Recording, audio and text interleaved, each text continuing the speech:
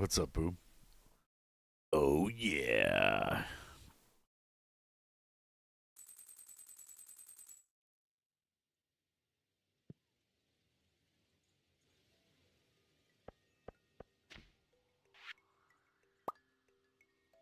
Oh my god, I got the Junimo Kart arcade system.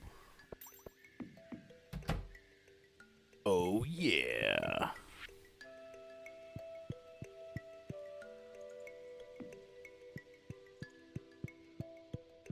Put that right there in case we ever want to play the kart. You were up till 6 a.m.? Jeez. Do it. Doing 5M? Seen you get on last night right about when I was going to bed. What's up, zombie boss? It's the boss zombie. George Romero, probably.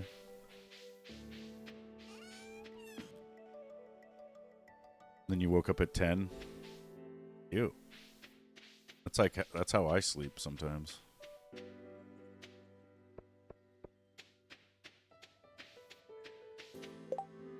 I still have community center shit. We got the bearberry for winter foraging.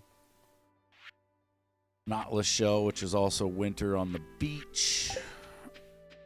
Let's go see what this red cabbage has got left.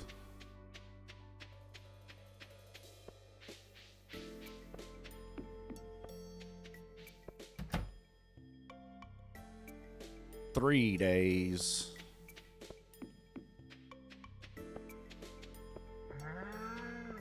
Pet the animals.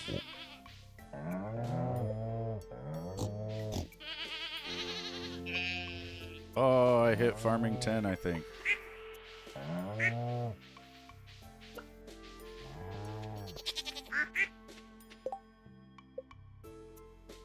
Yeesh, now I just need combat. Now we just gotta go fight. Fight the world.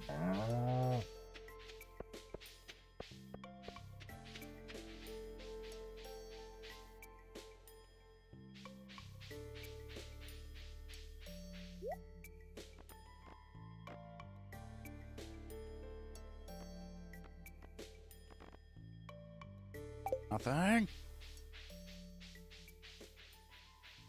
The artisan. Everything's going to be worth more.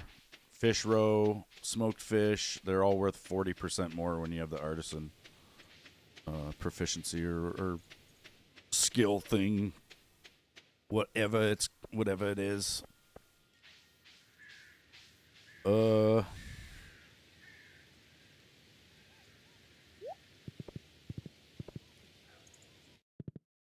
Yeah, it's probably one of the most important ones to level up.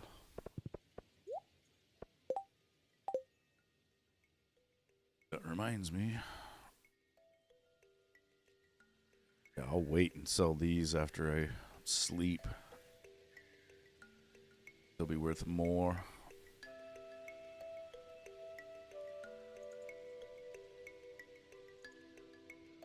I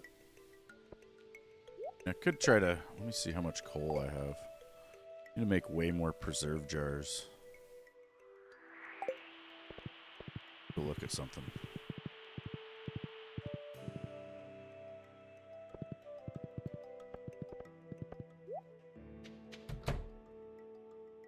In my shed. Could move all these. They are processing, though.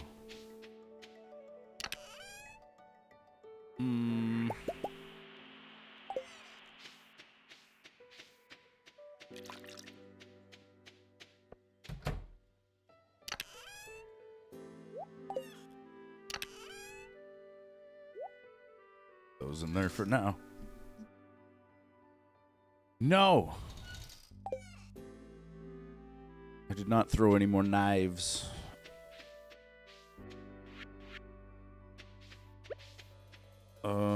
What the hell is that? What is that in the middle of my crop there? Is it just grass? It is. Oh, it's like a huge bundle of grass right there. It looked weird. 2 extra fish ponds. Yeah, I bought a big ass griddle plate for the Weber grill. And it's a game changer.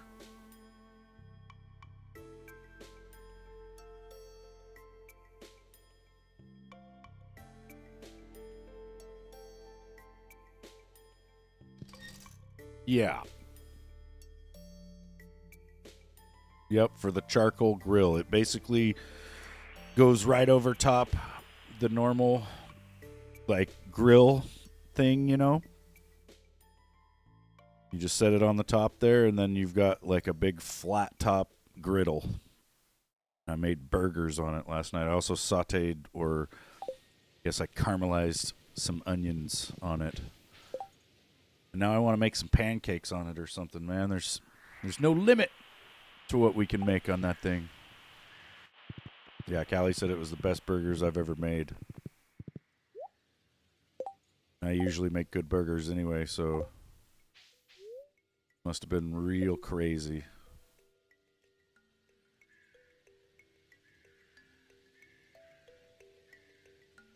Let's see, yeah, I need coal for the smoker setup. Talk to Clint. Skip that. I don't even know what that was. Probably shouldn't have skipped that. Oh well.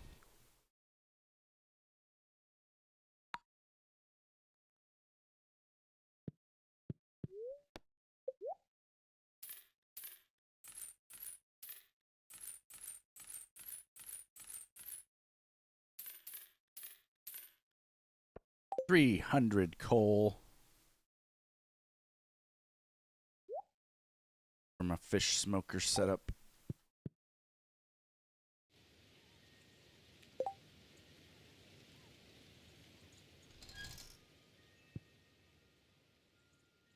Yeah, this is pretty much like having a Blackstone. It's just, well, the nice thing is you still get the charcoal flavor. There's like a bit of that still, you know. But it was like the burgers weren't as dry.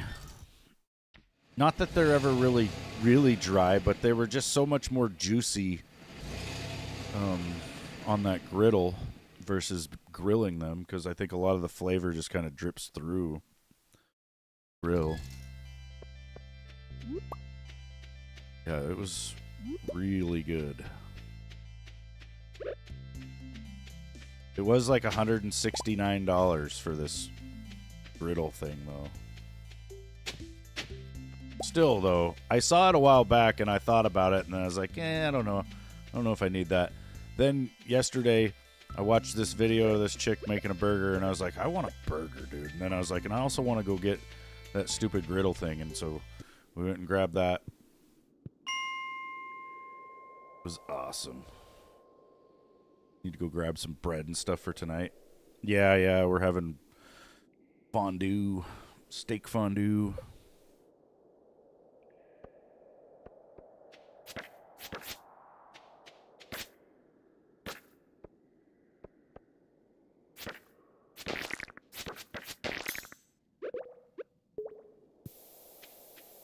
Rod.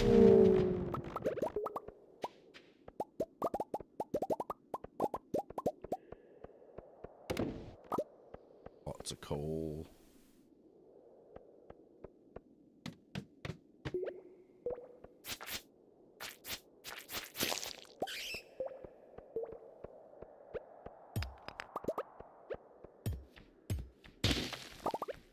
Yeah, it was definitely worth it.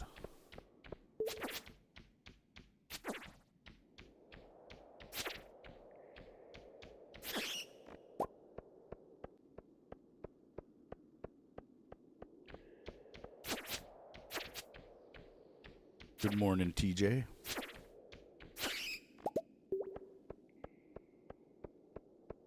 Trying to get our combat up to level 10 now. Pretty much got everything else. Once you hit level 10 and everything, you unlock this mastery cave where you can start kind of leveling up all over again in your mastery stuff. I think when I hit combat 9, I'll get the exploding rounds. I'm not sure though. They do make dealing with the mummies a bit easier.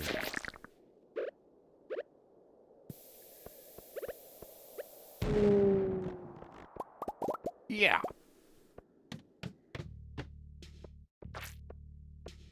Slimes.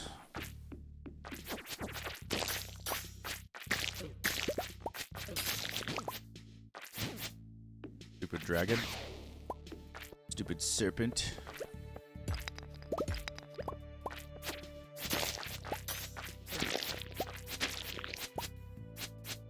Get away from me, slime. Ow.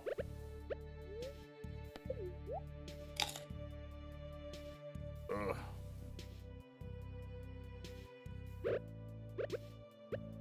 You're so tired. Did you have to work last night?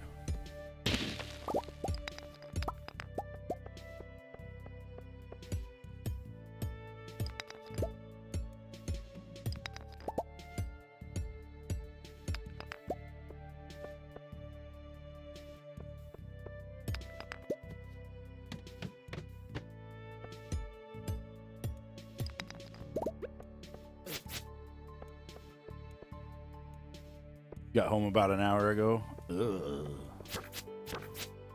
Sucks. Hey, listen, mummies. You're not supposed to touch me.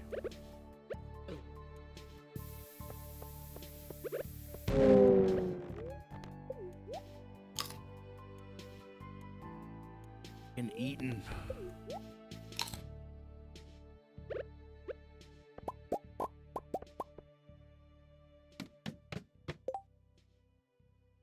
You're trying to stay away from multiple energy drinks, trying to have just one.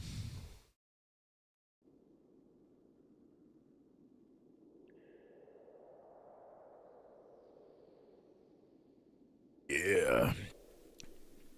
Callie found these things. They're made by V8, and they give you like a full day's worth of vegetables and fruit serving or whatever. But then they also have like... It's a small amount of caffeine. You know, they're like half a cup of coffee. It's like having a glass of tea or something. But it's not bad, though.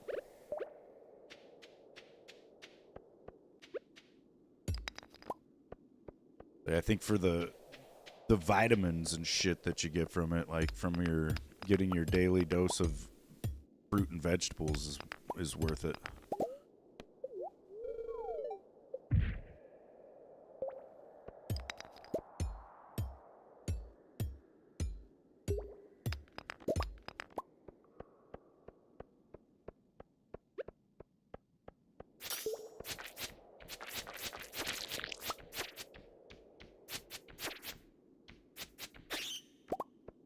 Yeah. I would try, dude, because, I don't know. I've had one kidney stone so far in my life, and I think energy drinks were a contributing factor. So I've tried to stop drinking anything like that. Still have my cup of coffee every day, and that could be, too. That could be causing some kidney stone action, but I don't think I can give up the coffee. I don't think I can quit that.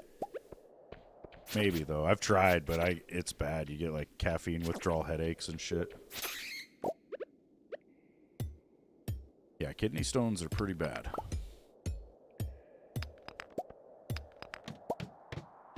Definitely top 5 pain, maybe top 3.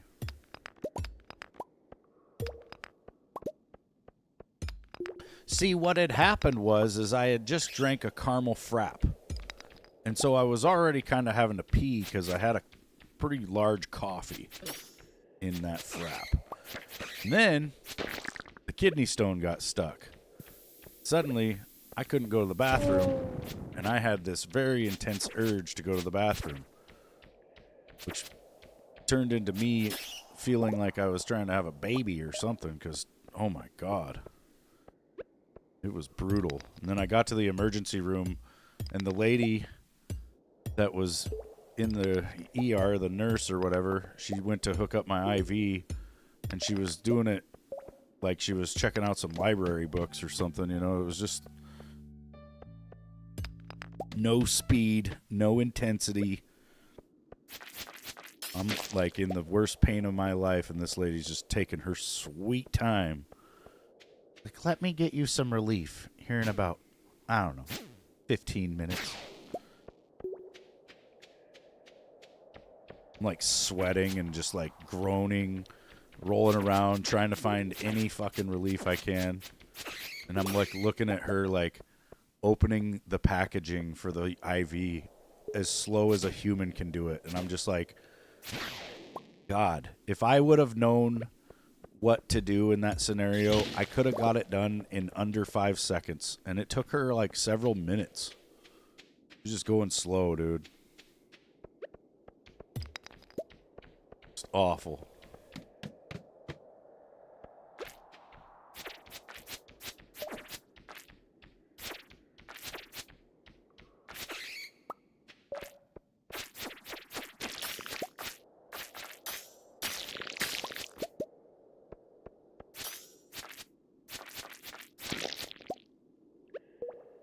Once the IV was flowing some pain relief, I was pretty much content, though.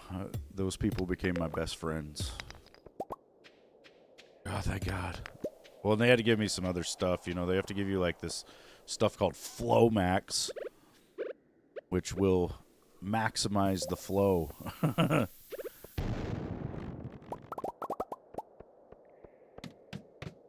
And they had to do, like, a scan or whatever to see how big it actually was. That was the worst thing. That was the most terrifying thing, was that this thing was only like 1 millimeter. And they say they go up to 10 millimeter before you can't pass it. So I had to go and pass this thing, you know, and it was stuck in my ureter or whatever for a while. But yeah, knowing that it could have been basically 10 times worse. I don't know if it would have been worse pain, you know, but it could have been 10 times bigger. Pretty scary. I think they can be spiky, yeah.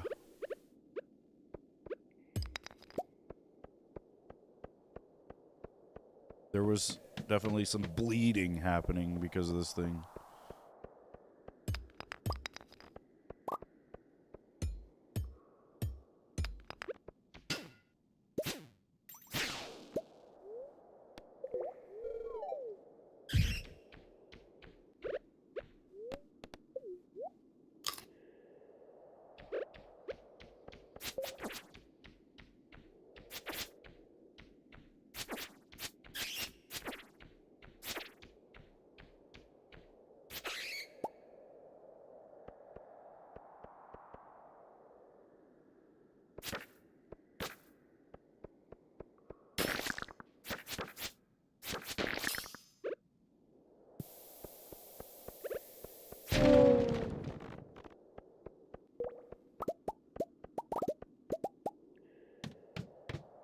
No.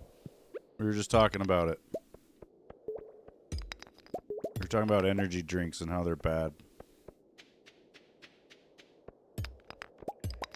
Well, there was an energy drink that I would have fairly often back when I had the kidney stone, and then I also, like a couple weeks before I had the kidney stone, I was drinking these THC-infused lemonades that were just absolutely numbing my kidneys to where I couldn't even feel that I needed to go to the bathroom, and I think that could have been a contributing factor. They say the kidney stones can take, like, years to form. So it was probably not just that, but because I wasn't drinking those for years or anything. Oh, a white turban? How about no? How about you keep that, game? I don't want that. Oh my god, another chest? Cherry bombs!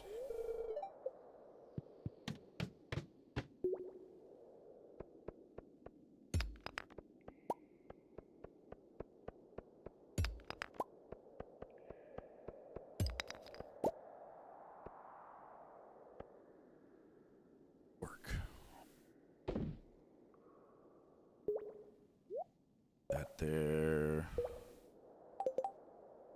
Put that there.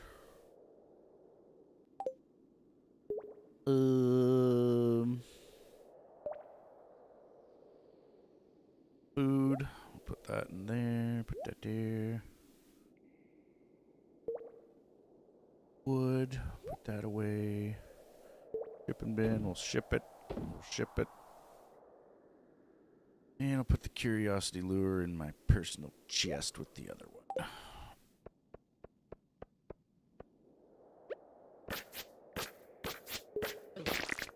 Oh, you asshole.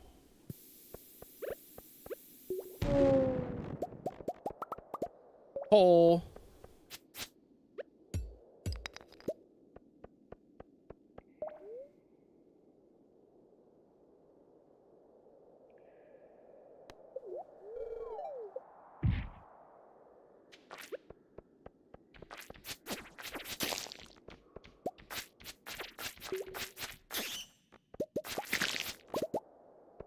I think energy drinks are kind of overused as well. It's like, I don't know. People just need to sleep better. Plan their day better, you know? I can understand it if you're working nights and shit, and especially if you're having to, like, switch between days and nights like that. That sucks. Ooh, we can buy mega bombs. We can buy 1 mega bomb. How do I only have... Oh, wait. Go back to my processing thing here. 'Cause I don't need any more or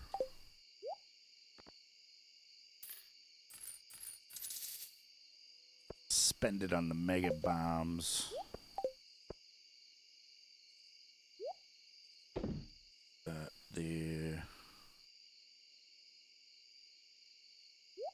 There.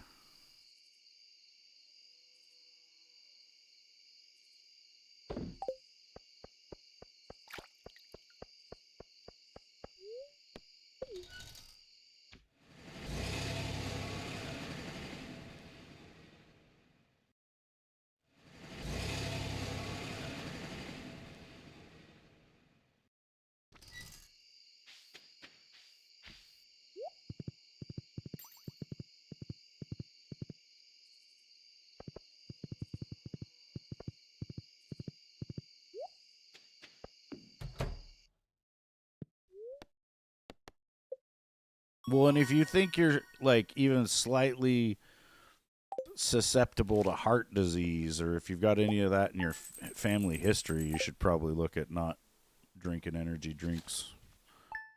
Or not, you know, drinking a lot of them.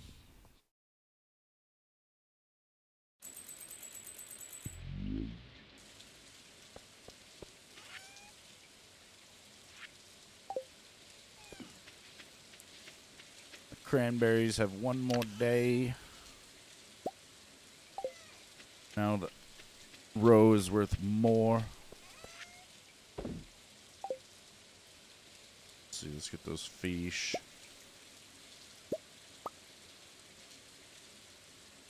Oh yeah. Everything's worth quite a bit more.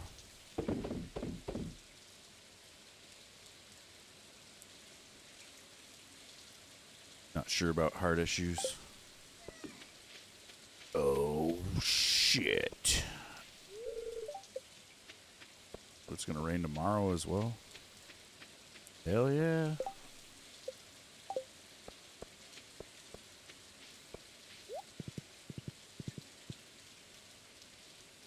What do I do then?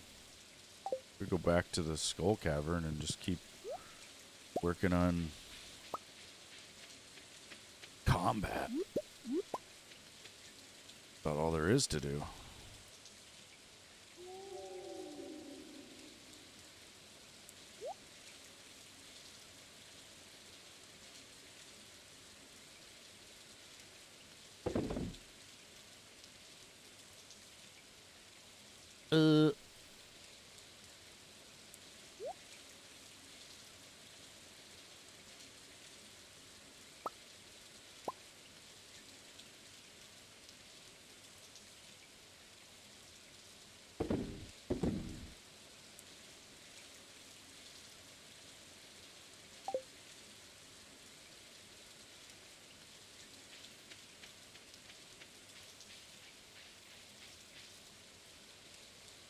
I did beat the Junimo cart on here, which unlocked the game for me to have at my house. So now I don't have to wait till noon to play it.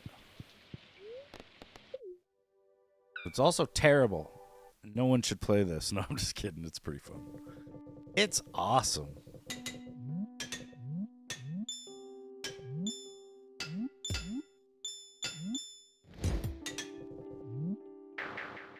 Wanted that fruit, so I had to jump in the abyss.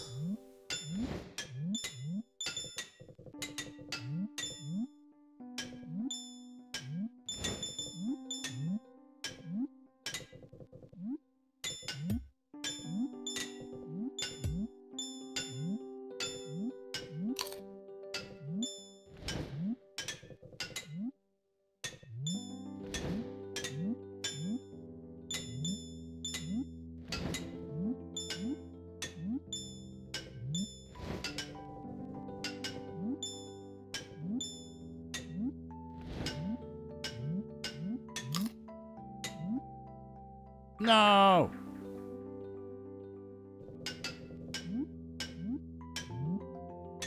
Alright. We're alright. We're doing fine.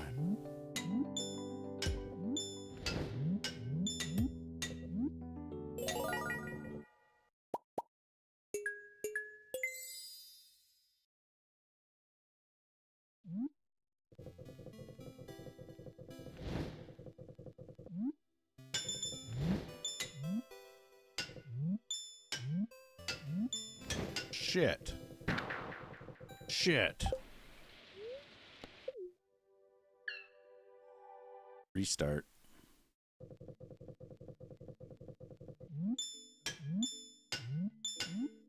Yeah, it's really fun. It's very challenging, though.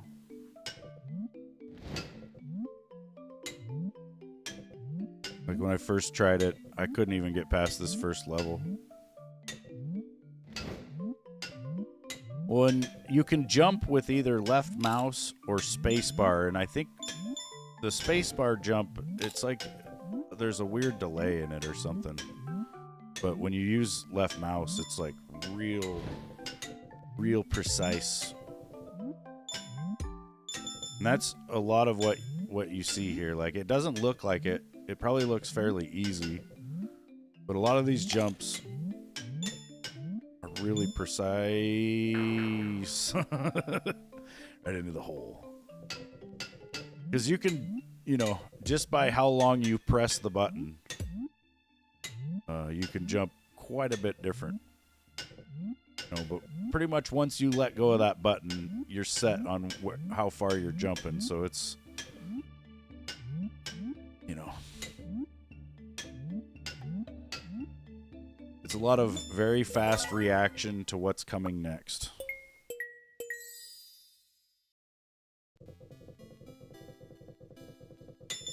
And each course just gets faster, it seems.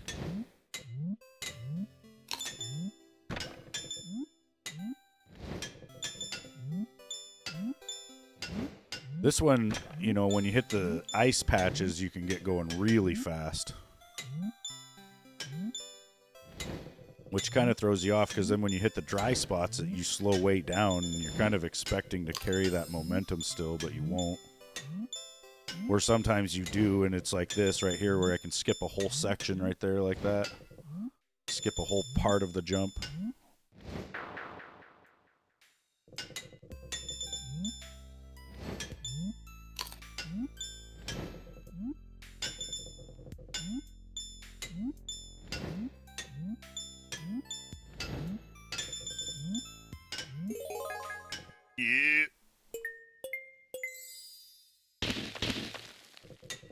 Oh, we did it fast enough to do the shortcut.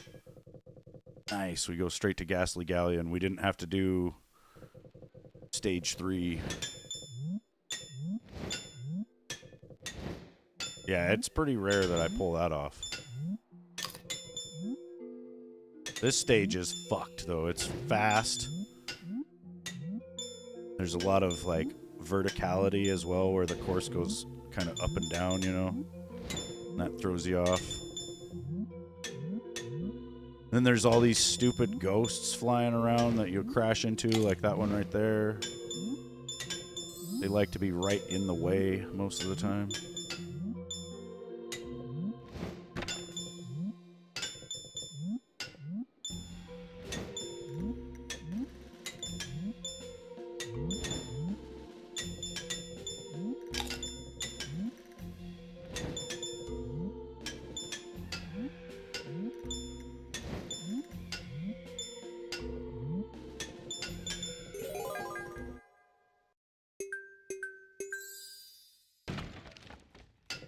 Please go to fire. I hate the mushroom stage, dude. I'd much rather this lava stage. Red hot roller coaster. Fuck. Give me the mushrooms. Give me the... No, I'm just kidding. No, the mushrooms is really hard, dude. Fucking bullshit, though. That third jump is pissing me off. That's the problem with this course, is it's not particularly hard, but you'll get to a spot that will be hard. Find these little weird jumps. Ooh, dude, how did I get under that?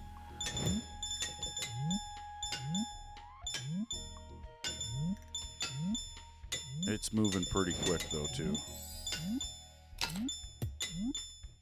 Not a lot of time to decide how much press you get in your jump. Ugh.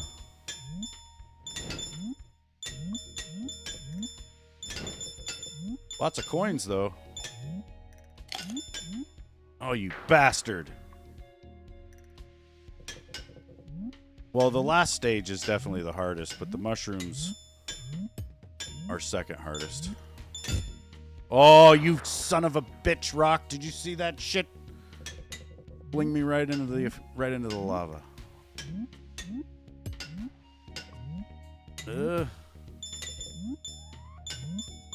It was gonna be there again, too. I had to jump right over it. We're heading to the last stage.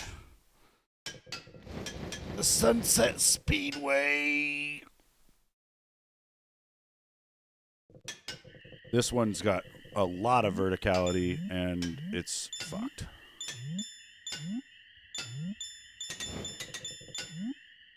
It's also, like, randomly generated as well as far as, like, the course. Like, if you were to run this course, you would never see it this way. What the hell is that?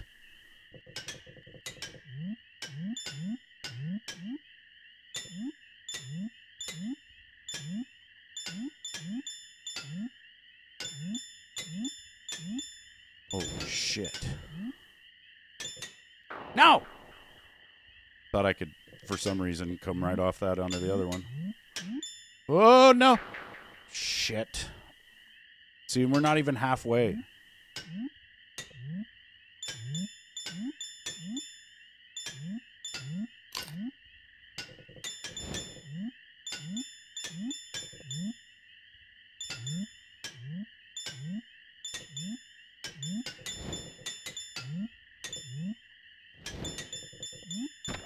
Oh, you bastards. They put these little barrier things right at the edge where you're pretty much forced to die. No! Oh!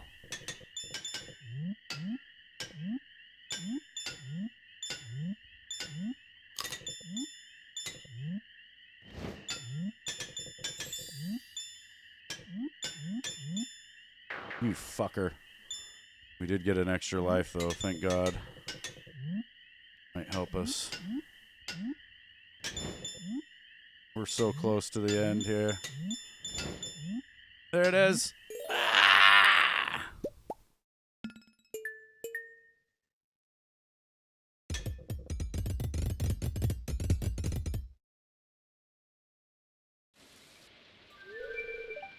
I beat it again. Well, and then what people do for like the world record is endless mode.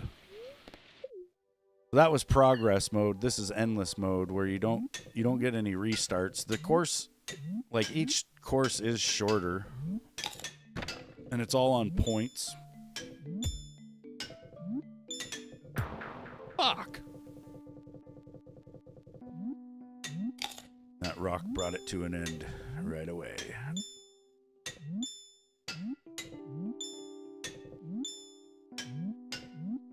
But yeah, you got to beat progress mode to get the machine at your house, but for the challenge that you end up encountering later in the game, you have to score over 50,000 points in endless mode.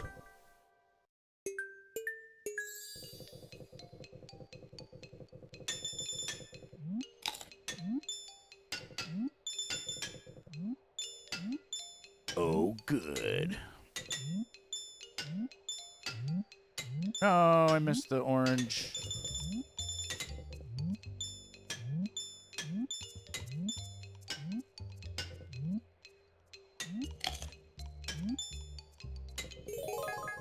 That's a lot of points lost because of that. Damn it.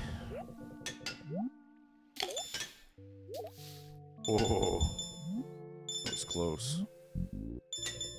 Just went right in the hole.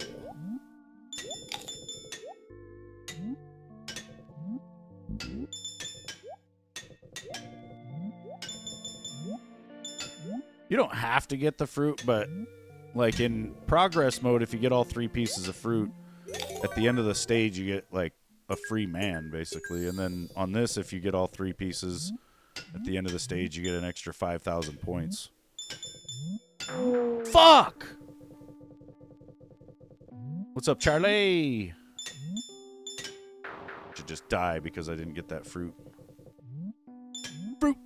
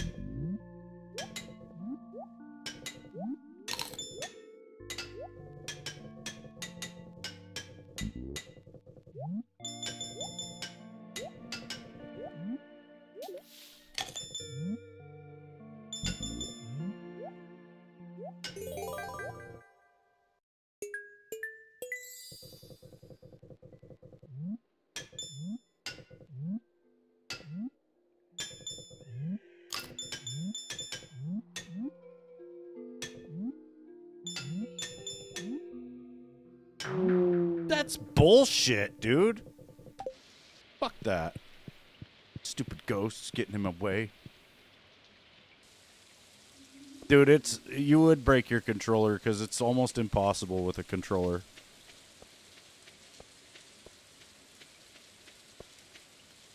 Like, it's really hard to get any precise pressing in the A button on the controller. Like, compared to what you can do with your finger on a mouse click, because it's like, I think it could be the travel distance, you know, like if you look at an A button on a controller, how far you push that in is a lot further than you push or click the mouse, right? Like, I'm moving this thing in millimeters, if that, like 1 to 2.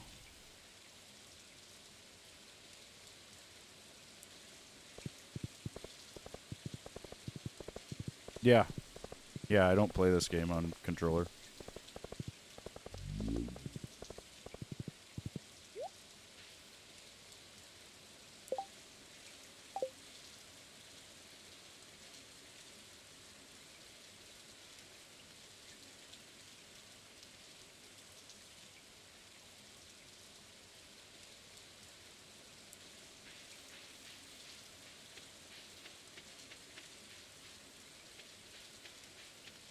Hurry up, Pam.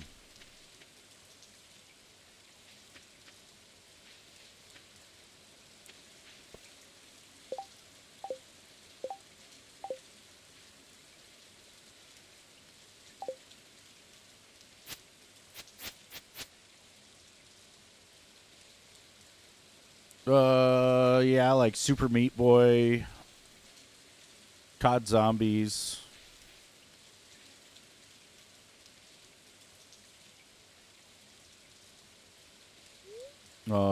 Cyberpunk.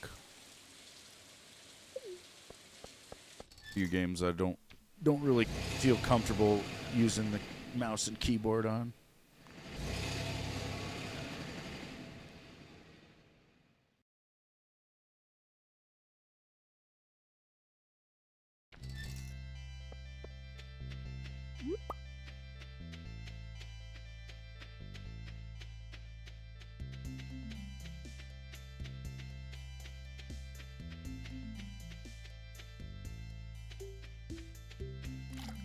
It's like my tree farm is almost ready.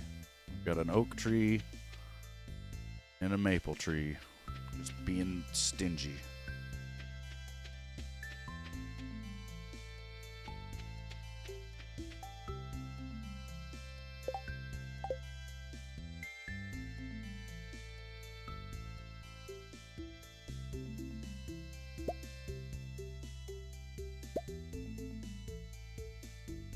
I'm not gonna have enough copper,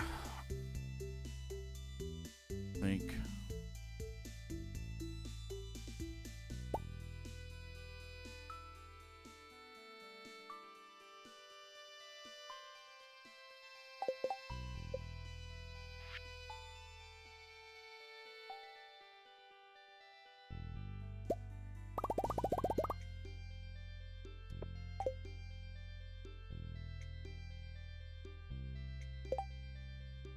You hate the bread options at the store. You can tell they froze the bread.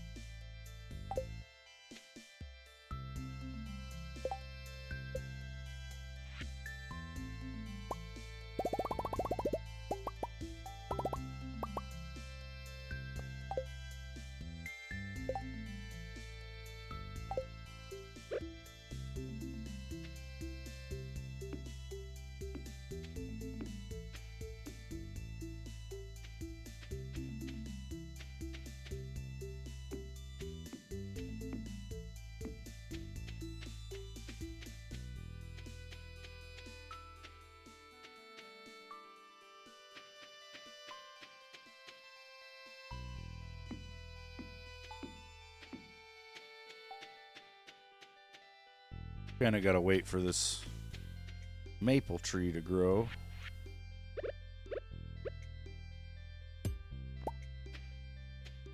Give it space.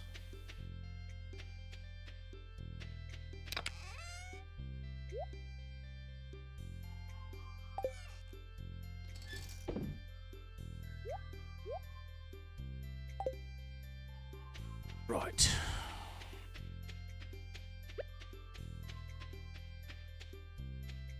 Actually, I might pop those tappers off for now. I want them to all run at the same time. Crazy.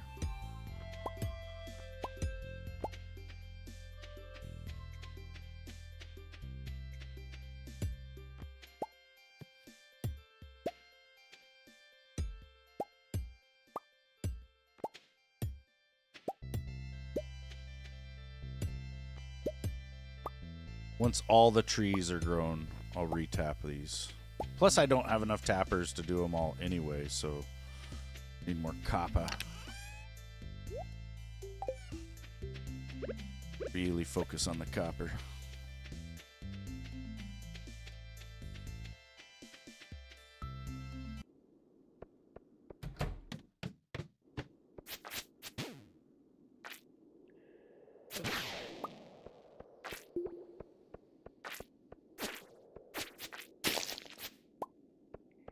A steel falchion.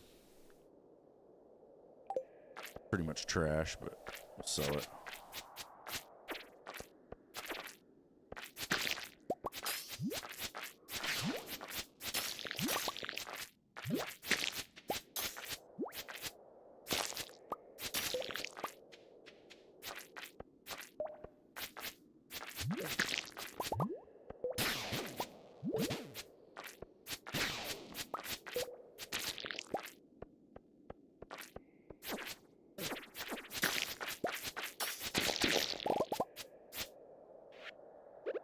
The monster compendium. Monsters have a small chance to drop double loot.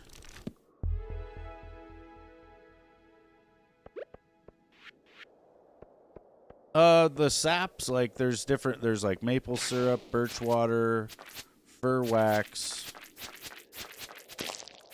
They're all used in different things. Some of them are used for food. Some of them are used just for crafting. Like you need the oak resin to make kegs, maybe beehives. I think there's a few things.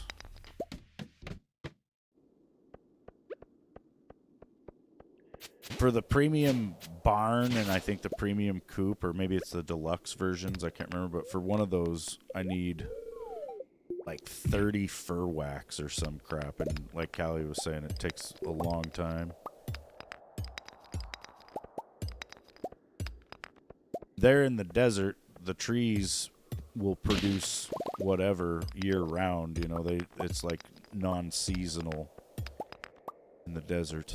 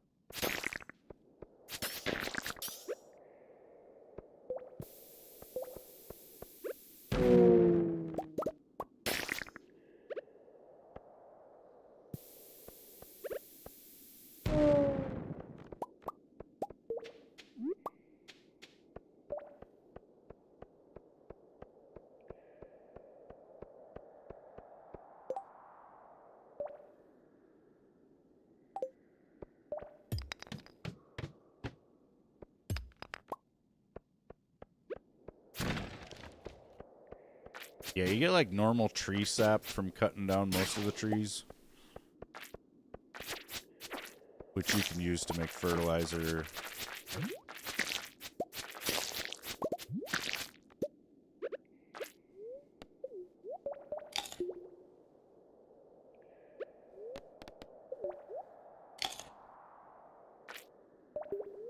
Eat these cave carrots. No, I don't mind answering shit, dude. Ask your questions. Gives me something to talk about, damn it. Otherwise, I'll start talking about the world.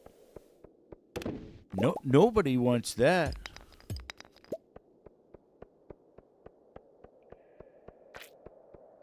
eating a cave carrot. Yeah, that'd be pretty weird.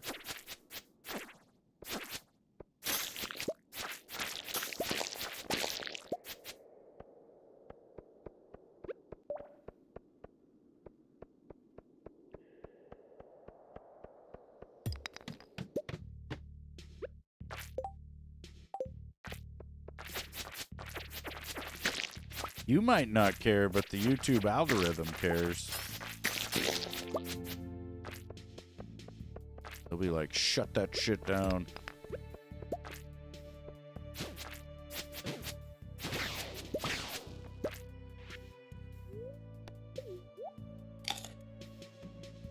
Yeah.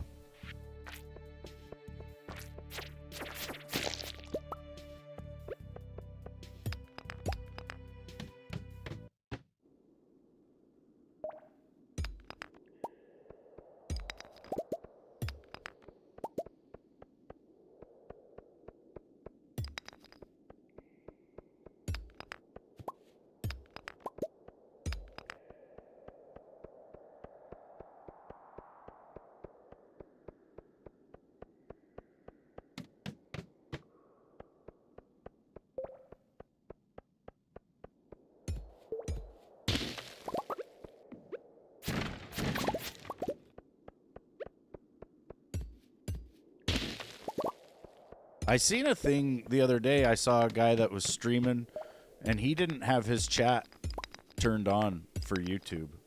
And then in the description for his live stream, it said, come to my Discord to chat for the stream. And I was like, huh, that's interesting. You know, because basically then you don't have YouTube's algorithm punishing you for the things that your chat wants to say. Because that's the other problem, right? That weirdo motherfucker that comes in here all the time talking about weirdo shit that he likes to do with his grandkid or whatever. That shit immediately gets me flagged, dude. And I think he fucking knows that. That's why he does it, you know?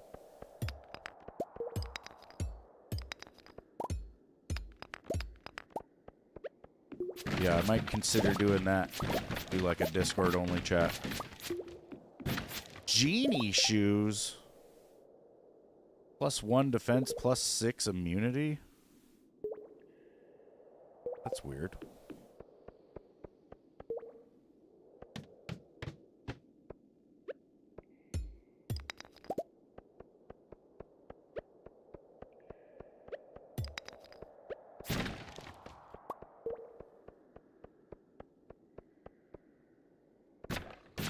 I don't know, because my other ones are 4 and 4.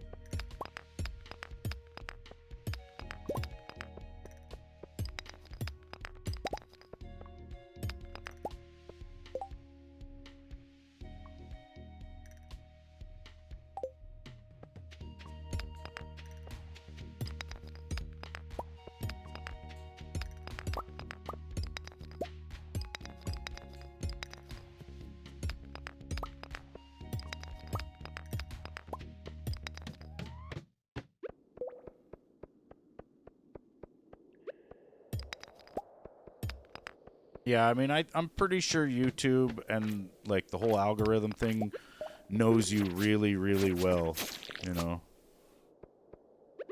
If you log into YouTube without signing in, that might be a little different.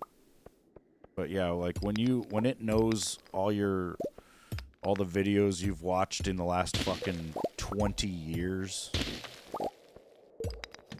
and all the comments you've made, all the things that you like, you know, that's how you get like tailored ads.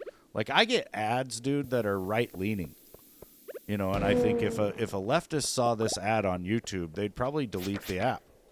And I'm sure they get similar ads, right? Where if I saw it, I would delete the app because it just goes completely against everything I believe. But they cater to both sides like that. And there's two different YouTubes in that way. There's a left and a right.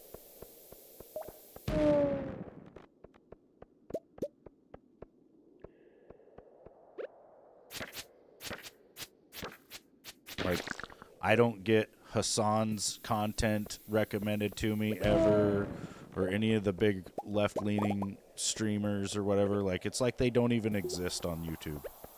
And then for them, it's probably the same thing in the opposite way, right? Like, I don't exist to them. And anyone that, you know, believes what I believe or whatever.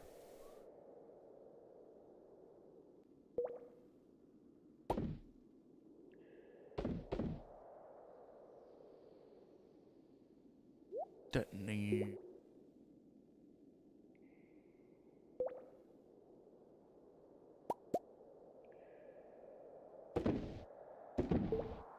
Sell it.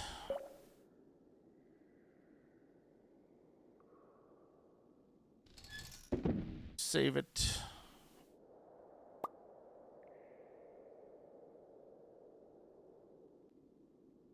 Yeah.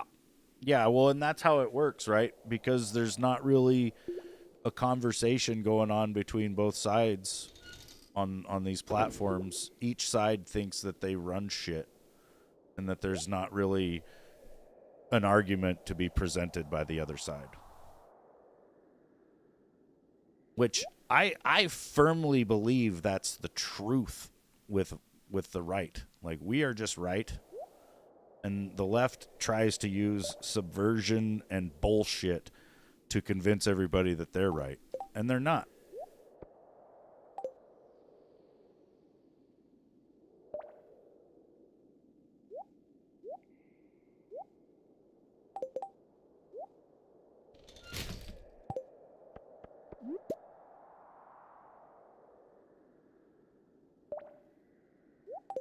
Unless you think men can get pregnant, you know.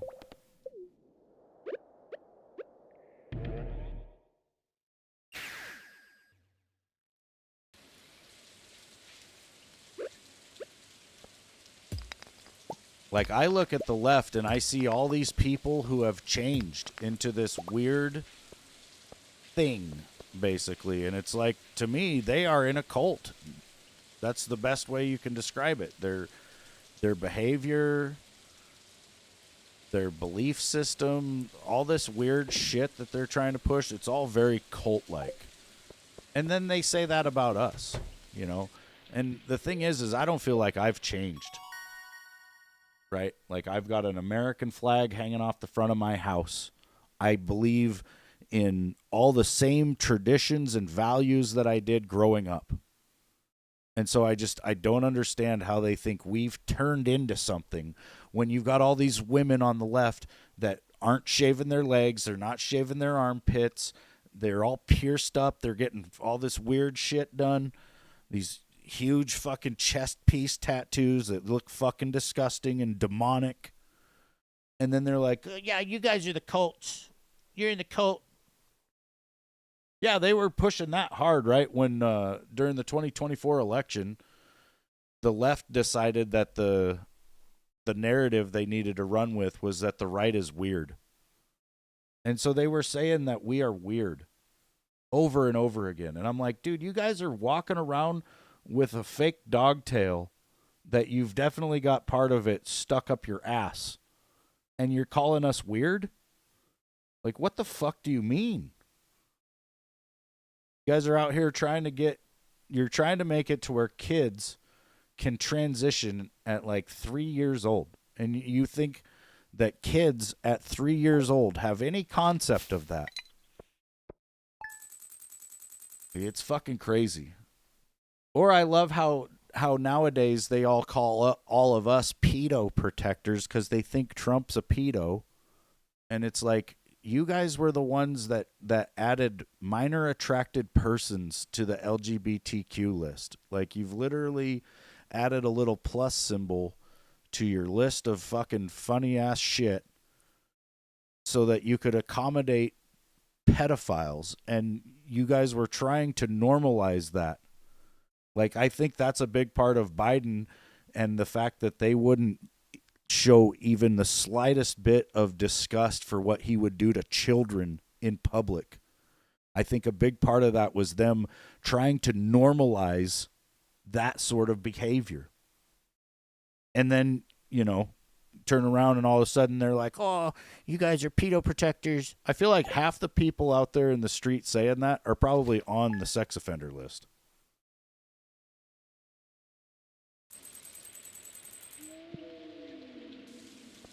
Well, yeah, and you see the mayor of New York here the other day basically called out another one of the like health insurance CEOs and pretty much went to his house, showed where he lived, and is like, for the most part, calling for violence. They're saying eat the rich, and that's coming from this fucking crazy fucking mayor.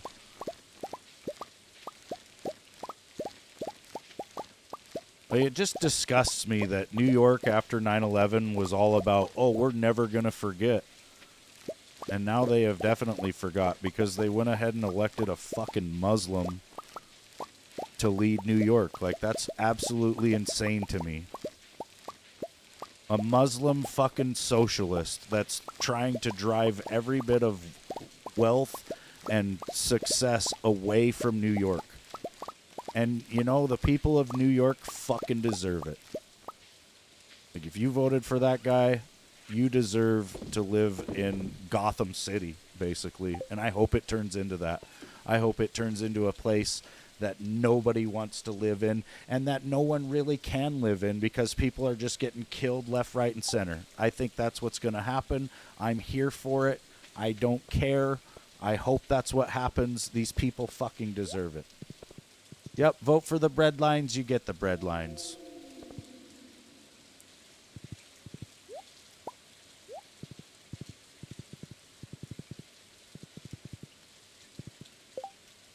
Yep. Well, that's, I was pissed off when Biden got elected. I still to this day think they stole the 2020 election. I don't believe 81 million people voted for that guy. I think the Democrats used the mail-in ballots to harvest votes that weren't there. They used dead people. They used all these people that were on the voting rolls in, like, different places, because the people move and shit, right? So you got all these people that moved from, like, California to fucking Texas. Well, they were voting in California and Texas at the same time. That shit was rampant. There was so much fraud in the 2020 election. I firmly believe, and you can't convince me otherwise, that Biden stole the fucking election. And I was very upset that that happened. However, I was also kind of glad that it happened because then we all got to live through 4 years of Biden and his complete and utter incompetence. And that's what it was. It was absolute bullshit excuses and just utter incompetence. Basically, him riding up on that bicycle, coming to a stop, and then wrecking was a really good fucking, like, analogy or metaphor of, like, the whole presidency of Biden. It was just a shit show. And that needed to happen. We needed to show these people, hey, look, this is what you're actually voting for. Just stupid shit. And then they turned around and they didn't even have a primary. They were told, you're going to vote for Kamala whether you like it or not. And so they did, and they failed, and now they're out here bitching about kings and shit. And it's like, Kamala was going to be your queen.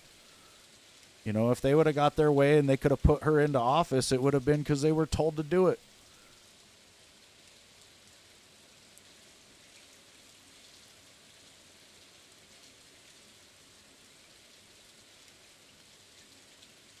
Well, and dude, if Trump would have won in 2020, I think they would have just continued on with like the COVID bullshit and all this other bullshit, and it just would have kept getting worse. Like,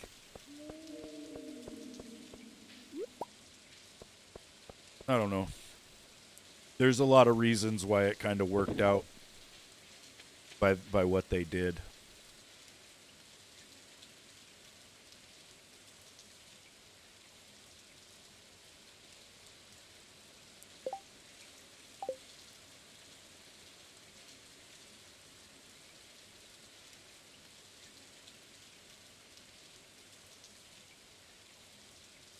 Sit here and wait for Pam for fucking forever.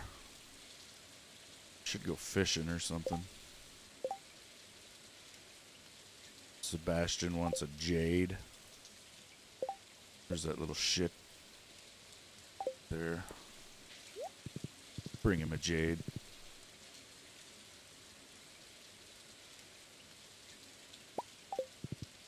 $66 of them.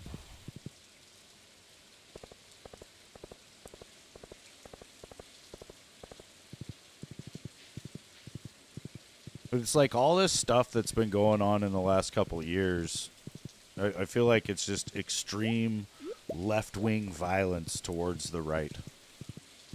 You know, like I said, we were pretty upset about Biden. We thought that the election was straight up stolen, and we didn't go out and do anything crazy. No one tried to make any attempts on Biden's life. And then Trump gets into office. Things are noticeably better. And somehow these leftoids think that the people that have made runs at Trump, that have tried to take him out, are on our side. That they're doing it because they don't think Trump is right-leaning enough. That's their fucking narrative. That's their little conspiracy theory, right? And it's like, to me, if those guys tried to take out Trump because he wasn't right-leaning enough, I think they would have definitely tried to take out Biden then. But nobody even tried it? So you're telling me these people that hate Trump because he's not right-leaning enough just sat around and waited for Biden to do his thing? They just were like, yeah, whatever. Like, it's all a fucking lie.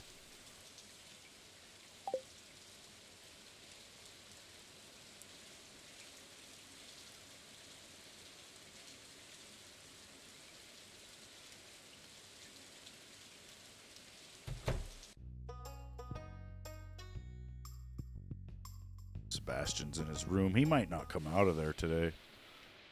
Little shit. Oh.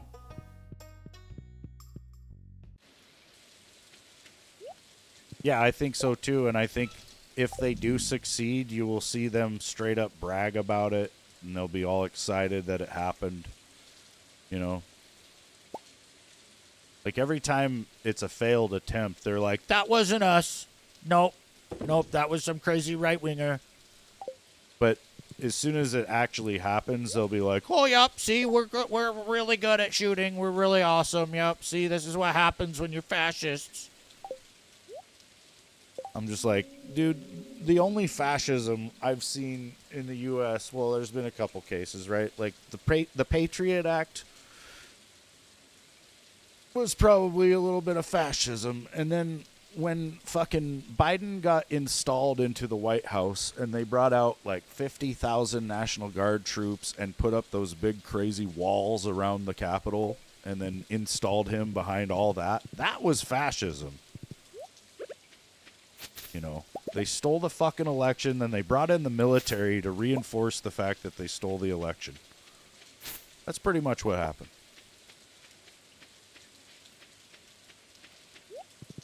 And I don't understand how people don't see it for what it is. Like, it was obviously a setup. I wish Trump would do that to the left. You know, it would be very easy to do to the left what they did to us on January 6th. Like, he could start doing another ICE operation in, like, L.A. or anywhere in the country, basically. And then when all these leftists come out and start being like terrorists, just round them all up, throw them in fucking prison, have this huge show trial where we fucking just rake these people over the coals and just fuck their lives up. And, you know, maybe they get out in a few years when a Democrat gets in. Maybe not. I don't know. You know, maybe they do 15 years like the Democrats wanted people to. Like, most of the people on January 6th just walked into the building, took pictures, and then they walked out. And then they got put in jail for 3 fucking years. And then Trump said, okay, that's enough, and he pardoned them. And they're like, oh, no, he's fucking letting criminals go.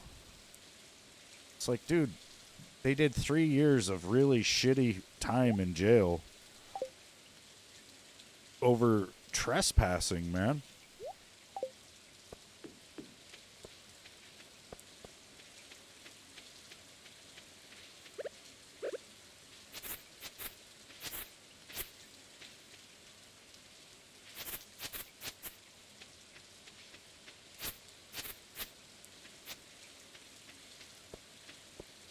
Yeah, I think so. I think they should be given like a huge settlement. I that's something that I don't think Trump's doing enough. Like, there should be a whole other separate investigation into what really happened that day. And, you know, people like Nancy Pelosi and all the people that fucking orchestrated it, they should go to jail.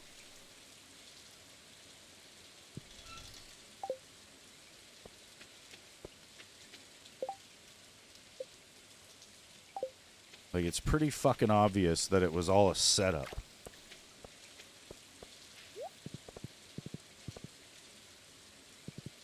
Well, and dude, I also want to know why we don't have a serious investigation into the origins of COVID. Because that's still up in the air, right?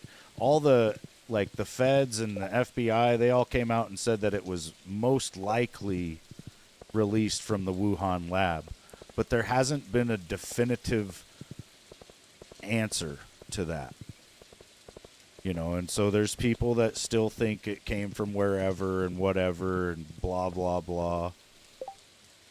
People still talking about that shit, like, oh, Trump did this really bad job for COVID, he didn't do enough.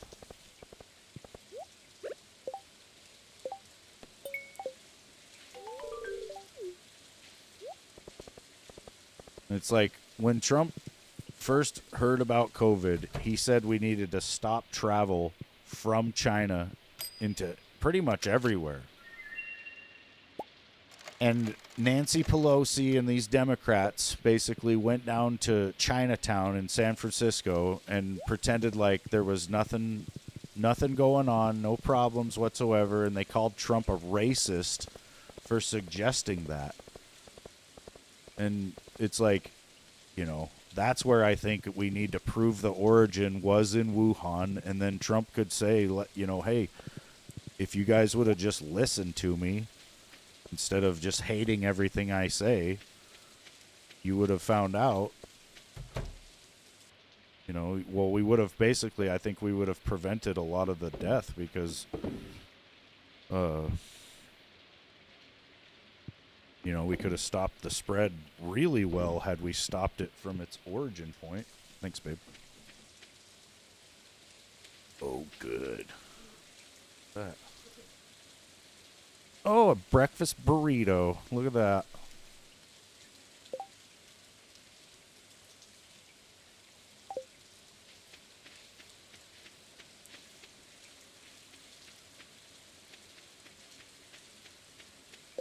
Yeah, he should have fired Fauci right away. I think he wanted to believe Fauci. I think a lot of people did at first, you know, because he was the supposed expert. I don't think people fully understood what we were dealing with, you know. I don't think people even do to this day. I'm pretty sure that this was all like an op, you know. The U.S. government and probably a few European governments were trying to develop the SARS virus into something else in that Wuhan lab. Like, they were working with China. I think our government was working with China to make that virus. And it was some sort of insurance policy, basically. Like, they released that shit on the world to tank the economy and basically make it look like Trump was this evil fucking man. You know, and it all went hand in hand with their bullshit.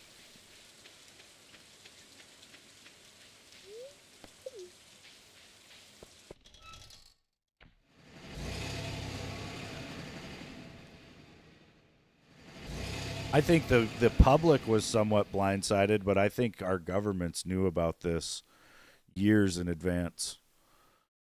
It was like a contingency plan, maybe punishment for us voting for Trump or something, but it was something. Well, and they've also come out and pretty much said that a lot of it was like a psyop. You know, they were trying to see what our reaction would be to mass control like that. You know, they wanted to see who would comply and who wouldn't.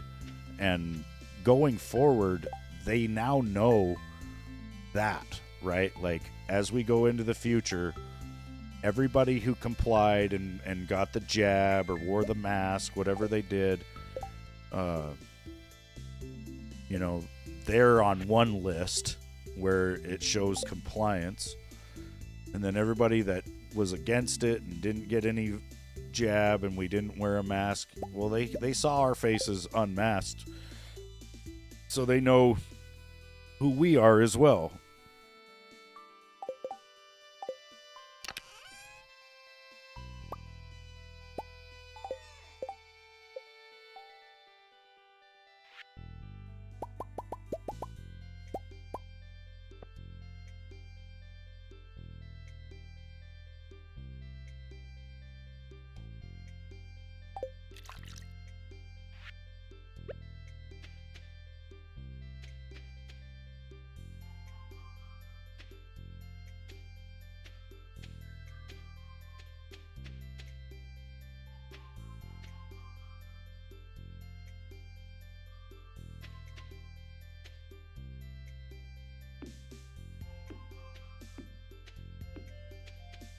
Yeah, I don't trust anybody that doesn't want voter ID.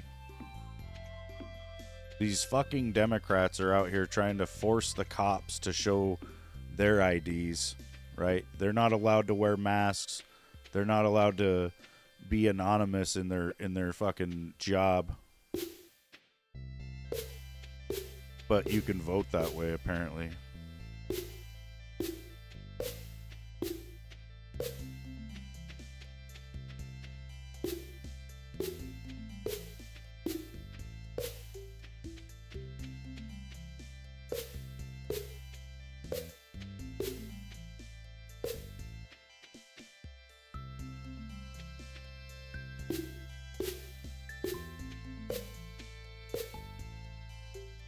Well, and there's definitely still a lot of, like, unipartyists within the Republican Party.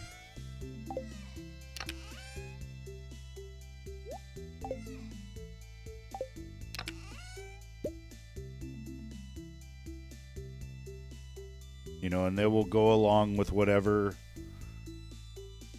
the Dems are doing, and sometimes the Dems will go along with them. There's vote trading.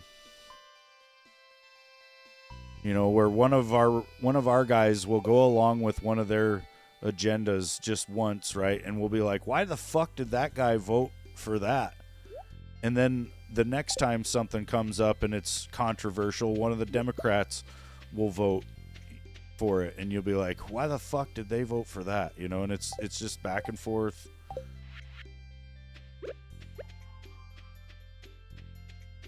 Yep. Well, and I think they were, right? Like, I think probably, I don't know, probably like half the Republican Party is MAGA, like really MAGA, and they're not, like, part of that bullshit with the uniparty. But then the rest of it is rhinos that will go along with the agenda, and they care more about, you know, staying in office. That's kind of the problem too, right? All these fuckers that are in the government like that, they are so entrenched and all they care about is staying in office, that's pretty much what they do. You know, they will stay in office and they'll just keep screwing us around. And then people that actually believe, you know, in things being good are not in there very long. They're not allowed to. Like, you go in there and try to make a real change, they're not going to let you. Because the fucking, like, the old school Republicans and a lot of the Democrats still control everything.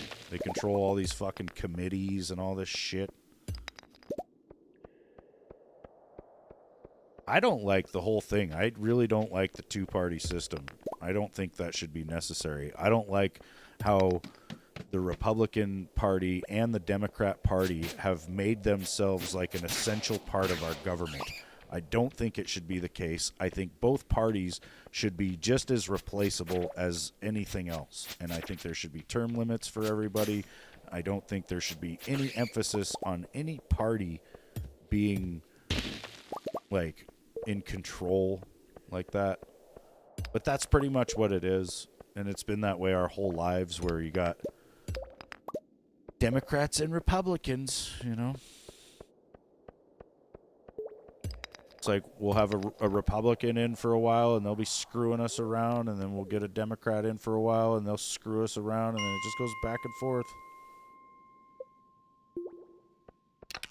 And then we finally get an outsider, somebody who's really not one of any of them, comes along and says, you know what? Both these parties have been fucking us around for decades. I'm going to make a difference.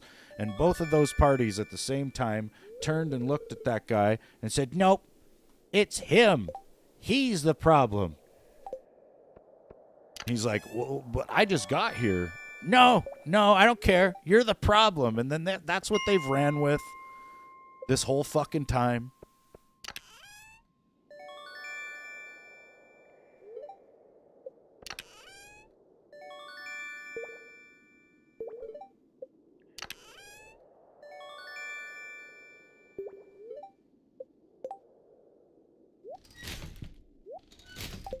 Like, it would be really nice if there was somewhat of a purge within the Democrat Party where they got, like, a whole bunch of new faces. You know, get rid of all the career politicians. Just vote them out. That's kind of what happened with the Republican Party. Like, there was a whole bunch of obvious unipartyists, like Mitt Romney and shit, who basically got posted as soon as we saw something real come along. Now, if we could just get rid of fucking Lindsey Graham, Mitch McConnell, fucking Dan Crenshaw, who I thought was going to do good things, but it's like the longer any of these fuckers are in office, the more likely they are to not do good things.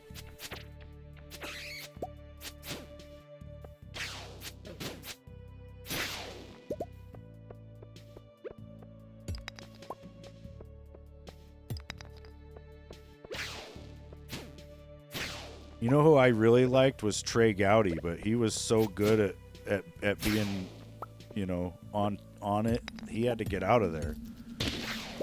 Because he would be before Congress saying things and then nothing would fucking happen, and it's just like, yeah, dude, I'd be pissed too. Imagine going there and trying to tell all these people what the fuck they're doing wrong, and they're just like, no, you're the problem, get out of here.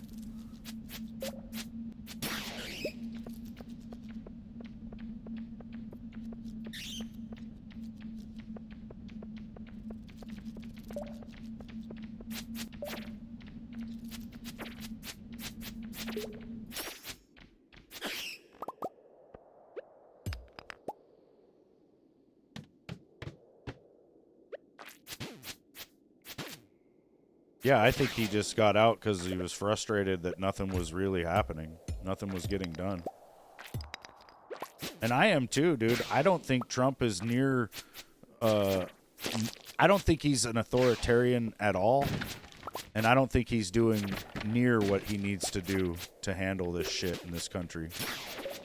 Like, we've declared Antifa as a terrorist organization. But yet they're still out here terrorizing the nation. Like, I don't understand why those people haven't been rounded up and hauled off to fucking jail. I really don't get it.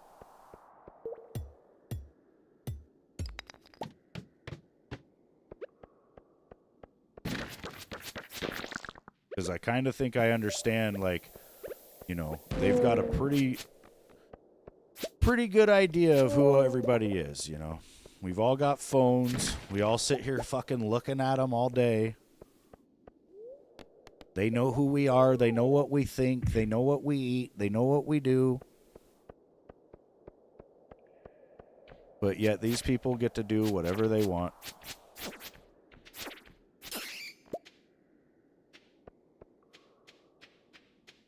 Yeah, he needs to go harder, dude. That's what I think.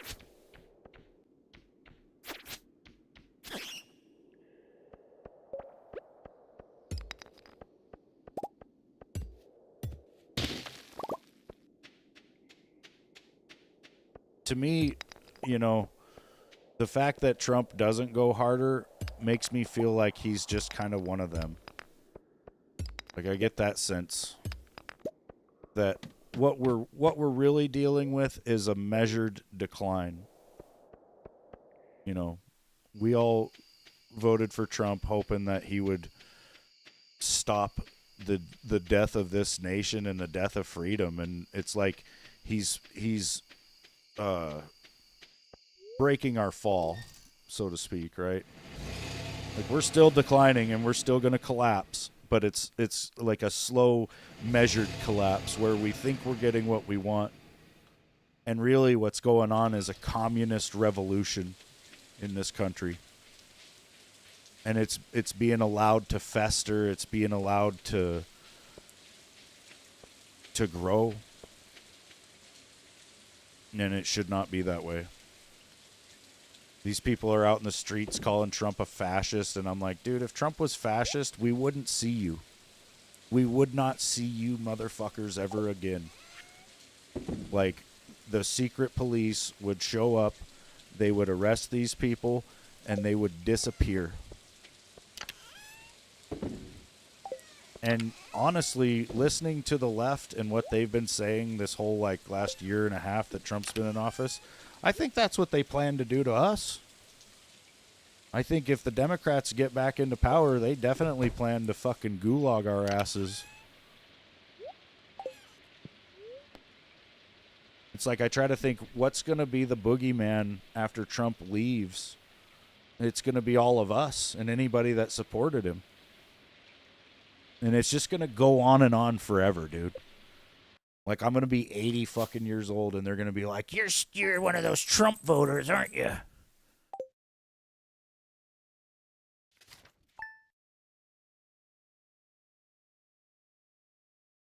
Yeah, I don't mind if people protest, even if it's some stupid shit that I would never believe. You know, that's their right. But yeah, when you start, like, impeding people's travel or you know, getting in the street, that's no longer a protest. And when you're using your protest to try to intimidate everybody politically, that is terrorism. Pretty much the definition of terrorism is trying to get your will politically through violence and intimidation. Eat this fucking breakfast burrito, you guys. Holy shit.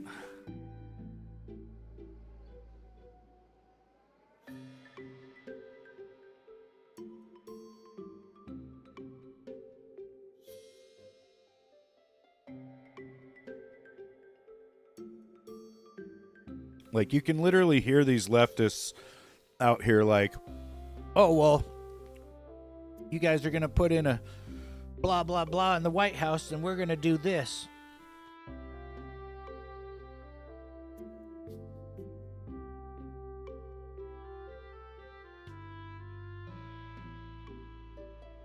That's how it is for us, too, dude.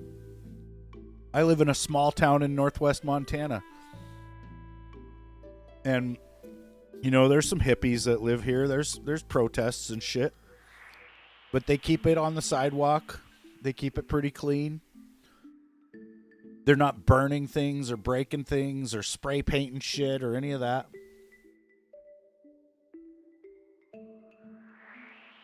Yeah, I've never seen any of them burn the American flag or anything.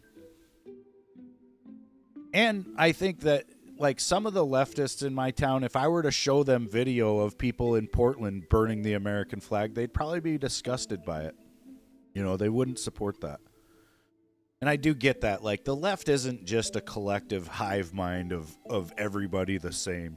You know, there is a lot of them that do think that shit, and they do go along with everything. But I think there's a lot of leftists, too, that are kind of more center-left, you know, and I think they're just not aware. They're not aware of how crazy their party has actually become.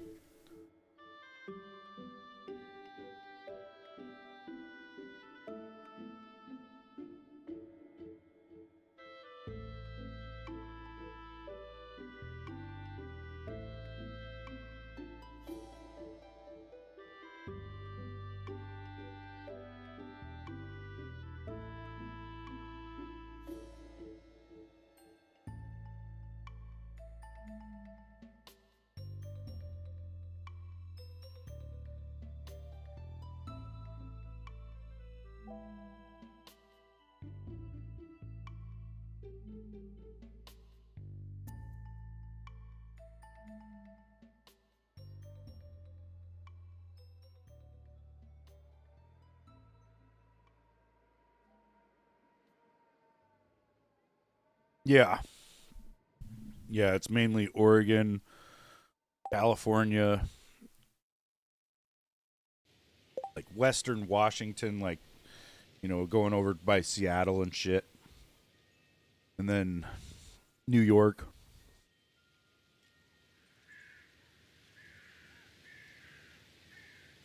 Well, and it's really just all like the big blue cities.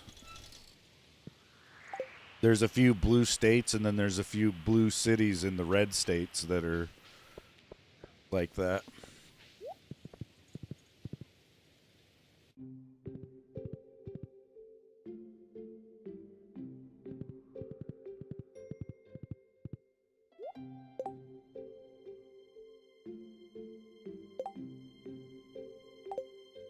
Linus wants an iron bar.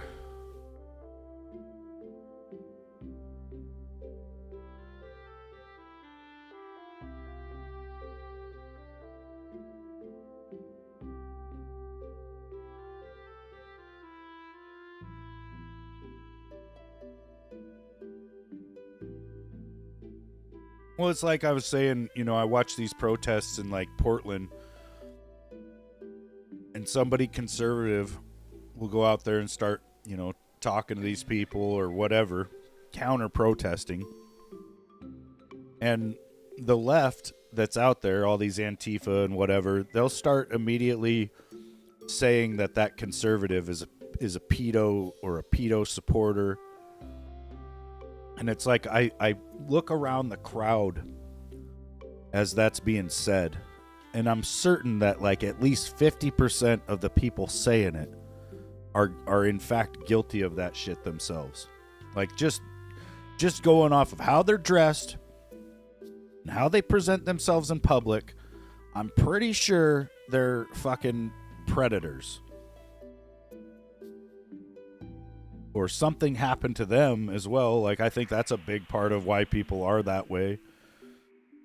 Because they were themselves, you know, molested or something at a young age. And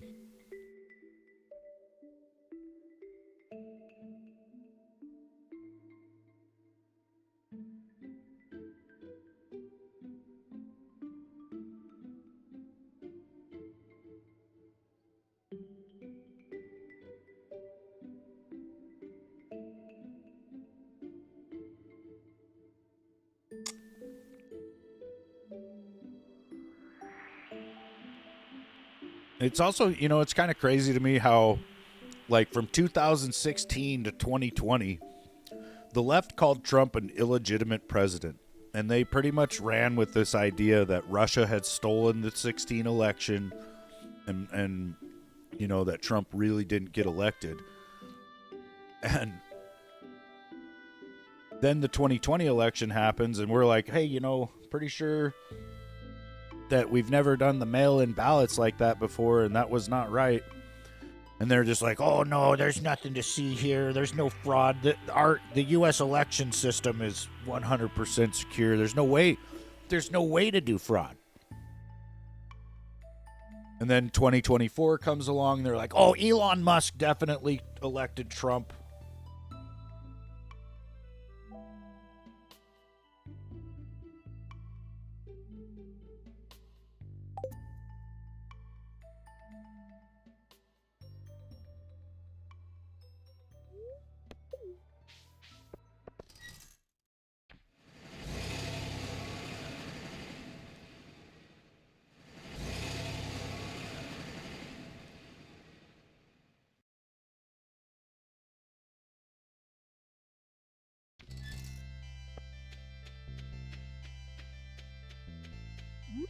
I think it really comes down to them just being willing to say and believe anything to get power. You know, and that's where they always end up coming off as hypocrites, because they flip-flop on what they supposedly believe.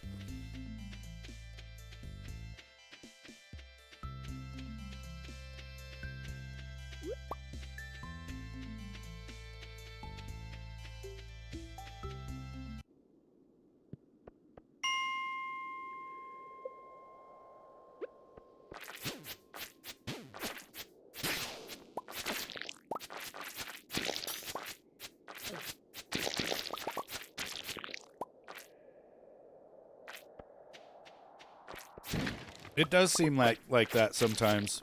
Sometimes I wonder if they're not actually seeing a different version of reality.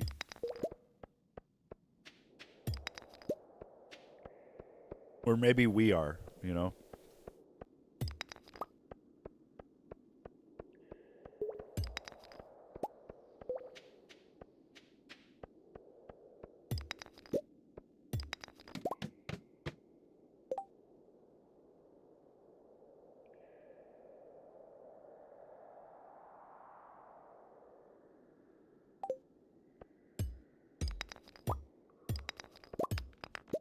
Yeah, like you could literally have the same phone in your hand, or you could be like, you know, watching a video with them while they're standing next to you, and you're both looking at the exact same screen, and they're going to see something different.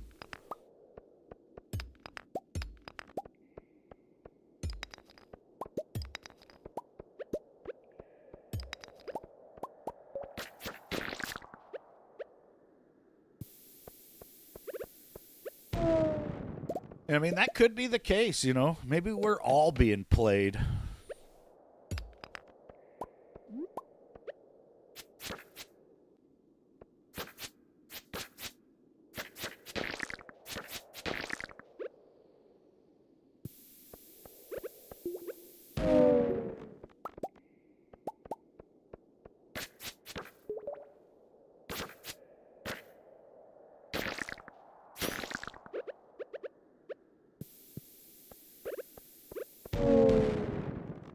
Two bombs.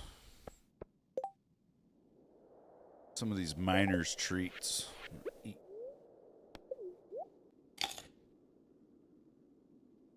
Yeah. Well, that's what they want more than anything, right? Total division.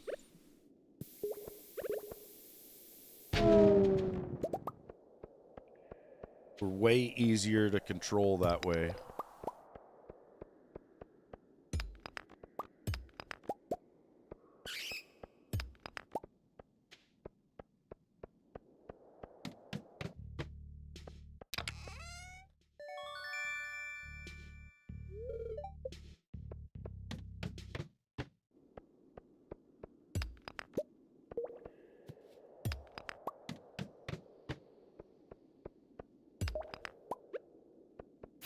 Well, in a lot of ways, it seems like the right is against, like, globalism and pretty much the death of all nations. And the left is just against us. Like, They don't care what it is. They will just oppose us no matter what.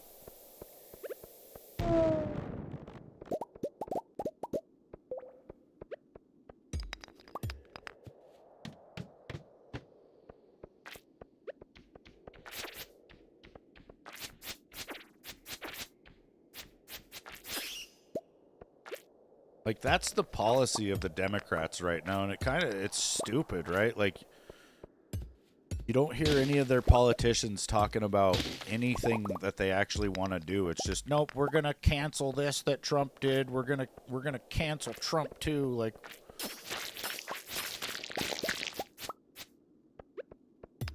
all you got to do right now to be a good Democrat is say fuck Trump, and you know, it should be the Democrat Party that everybody thought they liked and supported, right? Like, Democrats are supposed to be all about the little guy and try to improve everybody's lives somehow, and they don't talk about any of that shit anymore. It's just, nope, what can we do to subvert Trump and anything he's trying to do?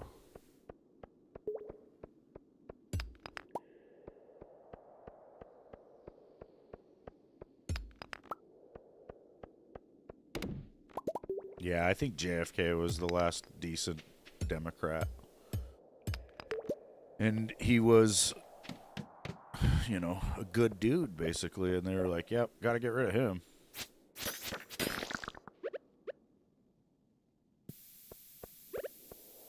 I mean, there's a few out there, I guess, like RFK Jr. and fucking Tulsi Gabbard. I would have liked to see Tulsi Gabbard run for president as a Democrat. I think she would have, you know, brought about some real change to the Democrat Party, and basically you need that contrast, you know, you need somebody coming in that's honest and real to show everybody just how phony these Democrats actually are, and then get rid of them. Like, just vote them out. Replace them with people who aren't pieces of shit.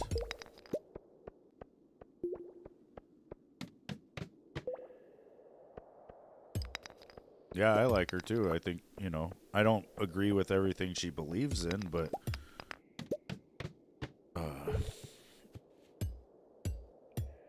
you know, I think she would have been decent.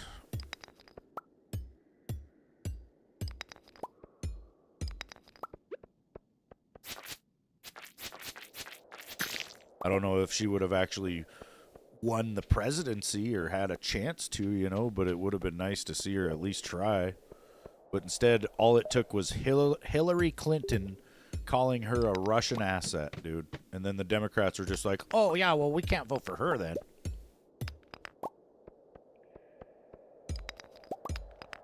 Like, she was like a colonel in the military, in the army or some shit.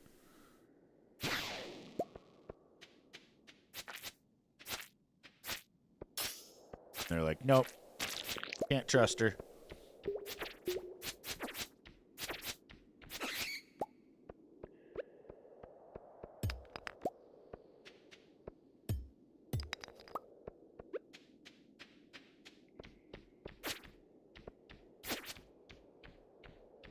Welcome back, Boom.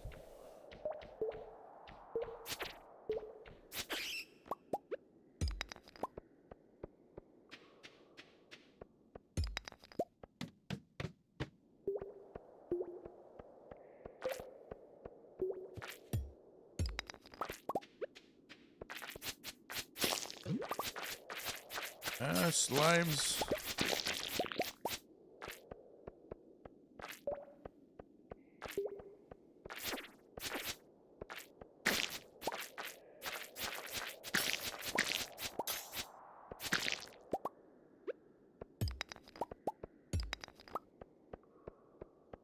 Slimes are the worst. Multiplying.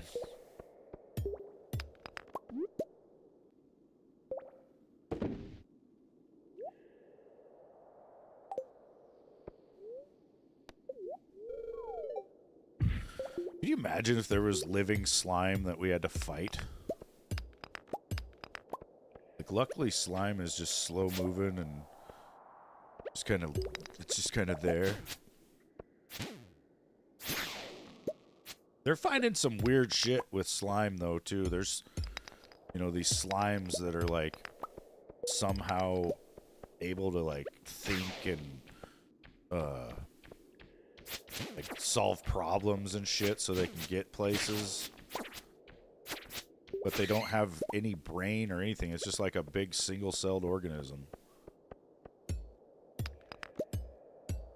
But it somehow seems to have some sort of intelligence.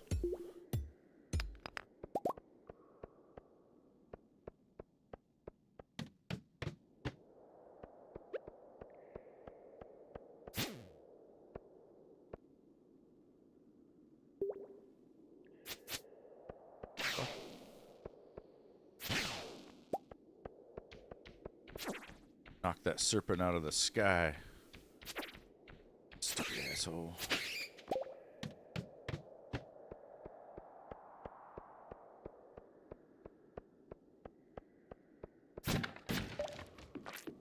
Nothing.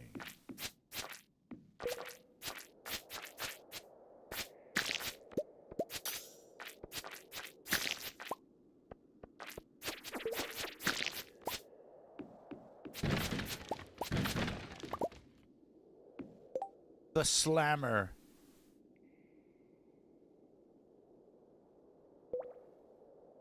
Damn, that's got some decent damage and shit, but it's slower. Fuck.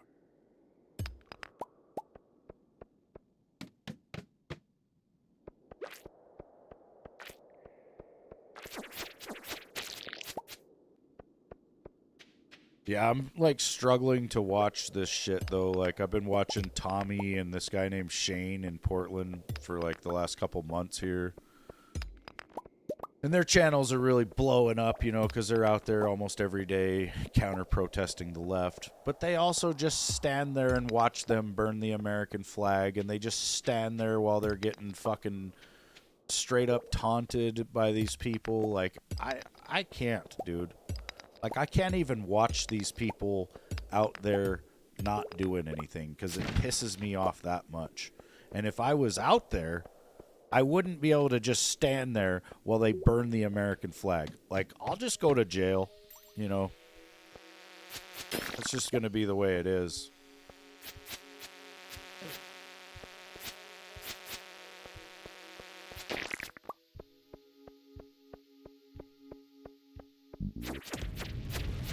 But yeah, it's starting to really piss me off just watching even Tommy and those guys because they're not doing anything.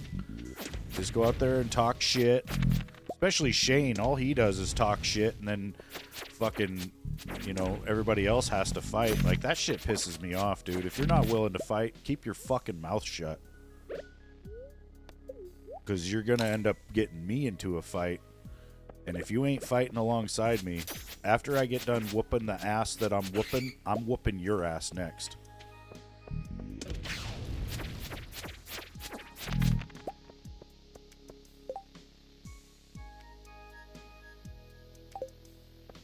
Yeah, I wish they'd just take that FedEx guy out back and plug him in the fucking back of the head. Just one round, that's all it would take. We don't need to be housing that dude for fucking years while he gets stupid little appeals and shit. And I think for cases like that, it should come down to the family of the victim first, right?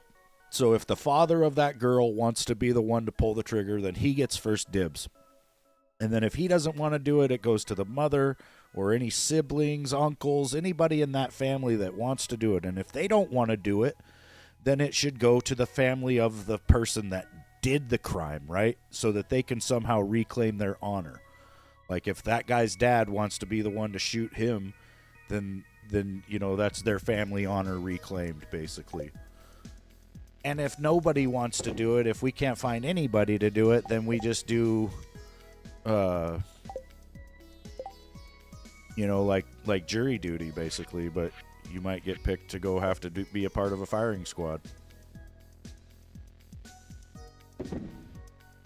But I don't think it should be more than like a week. You know, I think there should be maybe like a week to plan everything and get it all set up, and then we just take the fucker out. Like, it shouldn't be this long, drawn-out process.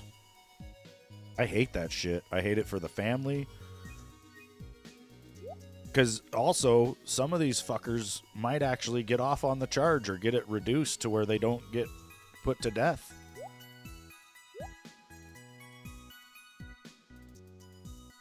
And I don't think that's fair. I don't think that's real justice. I think this dude took a little girl's life. Then his life should be extinguished. Like, dude, honestly, if I'm the arresting officer going into that scenario, I just shoot and kill the guy instantly. And then I'd be like, look, now you guys can put me on trial, right? And you can decide if what I just did was a crime or not.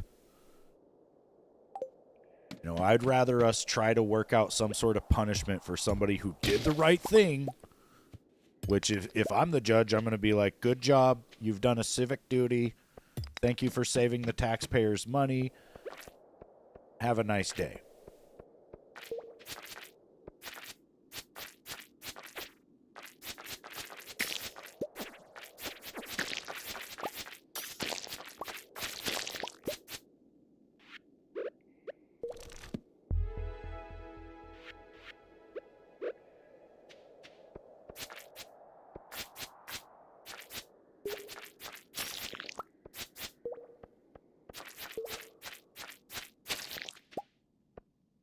Yeah, I don't believe there's any sort of rehabilitation for that shit.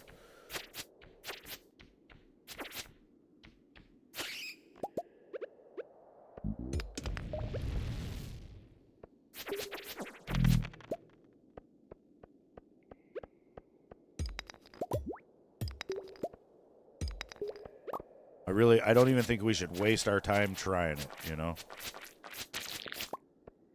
Just get rid of them.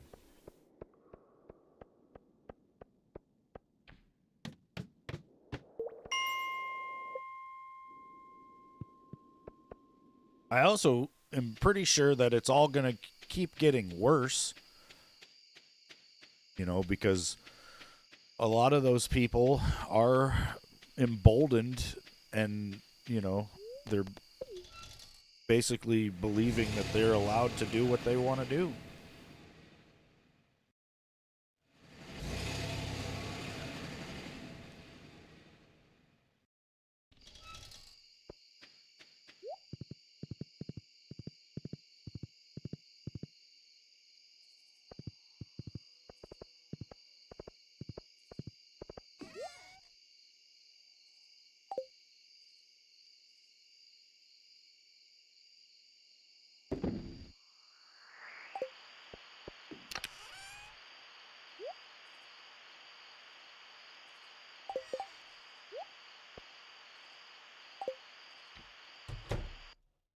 Yeah.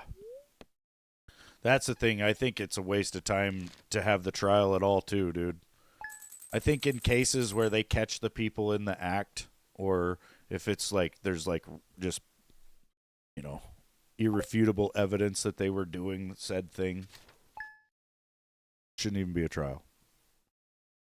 Like, there was this one case that I seen a couple years back where the cops like went to this motel and they caught this dude in the motel room with this little girl, and he was doing things as they busted in on him, and there was blood in the sheets of that bed, and the cops had the dad of the little girl out in the parking lot because somehow he ended up there, and they were holding him back. And that is like an absolute travesty to justice. I think the cops should have walked that father right up to the hotel room door, and then they should have had that dude handcuffed to something inside there where he couldn't move, and then one of those cops should have just handed that guy the gun and say, here you go. You go in and you do what you got to do. And then if he goes in there and for some reason you don't hear a bunch of shots fired and then he comes out and says he can't do it, well, then one of the cops goes in and does it. That's the way that should have ended. Right then and there. None of this, oh, we got to have a trial. We got to figure out what happened and have this dude come and try to say what happened. No, fuck that.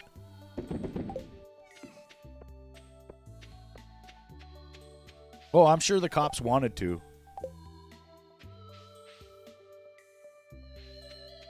I really wish they would have.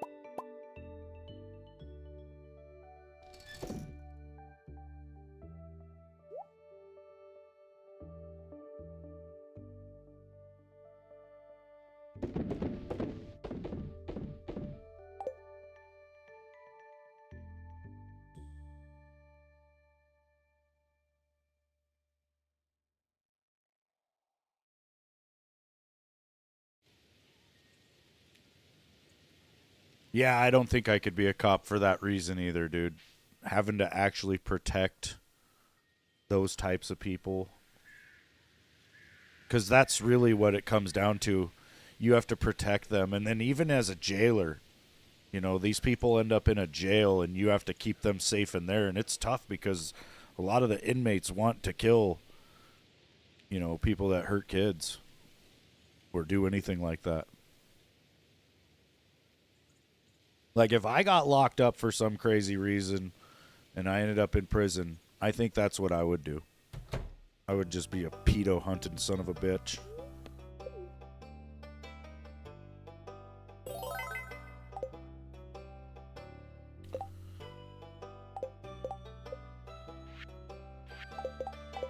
Like they would just know that they would have to keep those kind of people well away from me. Because if they didn't, I would be staying in jail a bit longer. And then once I did one like that, then it would really be over. And I'd just be staying there forever.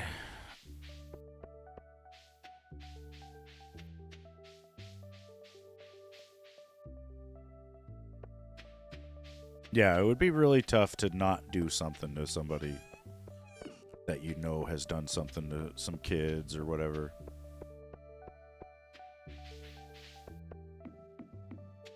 Yeah, in a lot of cases, the inmates do end up handling these people. We got the cabbage. We planted the ancient seed in the dirt.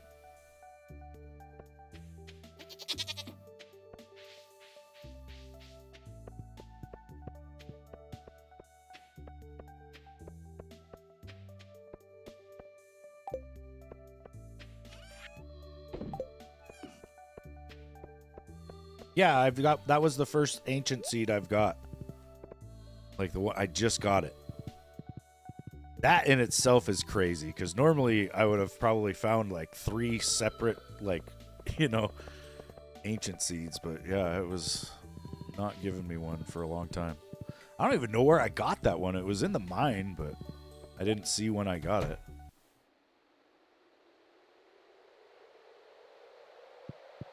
Yeah. Yeah, I know. That's why I'm like shocked that I didn't get one for so long. The dye bundle is finally done. Oh, and I get a seed maker? Trash. Now we just need a bearberry in the winter and the nautilus shell in the winter.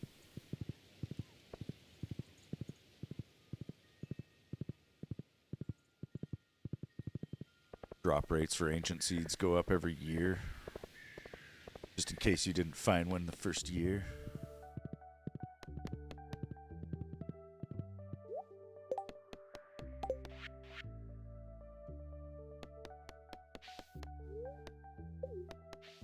Yeah, we're getting real close. I just need 2 items.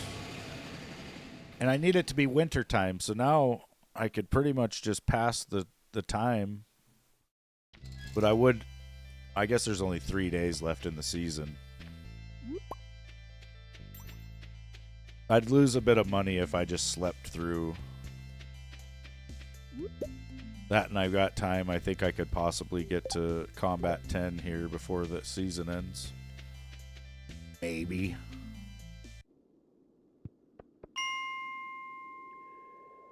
Check the chest, just hoping to get some bombs and shit. Artifact troves.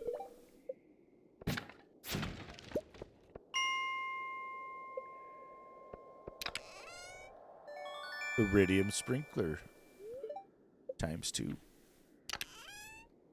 Iridium bar. ×2. Auto petter. Cherry bombs.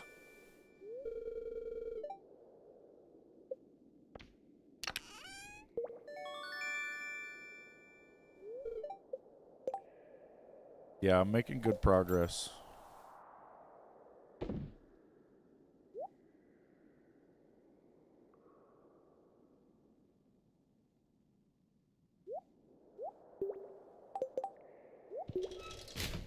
Need the auto petter.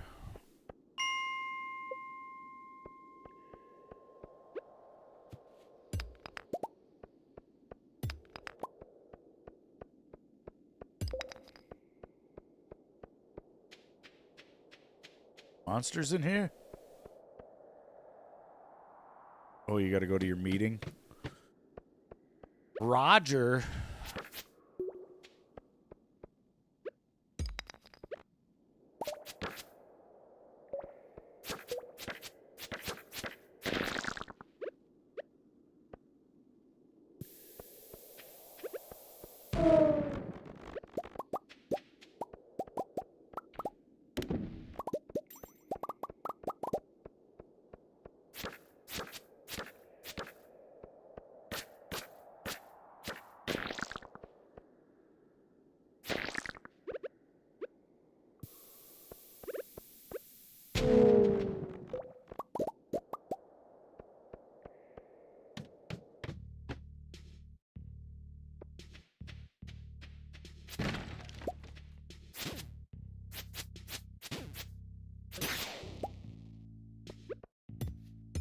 Yeah, those are the mummies. It's kind of funny when they die. They're like, oh.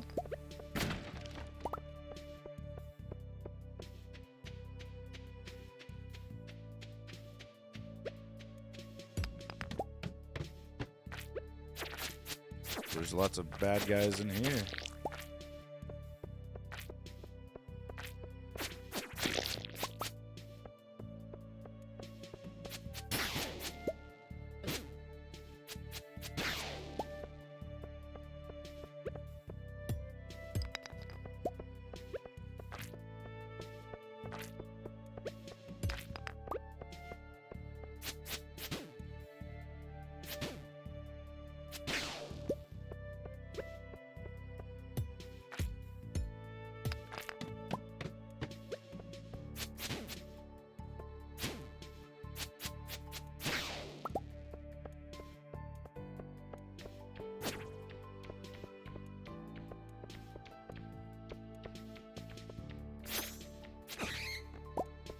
Tomorrow is definitely going to be Throwback Thursday. I've got to play something retro. I'm feeling the itch.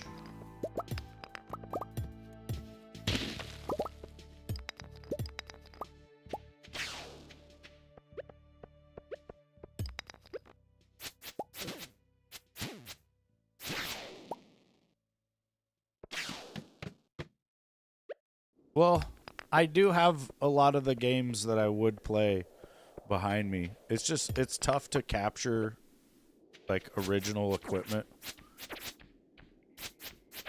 So I play it on the Switch.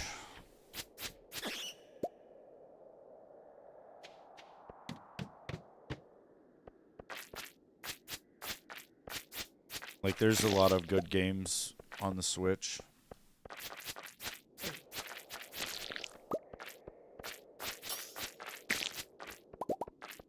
can actually play online on the Switch. There's quite a few games. Like, we could play, it's like Mario Kart 64 and shit.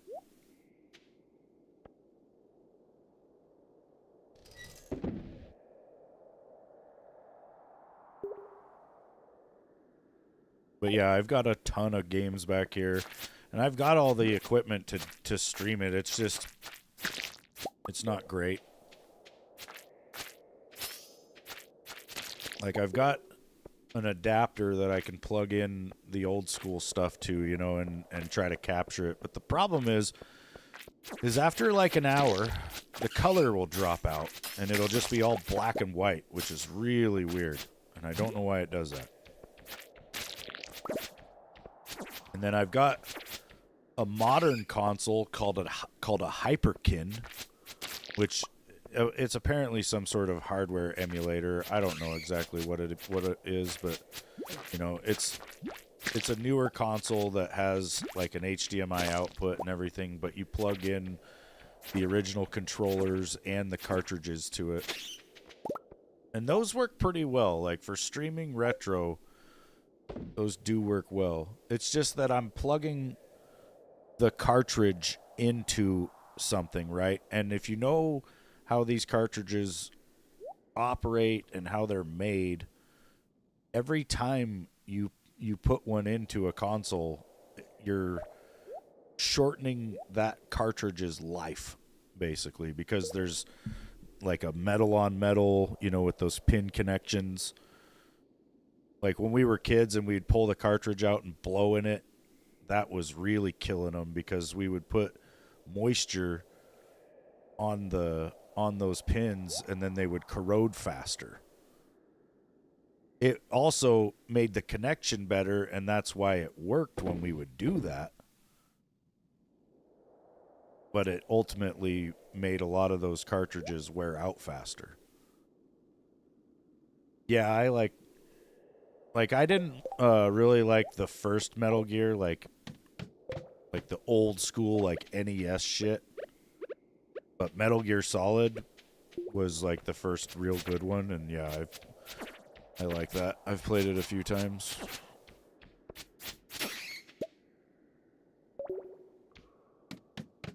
Metal Gear Solid 2 is really good, but it's weird. And I think I've only played it like once, way back in the day, when it was new. And then MGS3 is really good. It's probably the best in the whole series. And 4 and 5 they're okay, you know, they're Metal Gear Solid games, but they're just not as good, I don't think.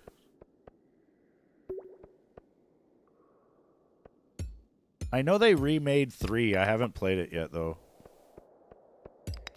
Last August, I had just beat MGS1, and then that remake was about to come out, and I was about to play it, and then I got, like, wrapped up into playing DayZ again for several months. And then I just never did actually play the new MGS3.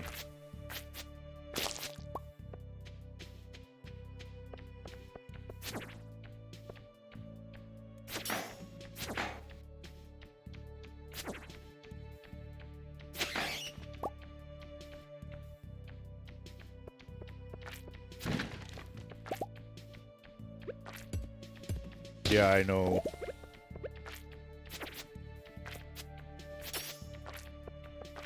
Remakes can definitely be hit or miss.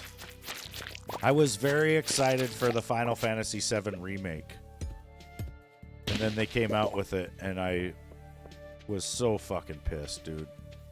I did play the first one, like, probably 99% of it. I think I was, like, on the last boss, and I just rage quit the whole game. Because I just didn't like all the changes that they made to the story. To me, the story is why there was a remake. It's why people wanted a remake. And so to change the story is just crazy. Like, I get it, they want a new audience, you know, and that's something a lot of games are doing wrong lately. Like they have a core audience, and then they say, oh, you know what would be great if we could bring in even more people, instead of just making the game the way their core audience would want it, or you know, trying to like pay fan service to us. They only care about getting new faces, and you know, that's how they think they're selling like copies of the game. And really, they should make the game great to the people who have already been playing it, and just let that be what it is, you know? Let the game stand on its own with how good it is, and let that be what sells the titles. Don't be just changing shit.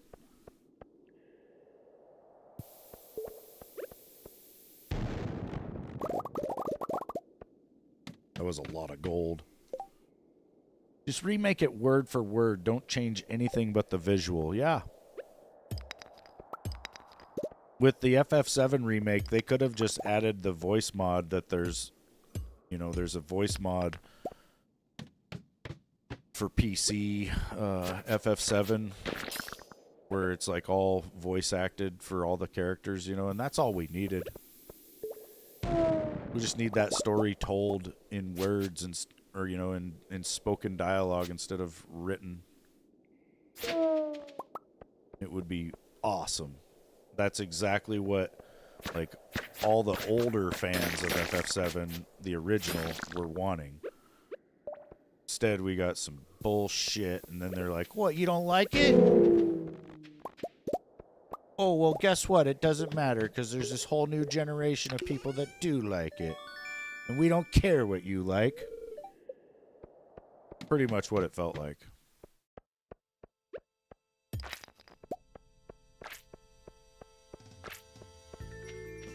And I got really mad at, like, the game reviewers, too, you know, because there was a bunch of people, like, these big, like, IGN and all them that got the game early, and they didn't say shit.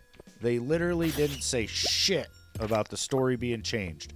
Had they just said, oh, yeah, you know, it's a good game, it's like a really well-made RPG, but it doesn't stay true to the original story, I'd have been like, okay, cool, so it's not for me then. And I wouldn't have bought it. But, you know, I went into it thinking this is going to be great.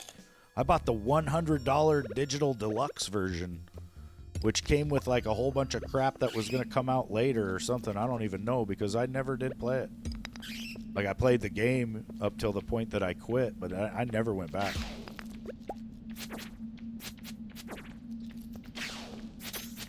Because, dude, if they're going to change little things, like, from the very beginning, what's the ending going to be?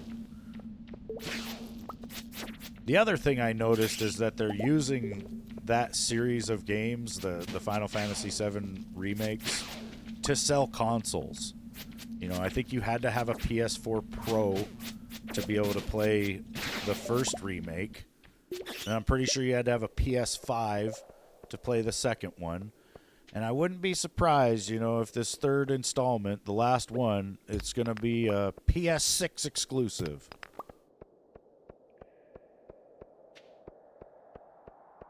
Like, here in the next year or two, they'll probably be like, oh, yeah, the third installment of Final Fantasy VII is nearing completion.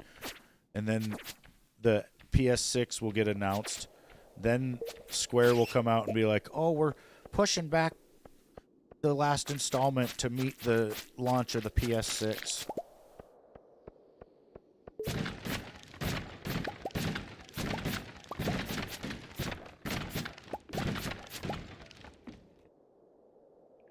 Another luck ring. Oh, wait, that was on a different world, I guess. So I got a luck ring. Yay.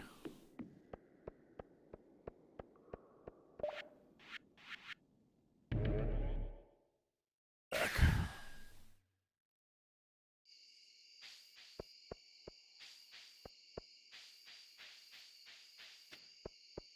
Yeah, there needs to be some original ideas in media again. That would be cool. Everything seems so stagnant these days with all this remakes.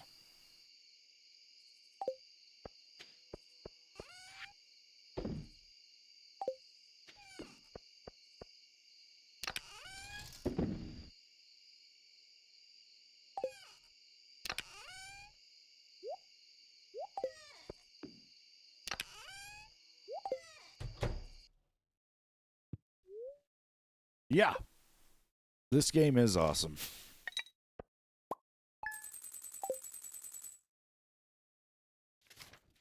It's why I play it.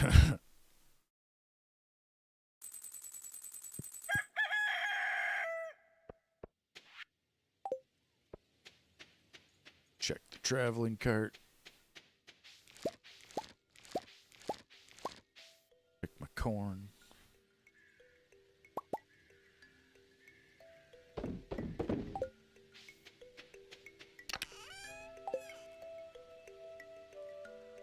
Really need to take this. Take this preserve jar out.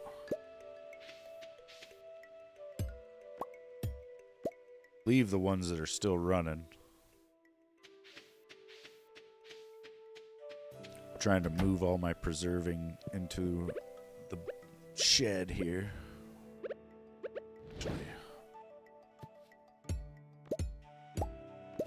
These.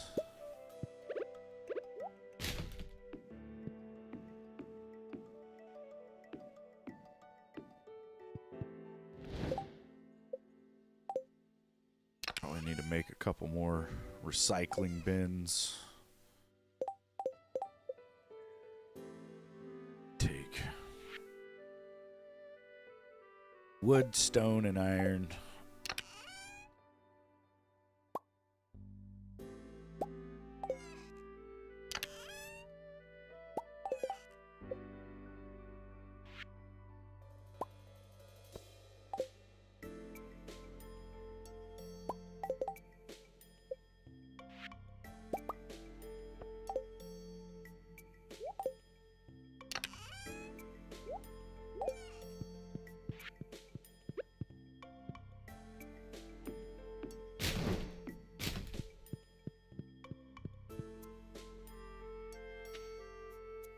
Process that crap a little faster.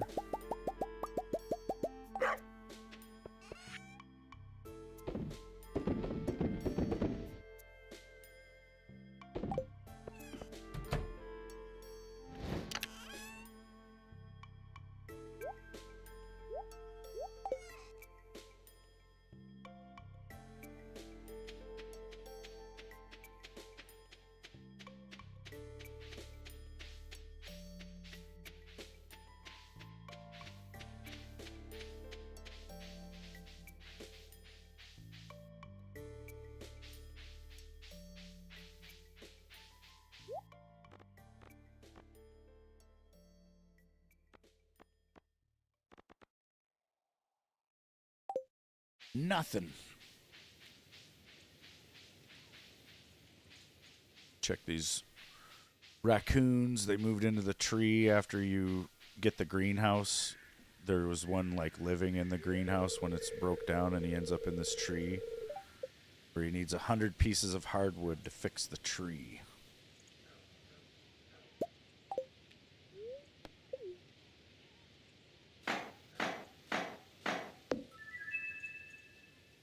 Now we've turned it into a tree house, or a stump house. And I think if we come back tomorrow, he will have some sort of mission.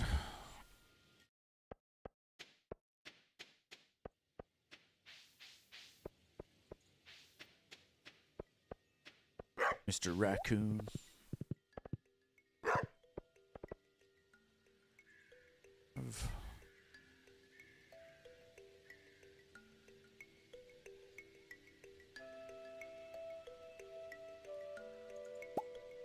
I not have any green algae?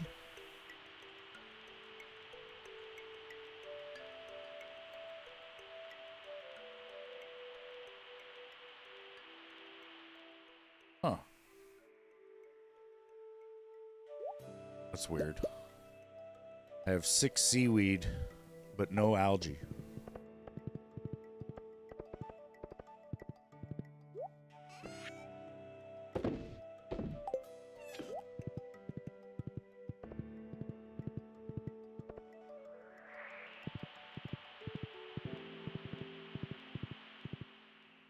No, you're fine, dude. I'm good. Actually, I gotta use it. I'll be right back.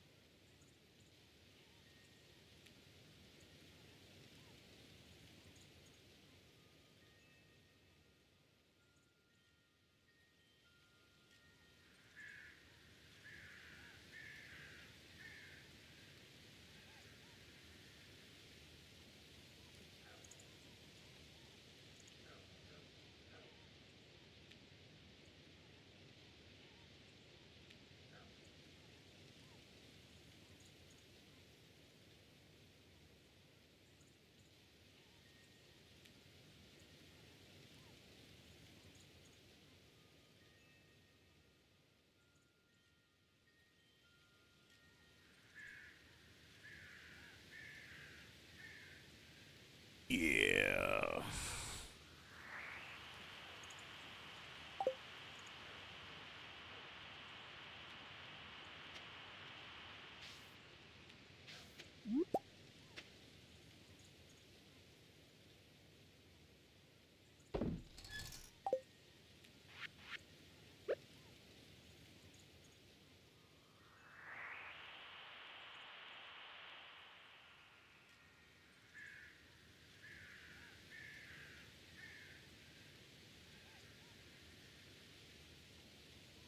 Oh, good.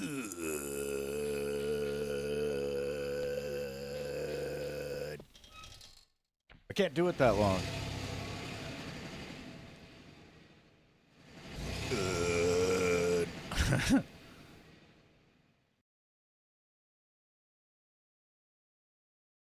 Good.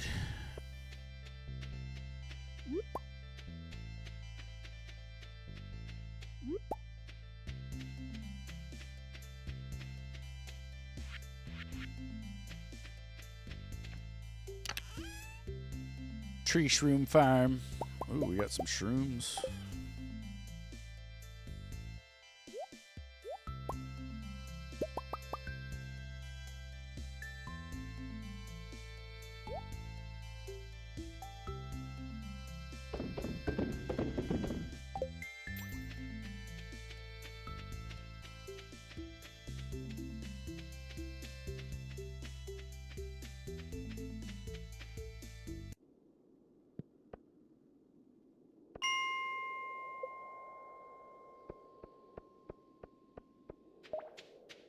Where's the monsters?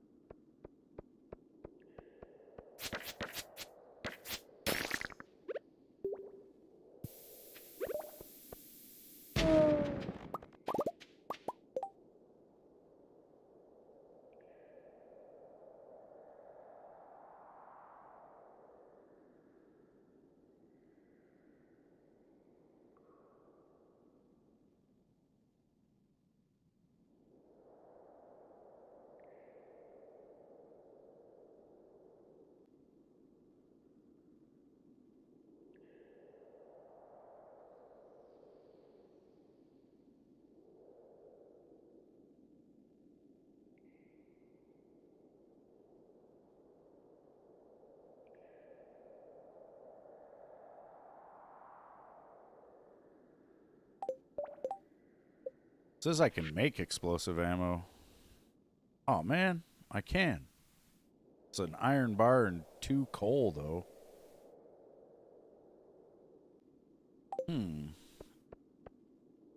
I can go buy it. Ventures Guild, apparently. Oh.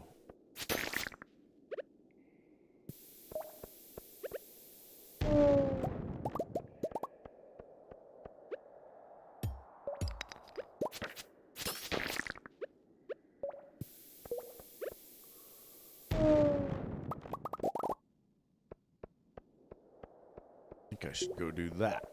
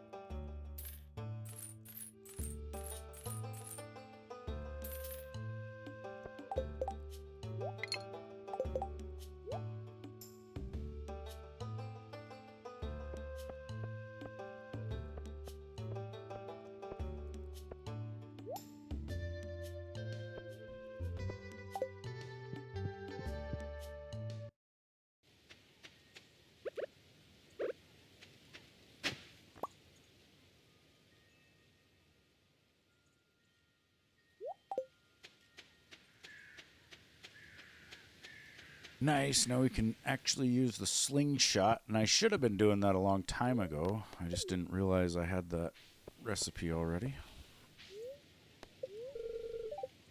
Can't go back to the desert because Pam went to the bar to get drunk.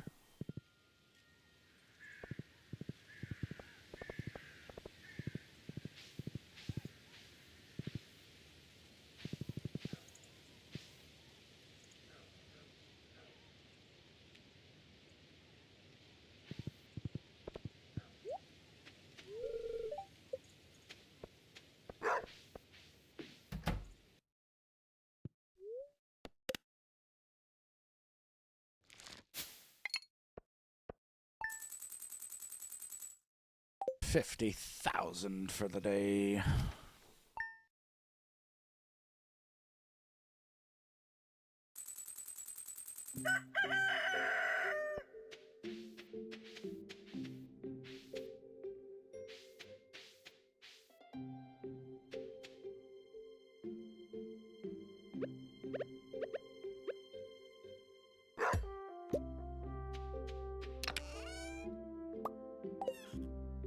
Oh my god, these are still linked. I thought they wouldn't be linked to this chest because it's not touching the preserve jars, but because they're touching the fish ponds, they are linked.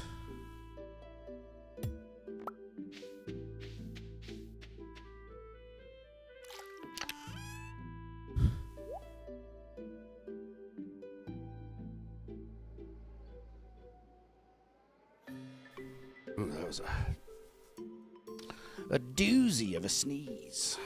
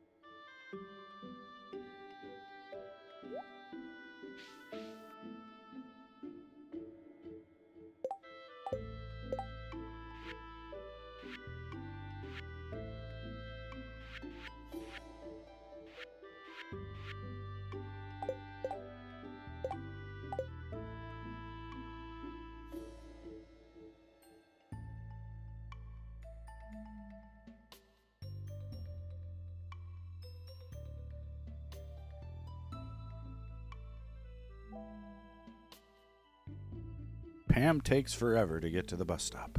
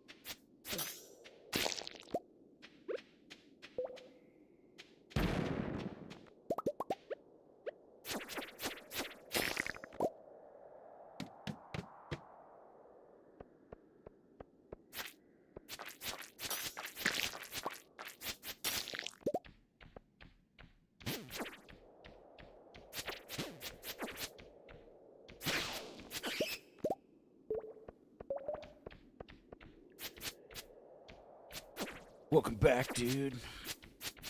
I went and got some explosive rounds for my slingshot.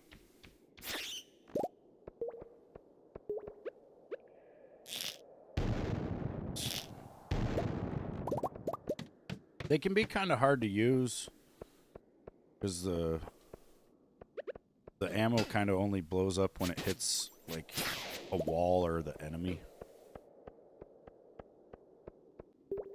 So like it would be tough for me to shoot this block right here, right? If I try to shoot this block, it's just going to go past it. So to break that block, I need to shoot the wall kind of next to it. Or if there was an enemy right there, I'd be able to target them. Or I could hit them.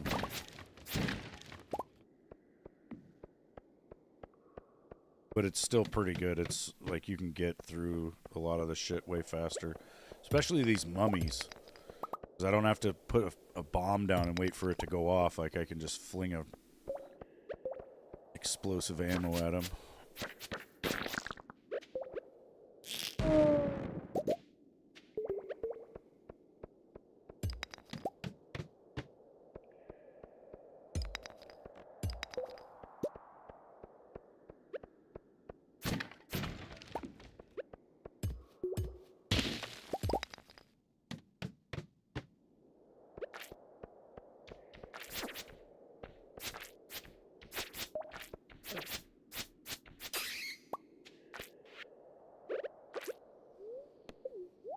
Crab cakes.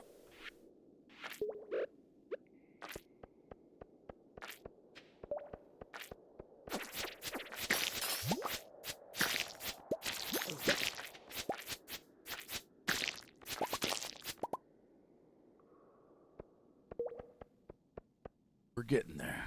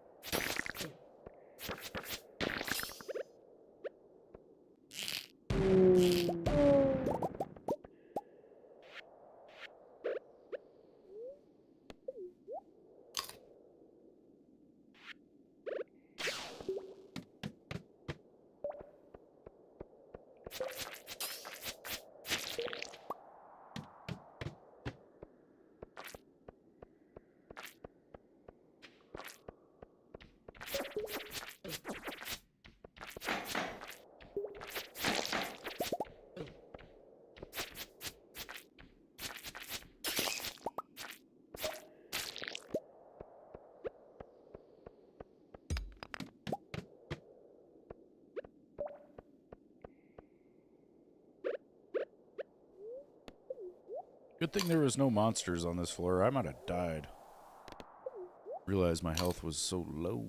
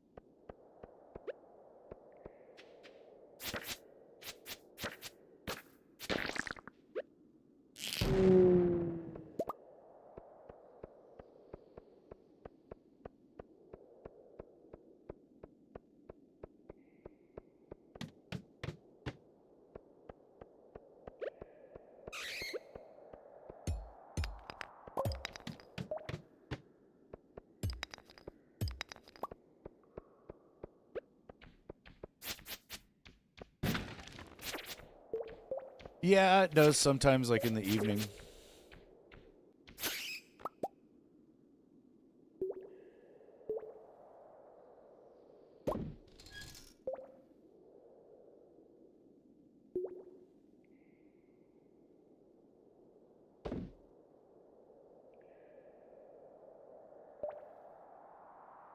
Yeah, right now it's freezing in here, though.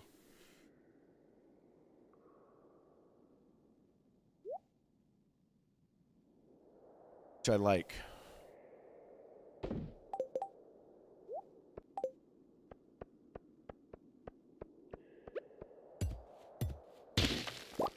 Yeah. Yeah, it usually takes till later in the afternoon. Then I've got a air conditioner in the window of my bedroom that's next to this one, so I can go in there once it gets really hot. I'll go in there and turn that on, and that kind of cools down the upstairs. It's just a little window unit, you know. And we've got like the main air conditioner downstairs. It's just one of those like Mitsubishi heat pump things, you know. So it does a good job of like cooling the living room area and the kitchen and whatnot, but it's doesn't get the upper part of the house very well. It's like whoever owned this house before us decided that they didn't like having a furnace and central air. And so I think when the furnace went to shit, instead of getting a new one, they just put that Mitsubishi heat pump thing in the living room. I guess it was some single chick that was living in this huge 4-bedroom house, and he was pretty much occupying a small part of it, so that's why they did that or whatever. So now that's the situation. We don't have like a full-on furnace or central air, but we do have all the vents and stuff still, and if I wanted to do that, I could. It's just that the furnace costs like $5,000, or it's like an air conditioner slash furnace thing, you know. And really, it doesn't. I don't know that it actually gets hot enough to justify that. You know, even in the dead of summer, when it gets like over 100 degrees in the day, you almost don't need an air conditioner if you do it right, because it gets down to like 55 at night. You know, so as soon as the sun goes down, you open up everything. You open up all your windows, your doors, even if you can. Let the whole house kind of cool off overnight. You know, and then in the morning, first thing in the morning, try to trap all that cold in the house. And as long as you're not like leaving doors open or leaving windows open, you'll stay relatively cold through most of the day. Then you can kind of get by with just like fans and shit. Have to. Yeah, a lot of people up here. Ooh, I got level 10 combat. Yeah, a lot of people here don't even have air conditioners. Oh my god, it's Spirits Eve Festival. Forgot about that.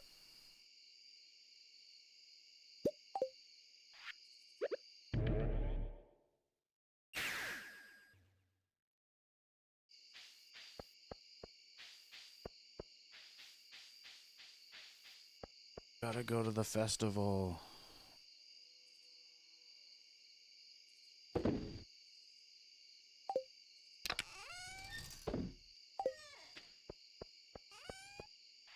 Yeah.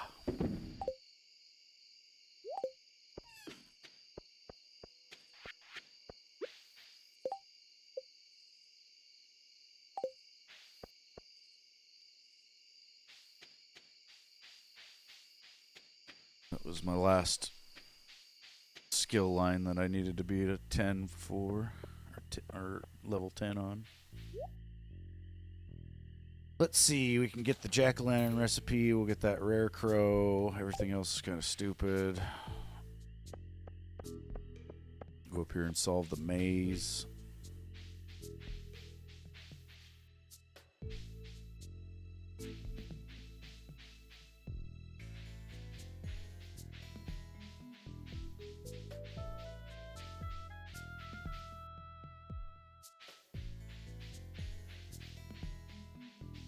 Yeah, it's a Halloween event.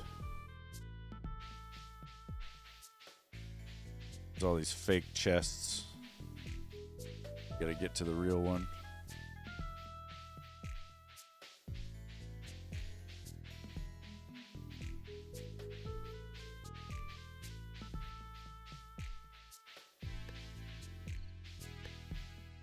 Monsters.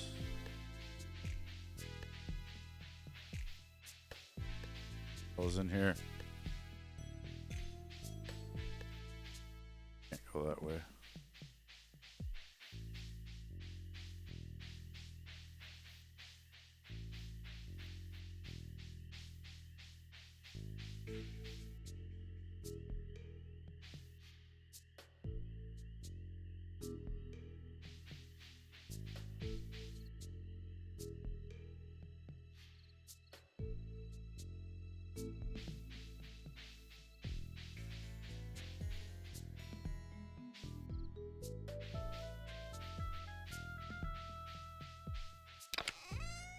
A golden pumpkin. Oh, good.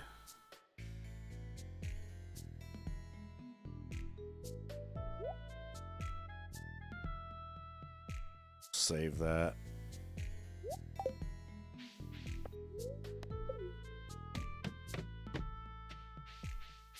There's really not much to do at this event.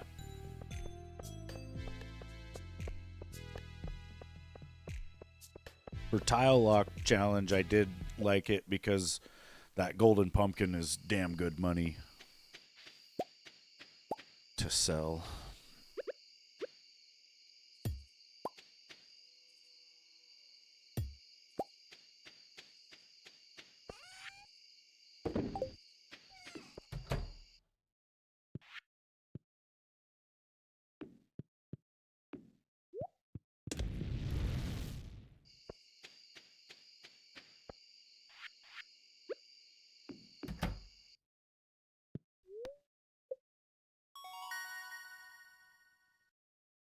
Deal 15% more damage.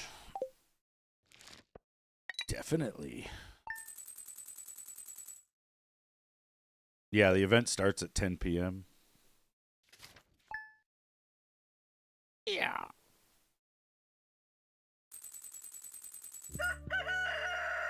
You sense that a new way is open, it says down in the bottom here.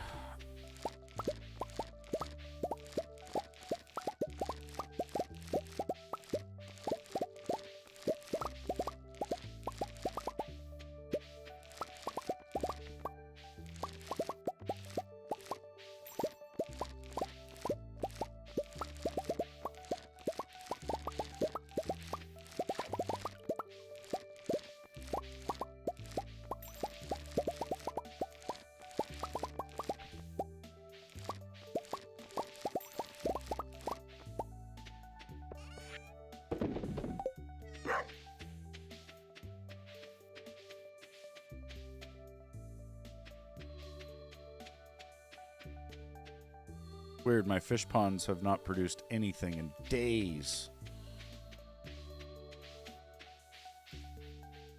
Days.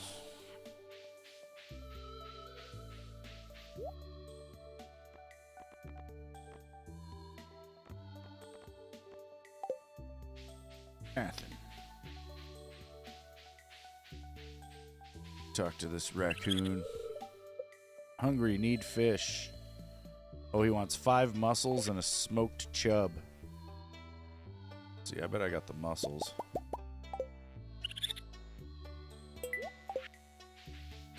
Go catch the chub, though. In a minute.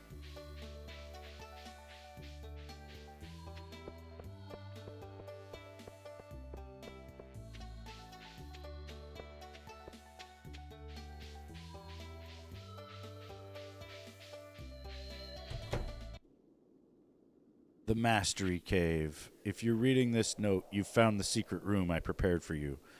Within these walls are tips, recipes, and even some of my most cherished tools. All the very best from the many happy years I spent in the valley. By coming this far, you'll have proven that you possess the skill and wisdom to make good use of these powerful secrets. I hope my discoveries help you in your journey to making Berry Farm a shining star of the whole world. Make me proud, Grandpa.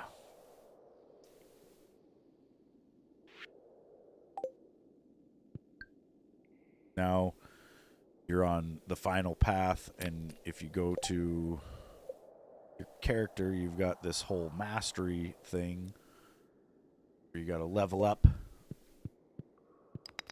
Then you will get, each time you level that up, you'll be able to claim one of these things, right? Like I could get the sword, which comes with an anvil, which allows me to reforge trinkets. It also will unlock the trinket slot, which is really nice because the trinkets are pretty powerful. And a mini forge, which I can use to forge things. Foraging mastery. Get golden mystery boxes, treasure totems, mystic tree seed. Farming mastery, you get the iridium scythe, which is a scythe that can harvest crops, which is awesome. Like, instead of having to pick all those cranberries, I just swipe at them, and I get, like, 9 bushes at once, dude. It's awesome. Statue of Blessing. Touching the statue gives you a unique blessing every day. That's also really nice. And golden animal crackers, which permanently doubles a farm animal's produce. Doesn't work on pigs. This works on fish ponds. So I can, like, permanently double the amount of roe that the fish ponds produce with the farming mastery, which is awesome. Fishing mastery, you get the advanced iridium rod, which has 2 bobber slots instead of the 1. You also get the challenge bait recipe, I think. Which, because I don't have the fishing mini game, this challenge bait would work every time, and it makes it to where you catch 3 fish.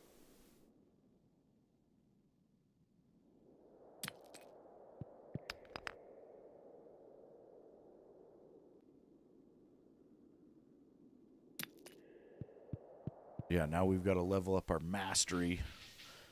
The cool thing about that is anything you do, combat, mining, farming, fishing, whatever, foraging, it all counts towards that mastery. So you pretty much just go back to the Skull Cavern and start shooting all the rocks with your master slingshot and explosive ammo, and you'll level up the mastery really fast.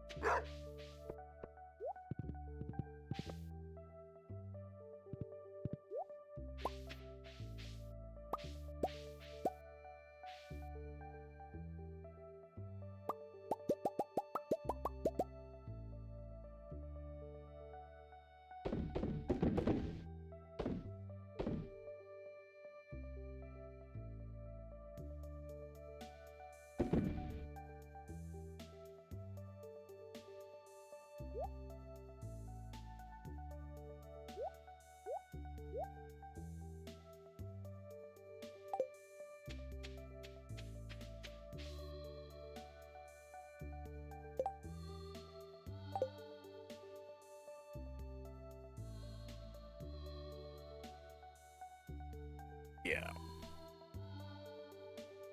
Pretty nice.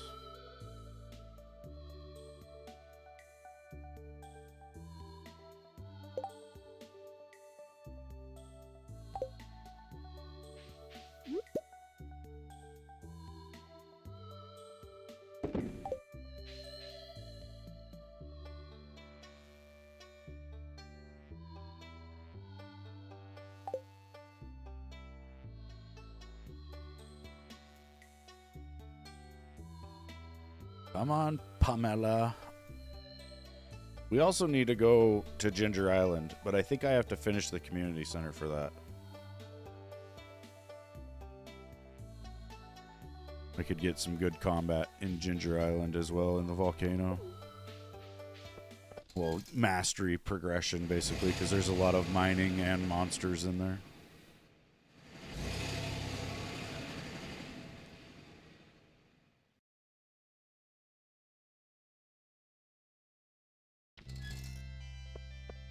Yeah, the next day is winter.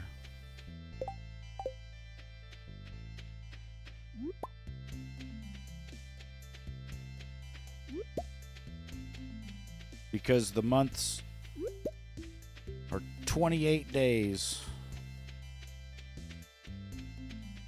The first is always a Monday. Last day of the month is always a Sunday.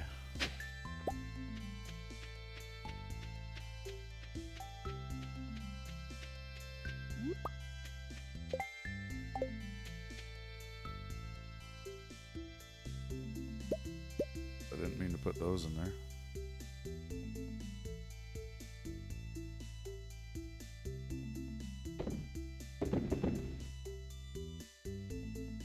Yeah, how it should be in life. I know, ever since I heard about that, I can't unhear it or unknow it. Apparently in the ancient times, there was 13 months. There was 13 28-day months. And then one day that was like a leap day every year. You know, if you do 13 times 28, it's 364. And then we would have like everything on a set schedule. And it would be easy to remember like what the days were based on the dates.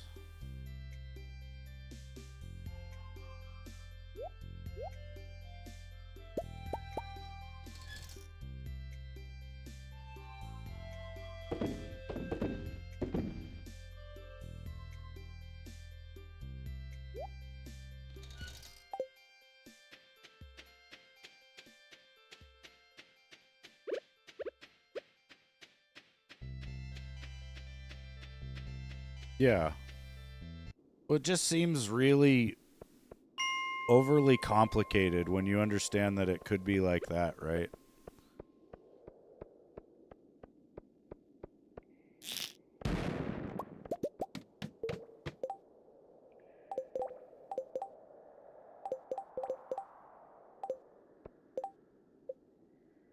So I'm at 1202 for mastery.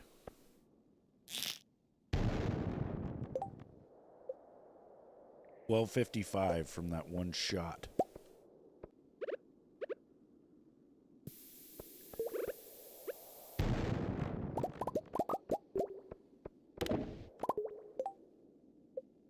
$13.93 after that bomb. Okay.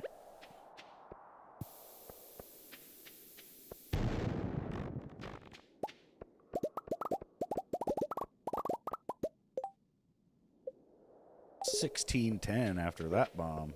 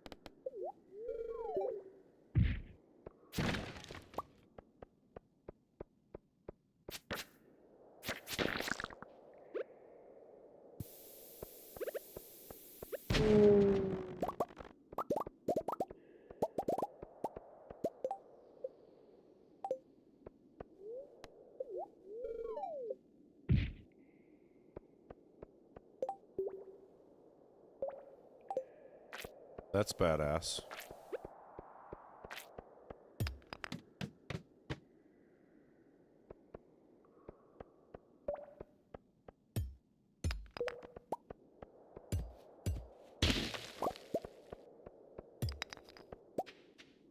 Callie's dad had to go have a pretty major surgery done. Oh, it was like yesterday, I think.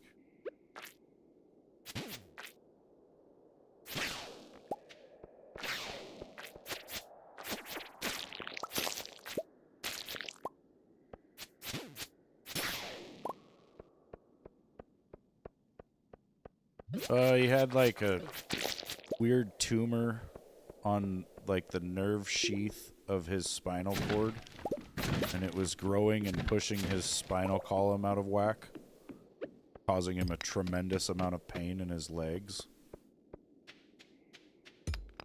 And he had talked to several different doctors who didn't want to do it because it was right on his spinal cord, basically. And, but he ended up going to the Mayo Clinic, getting her done. It was kind of a risky surgery, you know. There was a chance he would, like, lose all feeling in his legs if they cut too much out, maybe.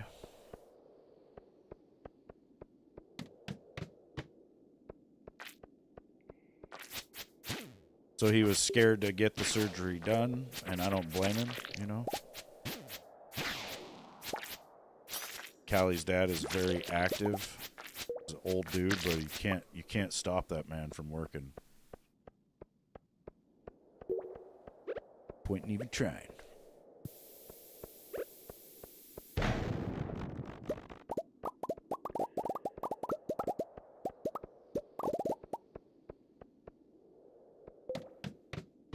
Yeah, it was a damn good surgeon, so...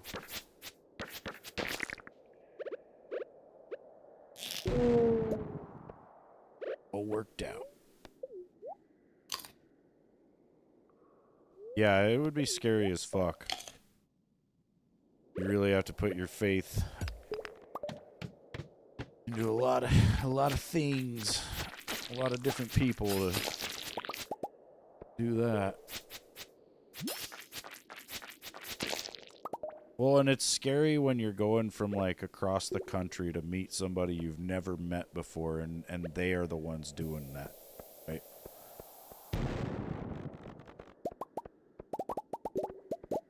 Like imagine you travel all the way across the country and meet some guy who's supposed to cut you open, and then you get this really weird feeling from him, right? Like you just think, no fucking way.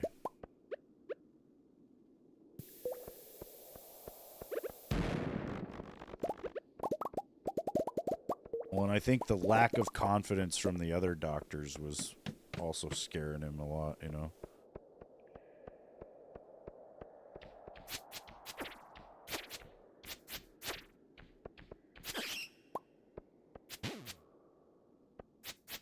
But yeah, he went through with it, and it's looking like it's gonna work out pretty good.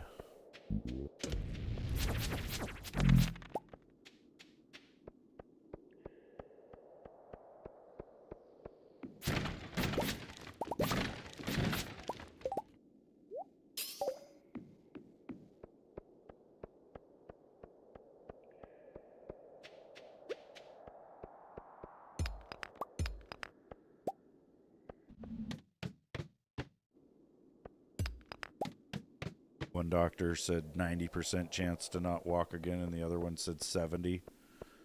Then this guy came along and he's like, nah, I can do it.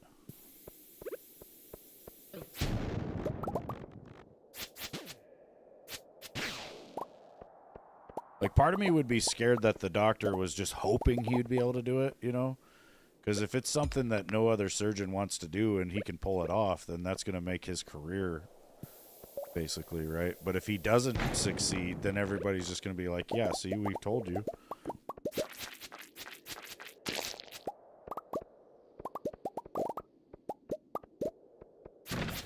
But, like I was telling Callie and I think even her dad, it's like, you know, you got to give them a chance to do this to you, and then they, you know, they may learn some crazy shit. Even if this goes horribly wrong, they still may learn something that will help future generations.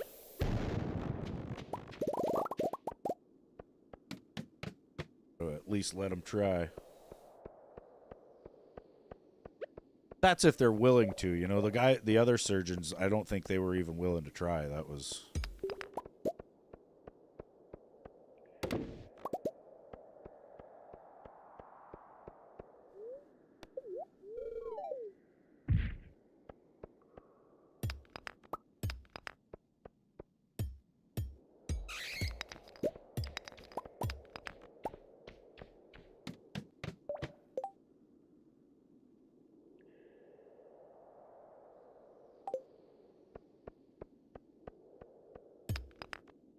Oh, the surgeon's getting ready to retire too?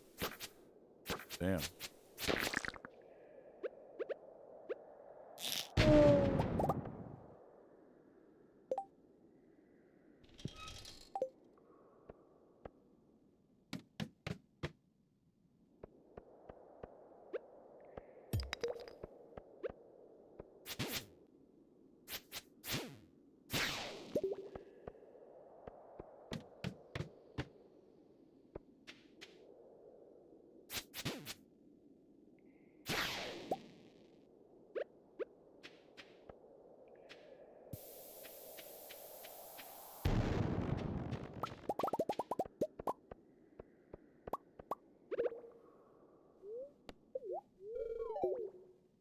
Yeah, nerve pain sucks ass.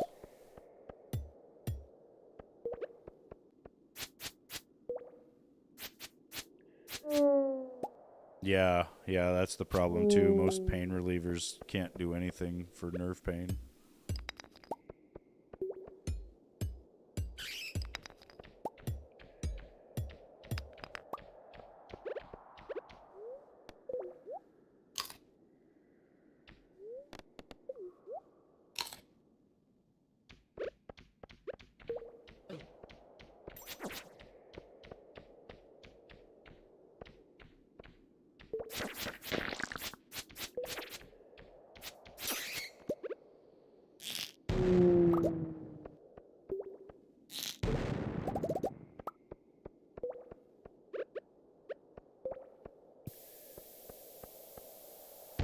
They're testing it, I think. They think it is, though.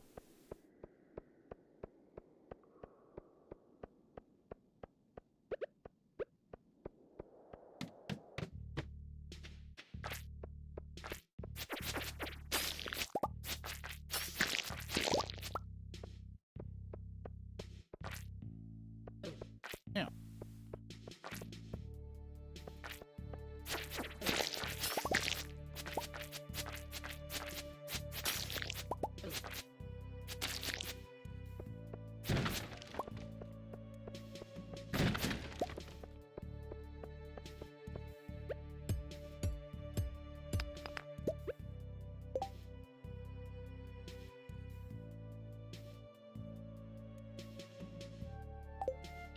Probably not.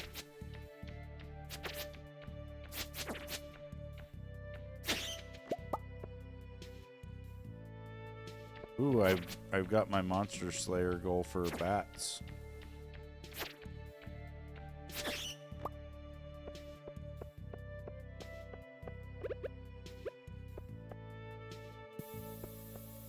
Oh no, I couldn't get out of there.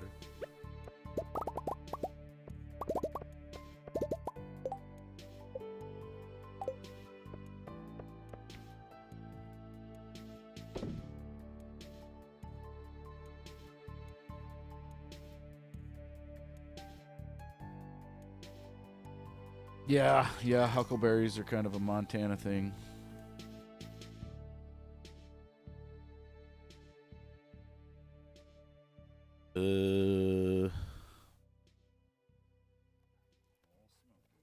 Years ago, with a really bad camera. Growing on it, which they kind of look like a blueberry, but they're basically... Yeah, we have to go way up in the woods, pick the berries. A high mountain blueberry. And, you know, they're a little bit more tart. See, and this was a bad year. There's hardly any berries. Than a blueberry. Yeah, I didn't always grow a beard. I didn't start growing a beard till just like 10 years ago or so.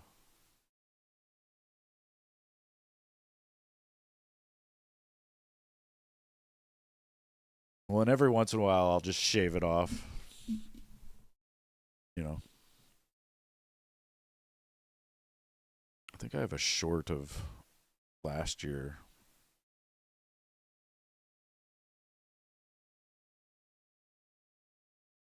Last year's blueberries. Well, huckleberries. Yeah, where they at? Where they at? Where they at? Did I pass it? Oh yeah, there it is. And I don't know where it went. Well, this is from last year when I was up huckleberry picking. this is where I was today, you guys. Out in the middle of nowhere.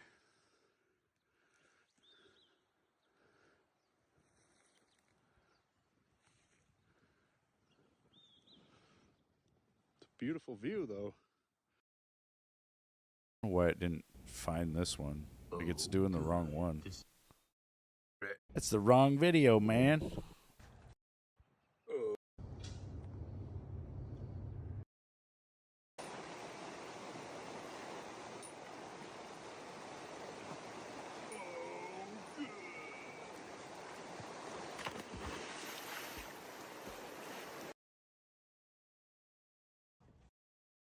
Oh, good.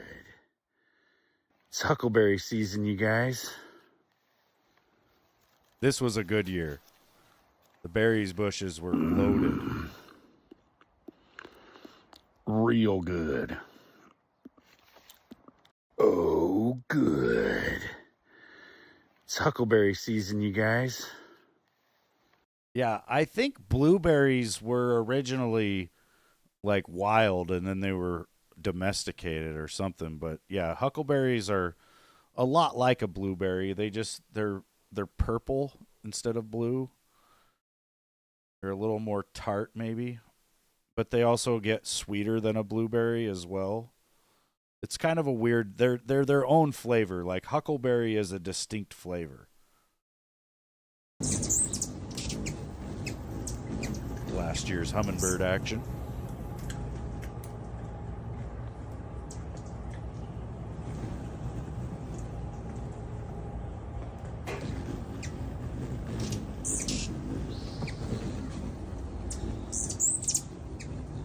Yeah, we need to fill the little feeders again.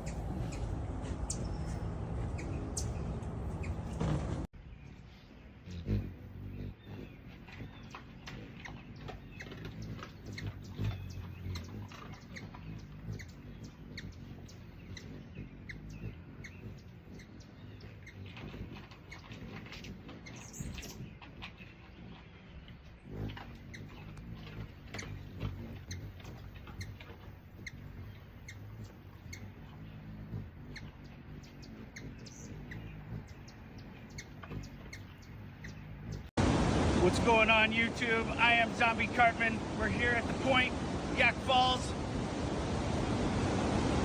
I think it's about 30 feet.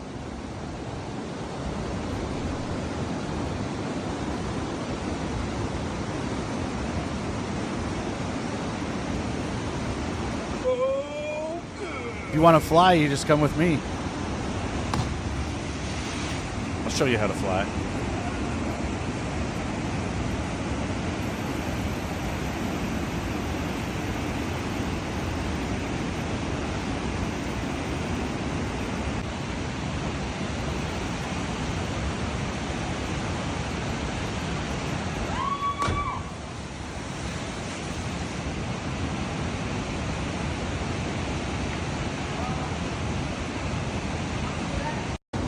What's going on? It hurt really bad. I was very bruised.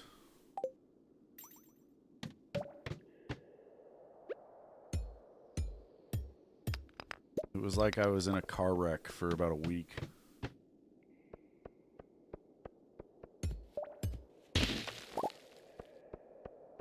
Yeah, it's awesome water, dude. It's a really cool place. That whole river is really good to swim in. The Yak River. I grew up swimming there, pretty much.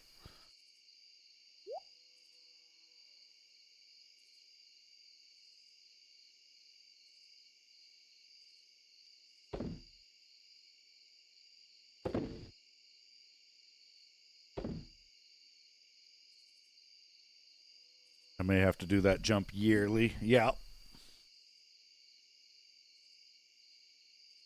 Yep.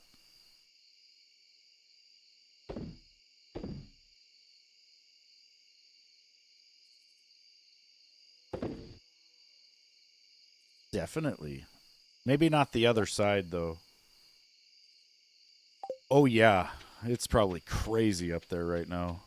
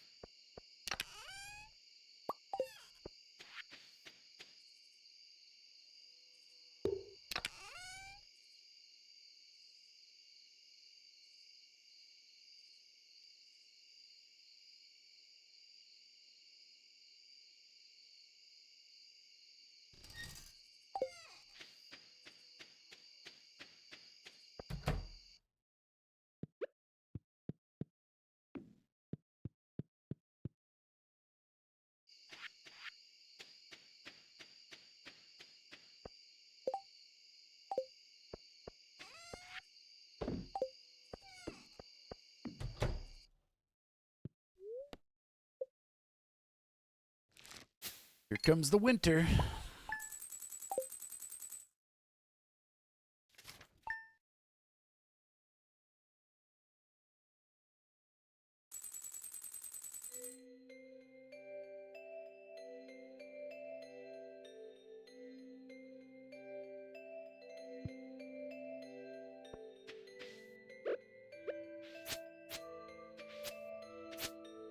All my crops died.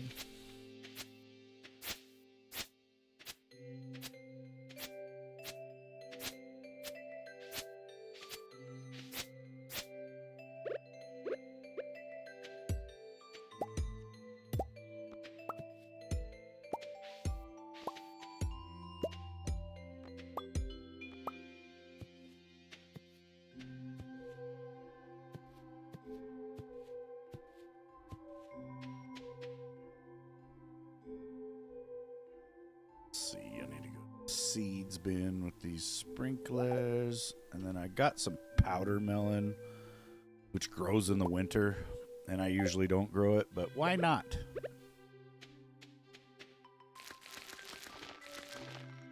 Since I got sprinklers, and it's just gonna do it.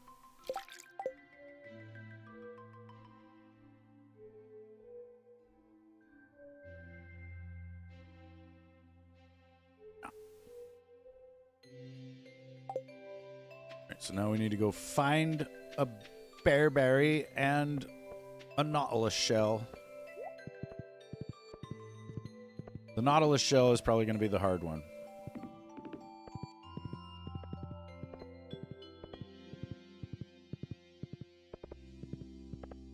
Might have to wait several days. Oh my God, Linus is bathing in the lake in the middle of the winter? Is he doing the polar bear plunge? His clothes are right there on the beach. Skip.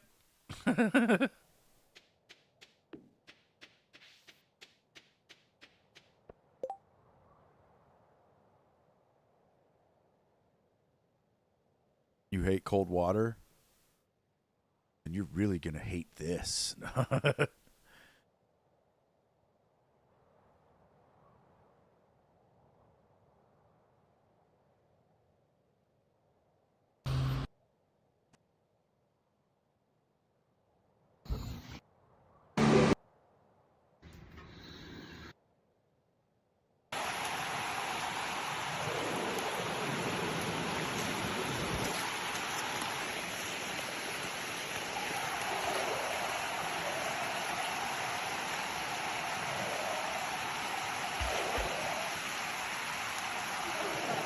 Molly doesn't mind the cold water. Smokey did. She was like, fuck that.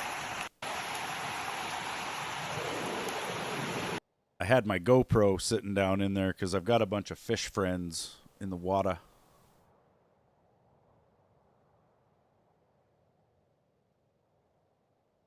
Show you my fish friends.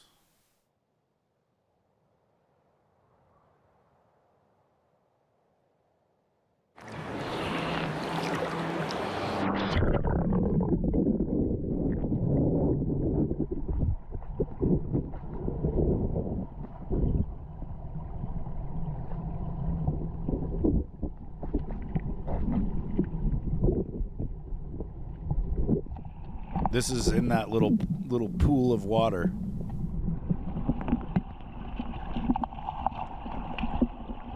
Actually, I get a better view of them upstream.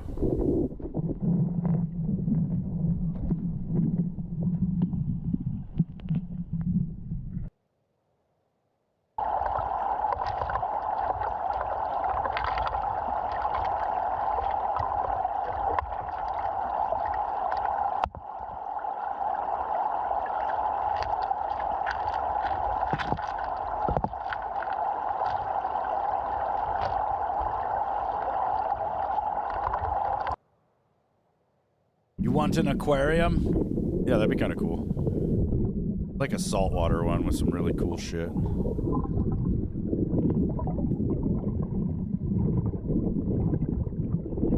Look at all those huge gold nuggets. Just kidding. That'd be crazy.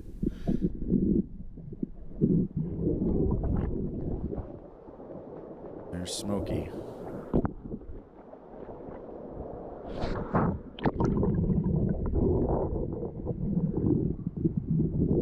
Here's all my fish friends.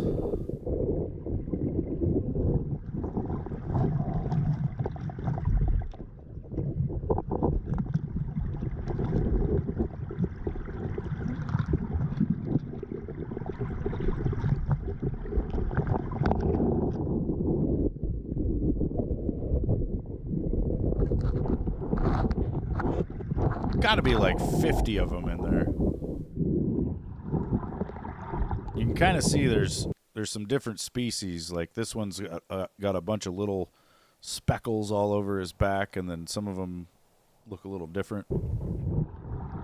I caught one in a bucket just to do it, but I let it go right away.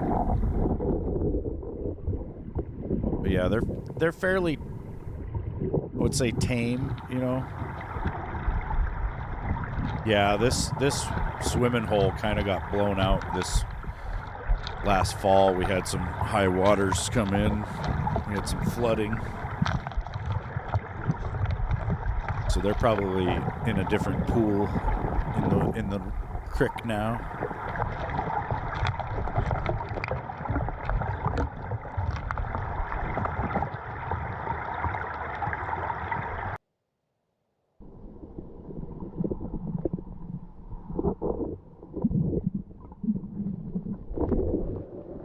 Those are my fish friends. Now, I'm going to slow the video down, and you got to watch over my right-hand shoulder. A fish jumps out of the water and almost lands, like, right on me. Or it kind of goes near me.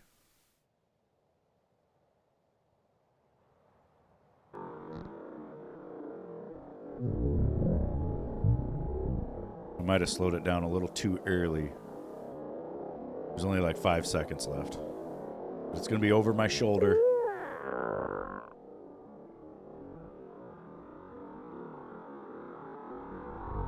Right. There he goes.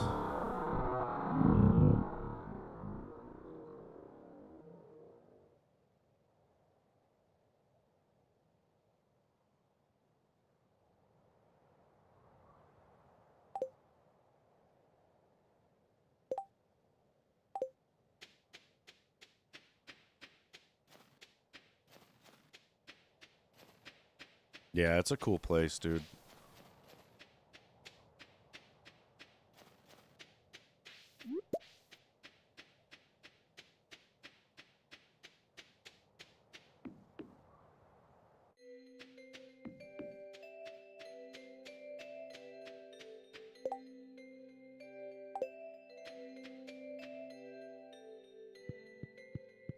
I know, I think I saw it when I was editing the video, and I was like, dang.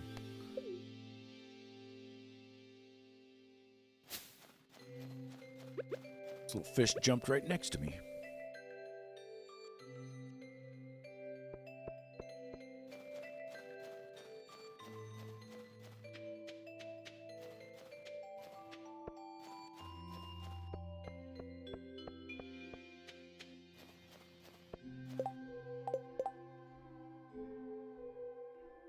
Robin wants 80 hardwood. Not gonna happen. I need a nautilus shell.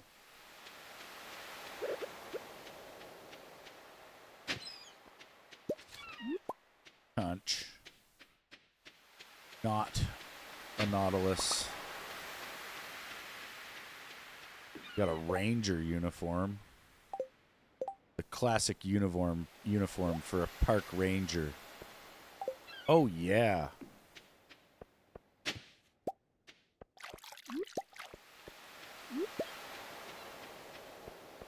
Yep, no nautilus shell today. Wait till tomorrow. Unless there's one on Sophia's beach, but I don't think so. That's a small section over here.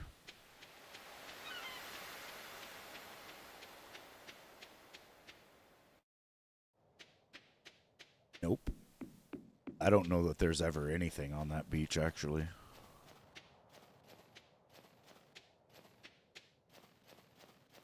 Squirrel.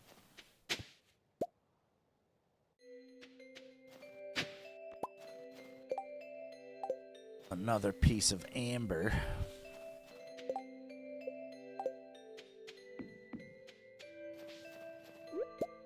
Crystal fruit.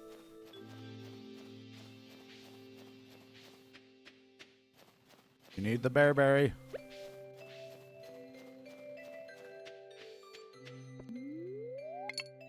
Let's catch the glacier fish.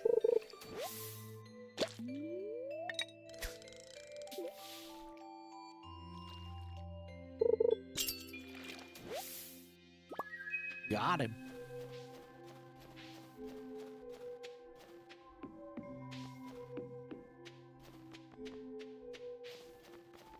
Damn it, we didn't get the Nexus cutscene, though. I want it. Oh, there's the bearberry, I think. Oh, that's holly? Fuck. Deck the halls.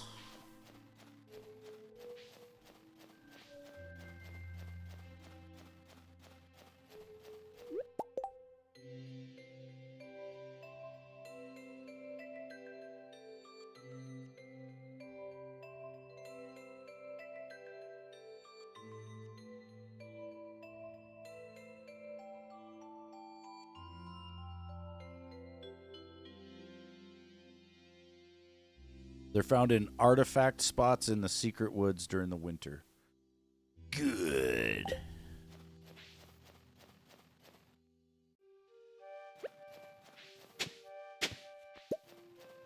Shrub seeds.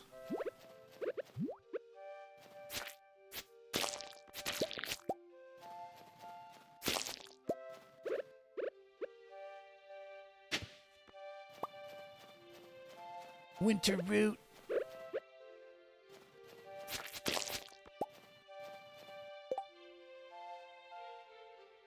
Oh yeah, it won't open until I finish community center, right?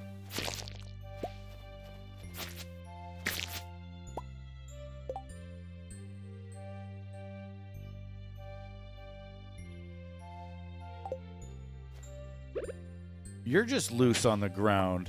There, I got one.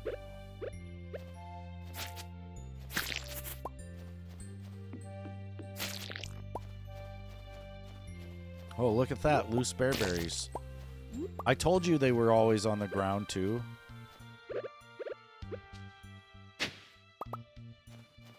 Loosey-goosey. It's dirty. That makes me think of dirty things.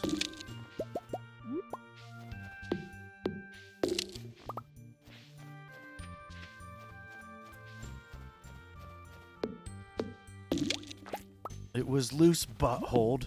You're being the loosest butthole right now.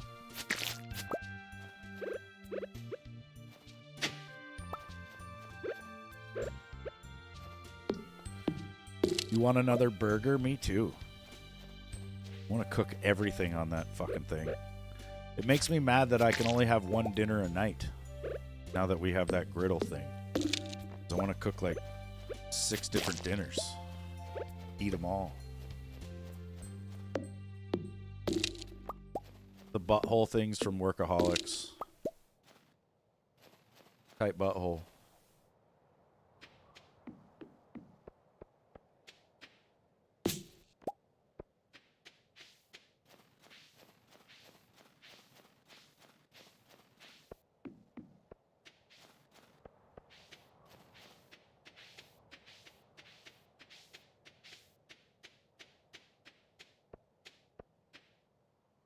Yeah, Carl, I think, is actually like the director of the show or something.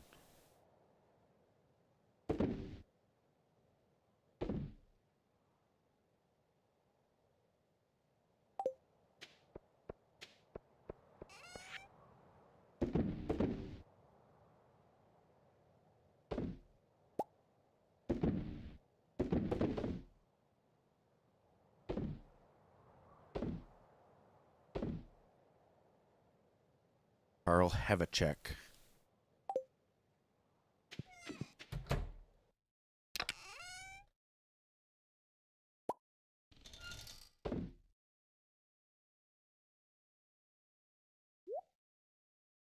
Burn that legendary fish. Screw it.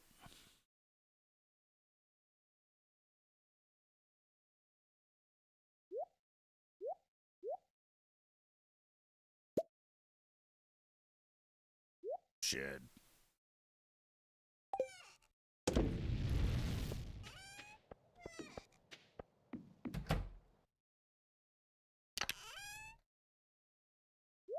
Keep my shirt. Sell that amber too, I guess. Turn in this bearberry. Oh shit, it's Krobus. Forgot about that little shit. Get back here.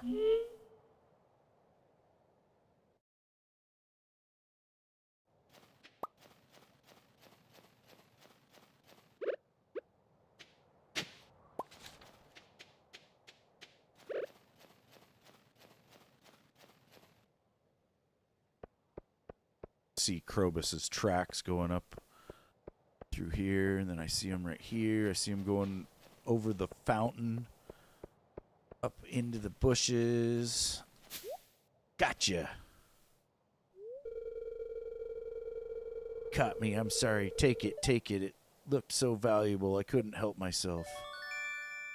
Gives me some sort of magnifying glass, which makes it to where I have the ability to find secret notes. The notes reveal rare and useful information and can be reviewed in your collections tab. Good.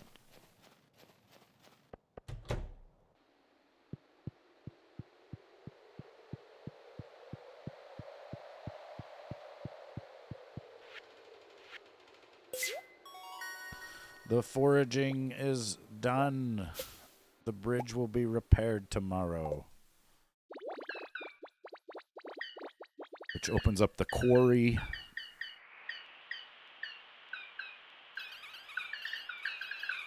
When we're done here, we'll return to the other world.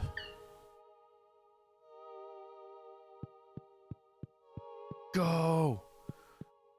Yeah, little Junimo. Do it. Do it. We just need the Nautilus shell.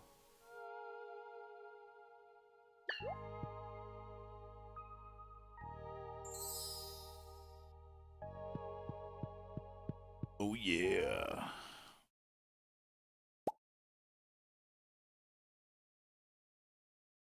Shipping bin. Put it in. Plant these 30. Oh, there's a possum again. We'll go plant these 30 winter seeds that I got. Yep. It'll be here like tomorrow or the next day, I think. The Nautilus.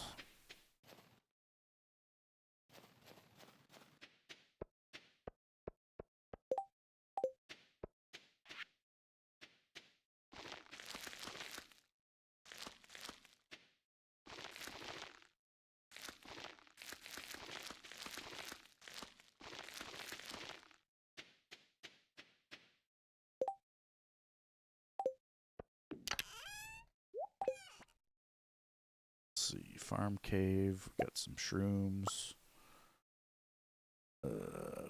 Beach. We got some fish. Some shellfish.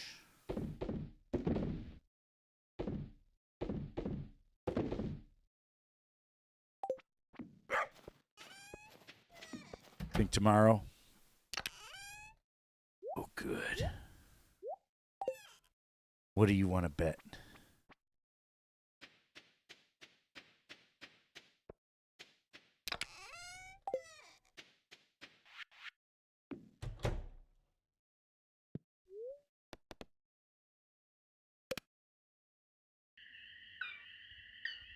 Ah, they're fixing it.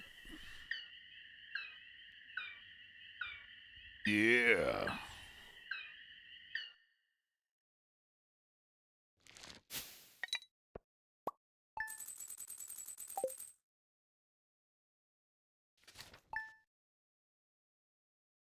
It's the quarry.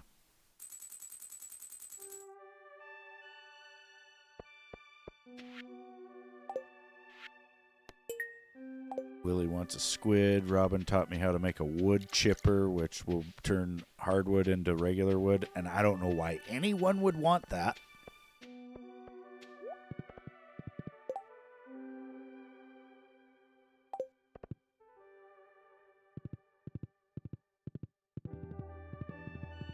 Like now that the bridge is repaired, the quarry will be added to the list of locations you can go to at the mine carts. It's just a big open air mine.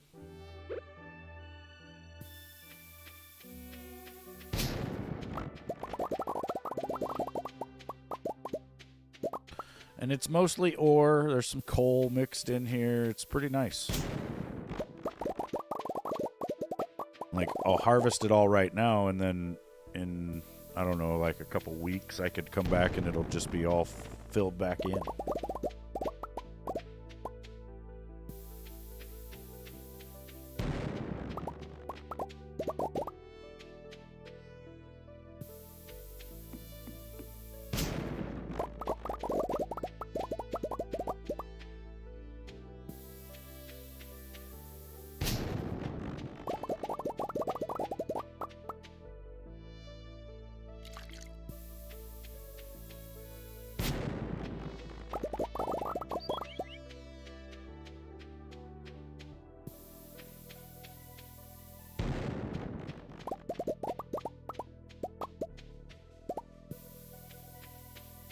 There's also this weird cave over here, which I don't think it really has anything great.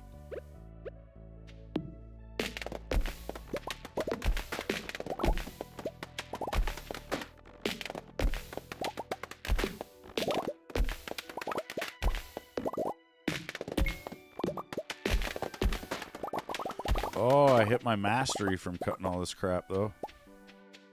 That's sick. So I can go claim one of the mastery rewards already.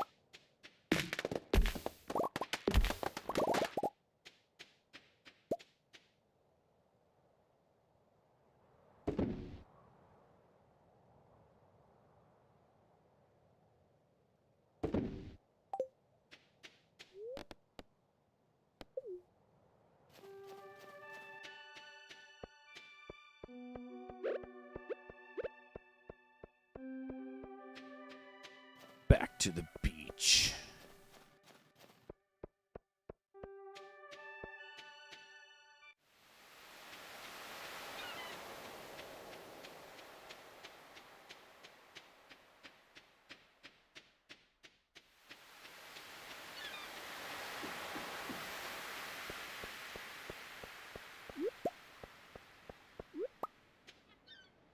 No, on the Nautilus.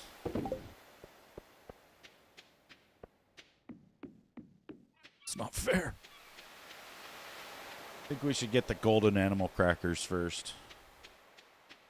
Yeah, the shell knows how valuable it is. How much I want it. Should have rode my horse. Need the horse whistle.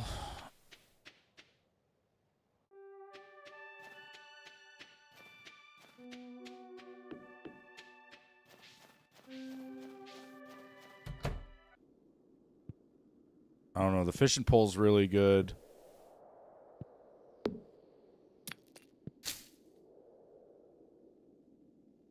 So is the scythe, though. And the Statue of Blessings. and the golden animal crackers because we get double the row chance for double the row. You have to get the actual animal crackers though too, and you get them fishing. They're not too hard to get, but they're not just guaranteed.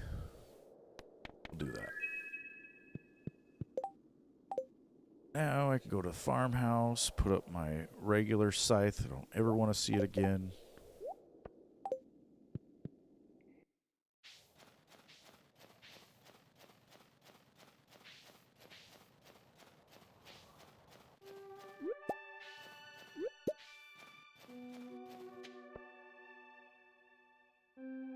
Yeah. Very handy.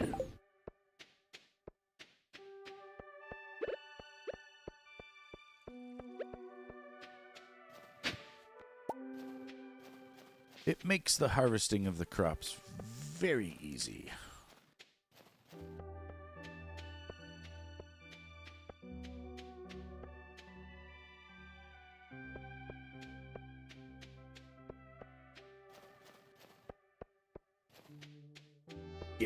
Yeah, it's brutal not having it, especially if you've got like a lot of crops to pick. Terrible.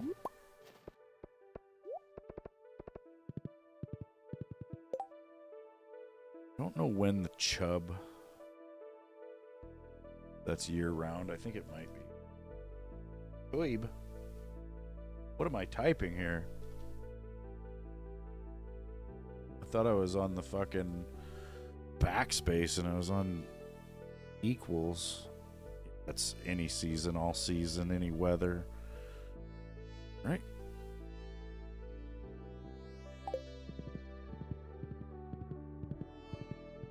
Don't type chub into the internet.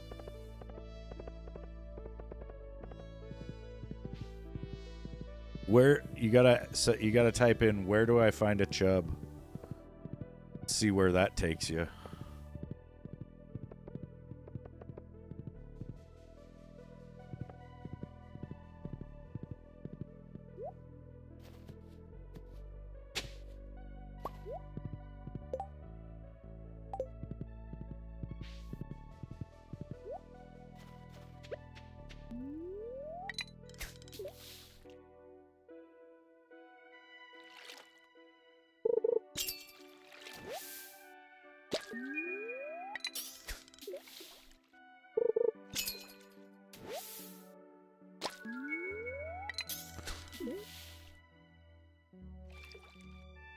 Yeah.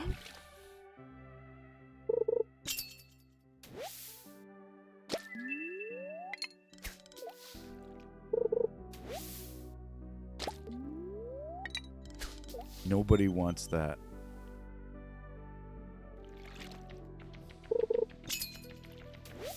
There's a chub. Found a chub.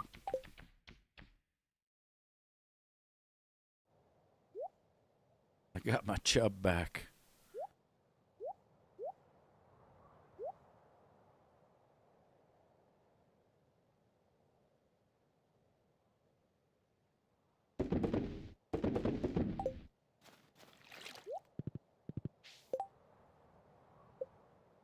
I wonder how much points we get per fish caught, because we could achieve mastery by purely fishing. That would be hell, though. Pretty sure the bombs, mining with bombs is the way to go.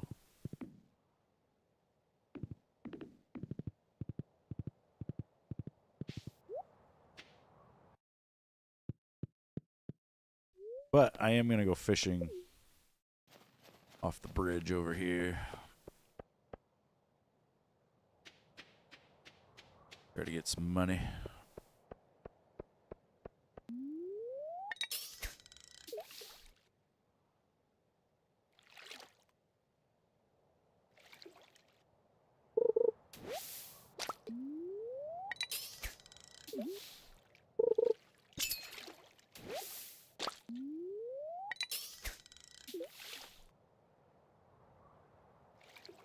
I don't think it works anymore, but you used to be able to Google the Mac user and you would see something that was worse than 2 girls, 1 cup.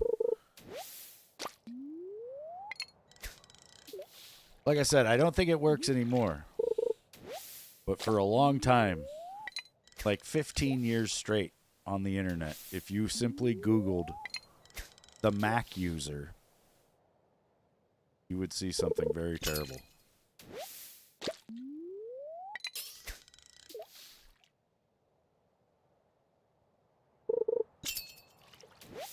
If you know, you know.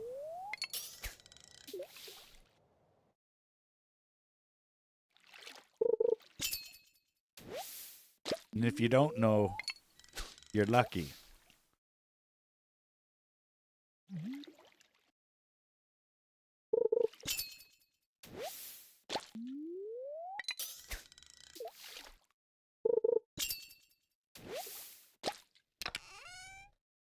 Oh, we got our first golden animal cracker, and now I remember why I'm fishing.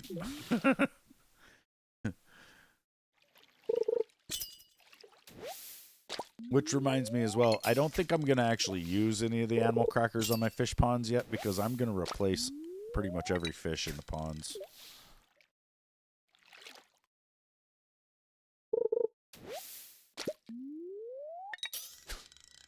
They had a good run, and they served me well.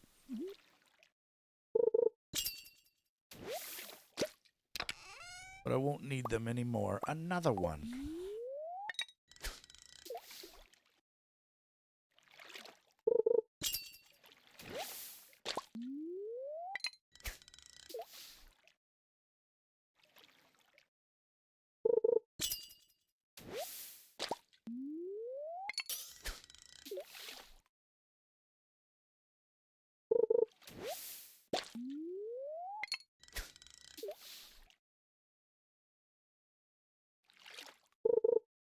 Yeah, no, if you empty the pond, it resets the bucket. Or, you know, I think it's like the animal cracker applies to the fish that are in the pond. So if you empty the pond, there's no longer fish. Yeah, and it doesn't give you it back. What am I supposed to do? Take a bunch of fish poop and put it back together as a golden animal cracker?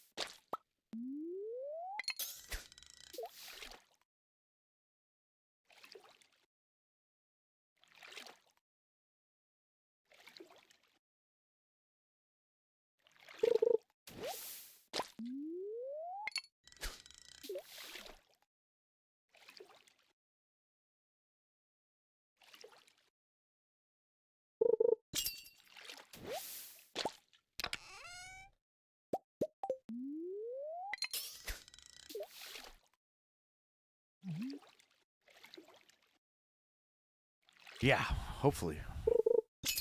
It's Nautilus shell.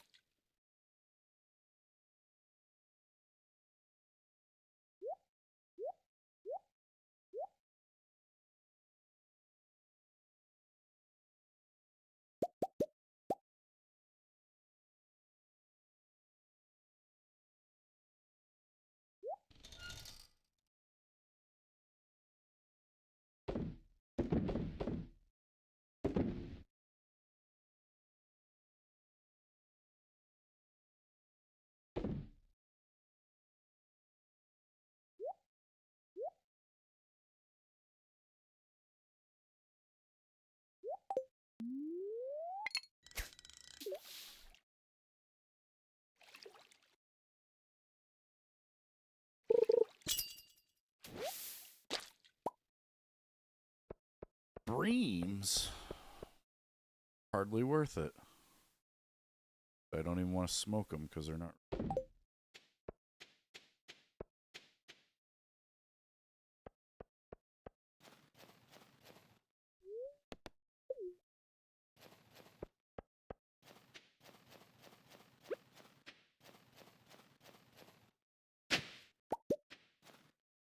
A snow yam and a prehistoric tool.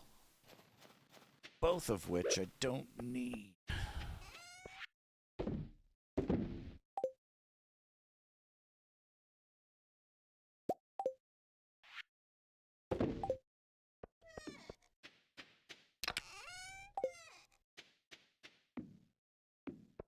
Doing on hay.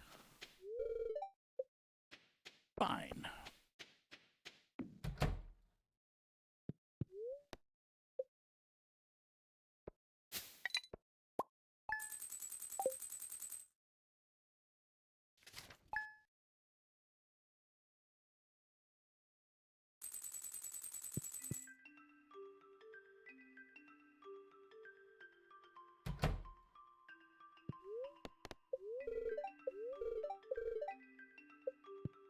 Trout soup recipe. Got 5 days. We got 1 crimson fish roe for the night. It's terrible.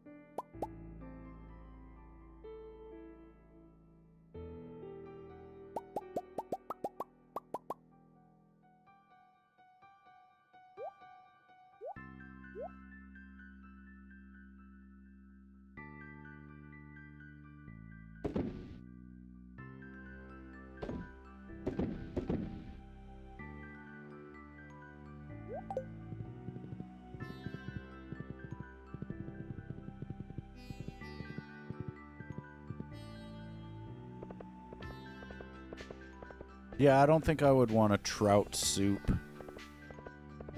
Maybe, though. But yeah, probably not.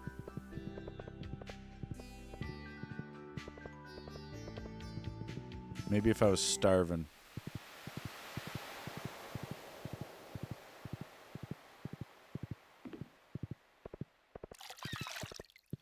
Oh! The Nautilus still evades us.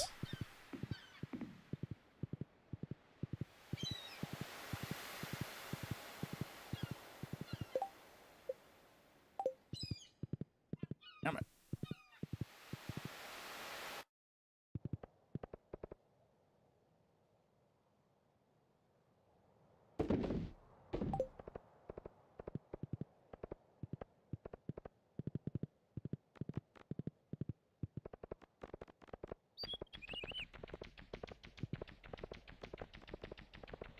It's rare, man. Knows I need it.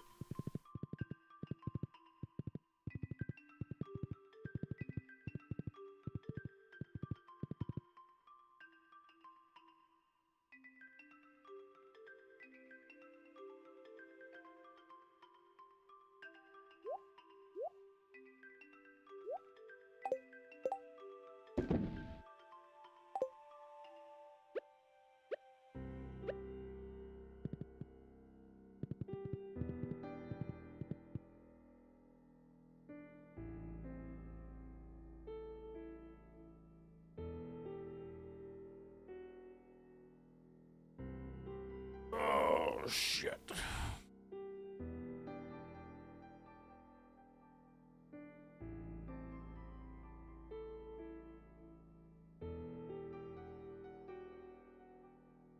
That 2 in the afternoon feeling. Yeah. Get up and move around.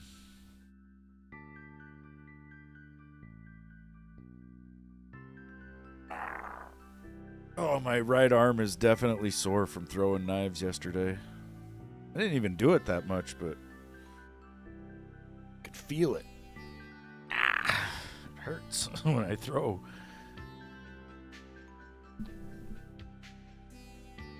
Need to go do it some more. It was kind of cool, though, because when I first started yesterday, I was like, I couldn't do shit. And then by the end of that stream, I was already starting to get better at it.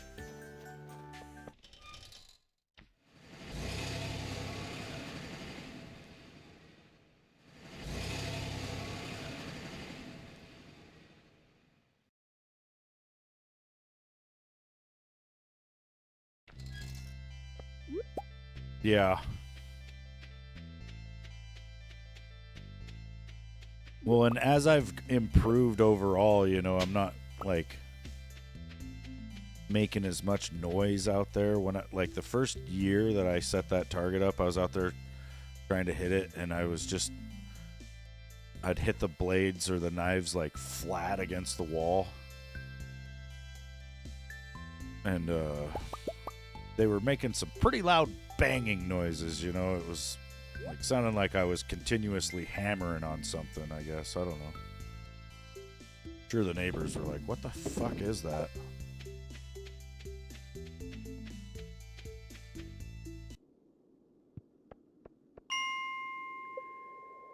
But yeah, I've gotten somewhat better with them in general to where, like yesterday, even though I wasn't like sticking them, they were still almost sticking, which is a lot quieter than hitting them flat against the wall.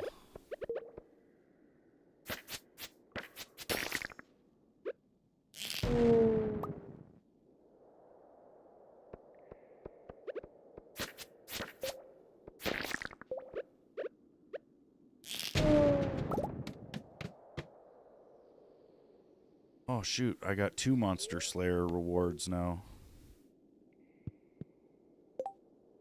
Stay here though. Get those later.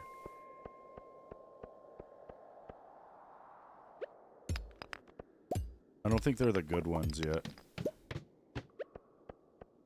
I got it for mummies and bats, I think.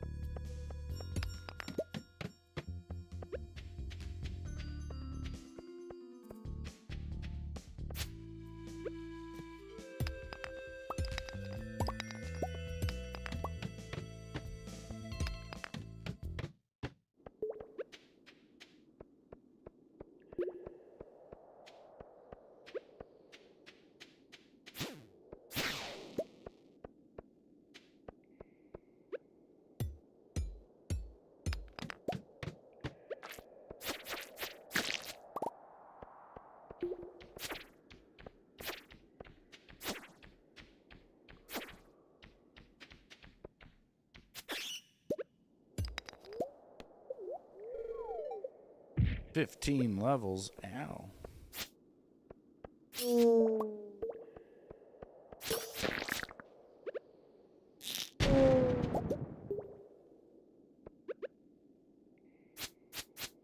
Yeah. You want that when you're trying to first explore these, though. Well, probably any time, really, but it does a lot of damage, though.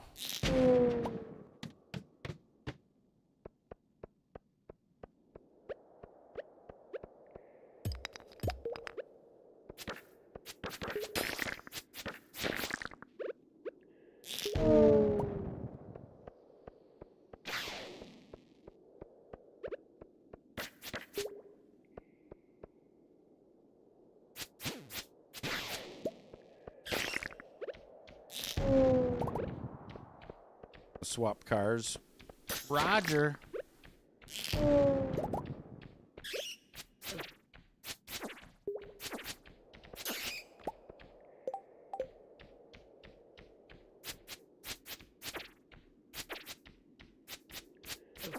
I'm gonna get the snow tires taken off of our cars today.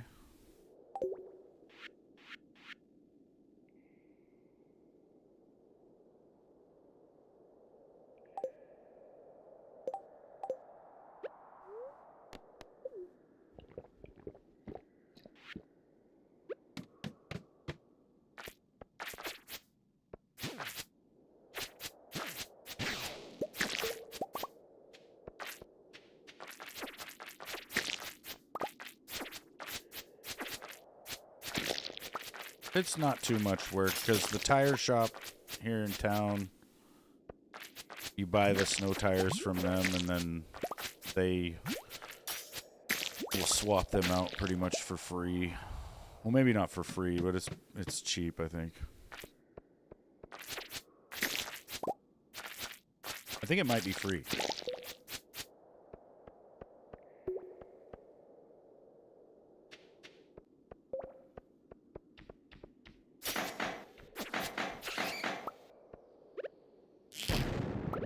Yeah, we've got studded snow tires.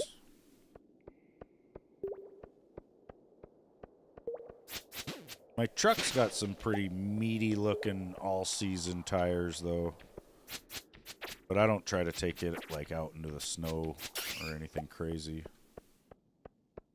I don't go out in the woods with it like that, like way up in the woods, you know.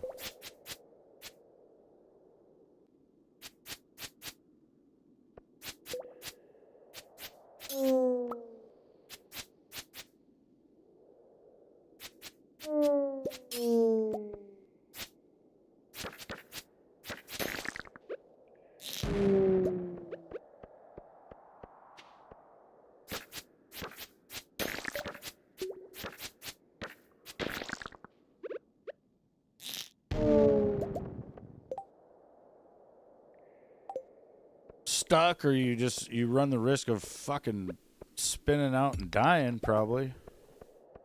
Like if you got to travel any significant distance in the wintertime, you need studded tires. The roads are pretty icy and fucked, especially when you get out away from the towns.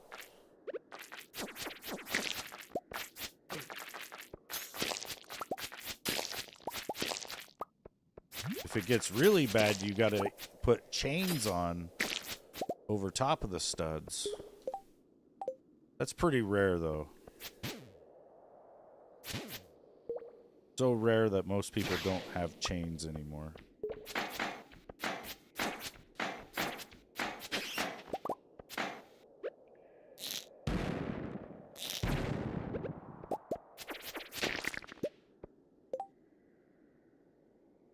Yeah, chains, dude. You gotta fucking pull these sons of bitches out and, like, drape them over the wheels, kinda, and then connect them at the bottom.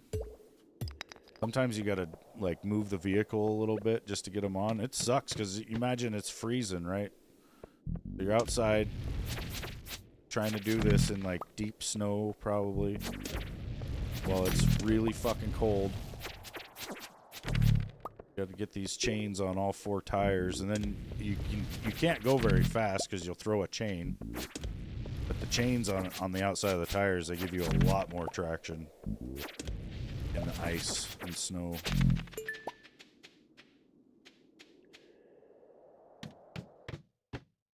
You know, the thing with four-wheel drive is, like, I don't know, like Subarus and shit that are all-wheel drive, they do pretty well.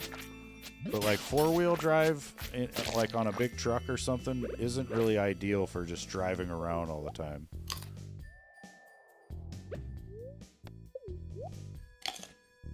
Like, my dad told me that if you get stuck while you're driving in four-wheel drive, you are fucked, basically. But if you're driving around in two-wheel drive and you get stuck and then you put it into four-wheel drive, you usually can use the four-wheel drive to get unstuck.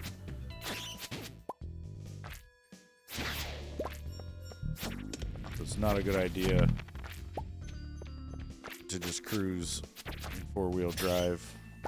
Well, and if you know anything about like vehicles, like the differential for your back wheels versus that four-wheel drive diff is pretty different. Like the four-wheel drive in most vehicles is not meant to be used for any significant distance, because that differential is so small.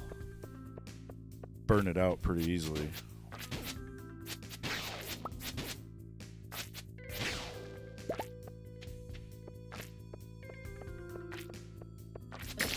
But yeah, a lot Subarus and like Toyotas and shit are pretty popular up here because of the all-wheel drive.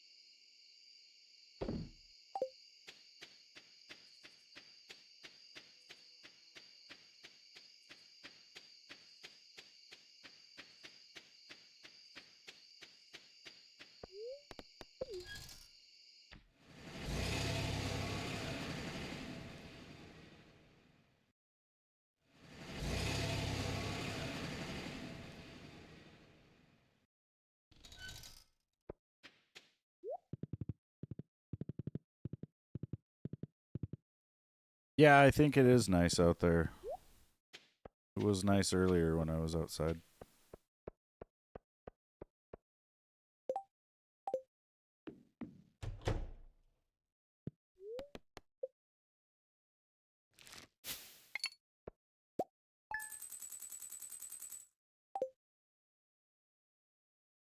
$24,000.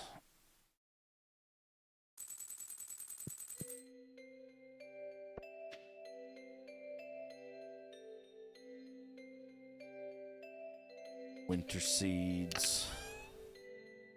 Or wolf snapper roe. That's a decent night. About time that wolf snapper made some roe.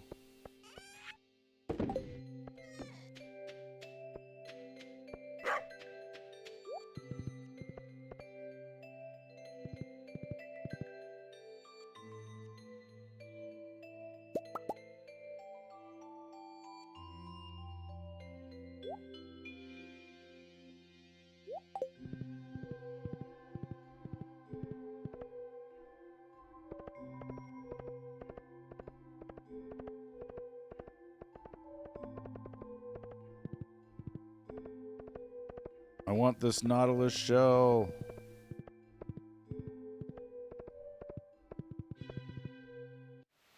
Oh my god, there it is.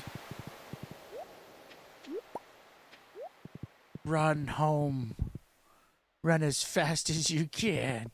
Actually, we gotta go to the community center. But we're running.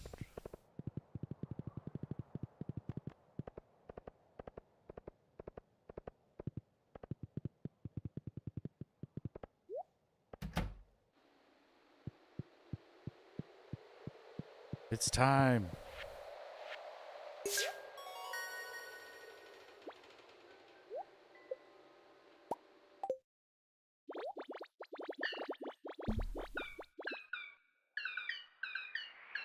We did it. The last bundle. Farewell, ZC.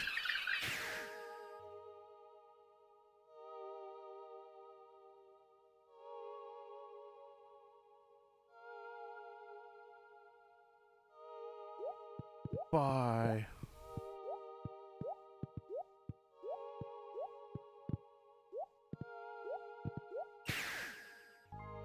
The Junimos have returned to the spirit world. If you look, the whole community center is fixed up.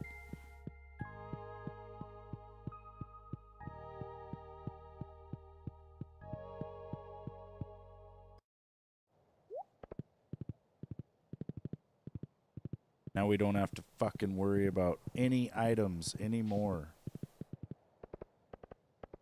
Just play the game.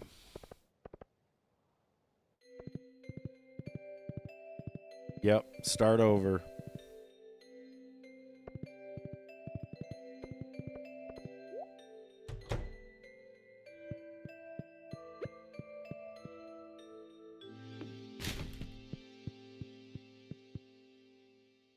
Yeah, I should be able to get that Nexus portal in a couple days. Hopefully. I'm gonna go down there right now and just see. Yeah. Yeah, thanks, Pete. Chicken butts. No, it didn't show up. Oh, yeah, where's that chub at? Did I sell that mother trucker? I bet I did. Shit. Caught the chub. I smoked the chub, and then I sold the chub. You haven't had the cutscene yet? Fine.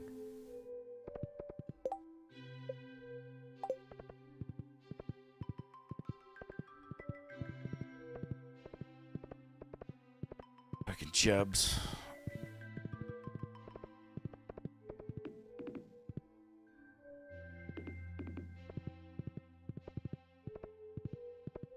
That Chubbs was a golfer.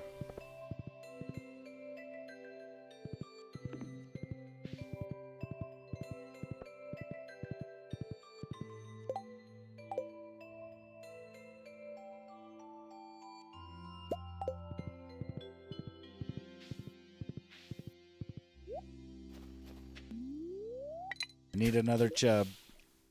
Any chub will do. Doesn't even have to be that big. You know, just like an average one.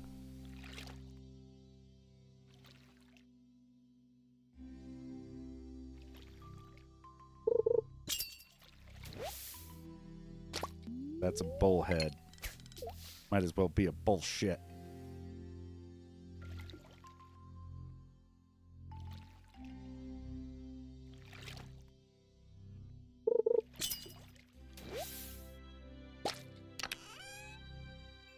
Jesus.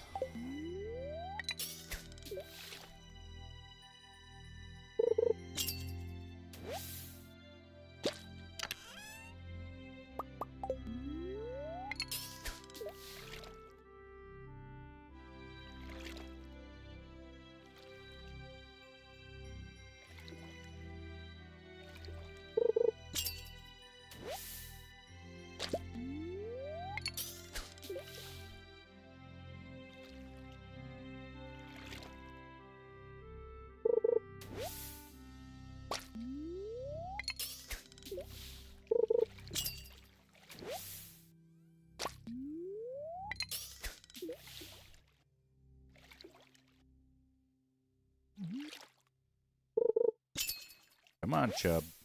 No! I'm getting all these high-quality fish. Oh, there it is. There it is.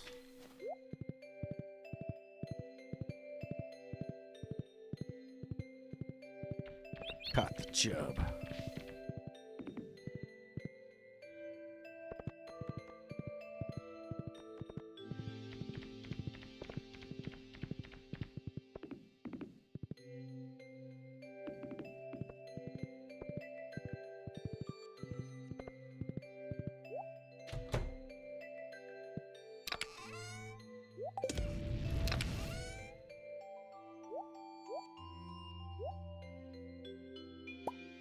Willie wants a ling.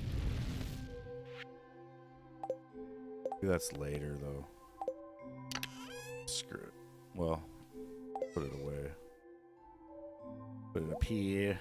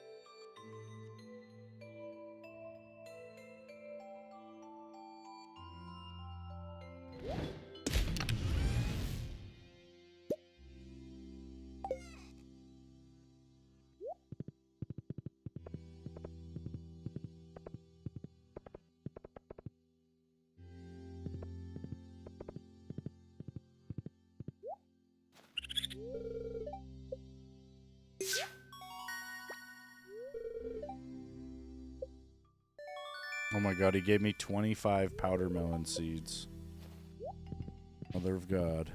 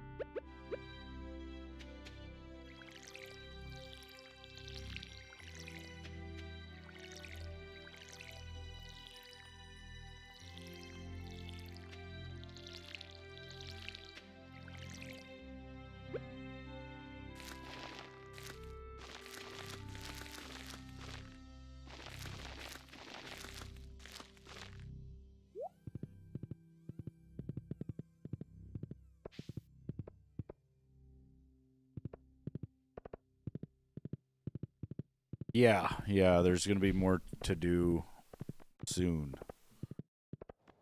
Willie's gonna want his boat fixed, and then we'll be able to go to Ginger Island. And I can't remember how we go to the, it's like the Highlands, but I think that'll come up soon.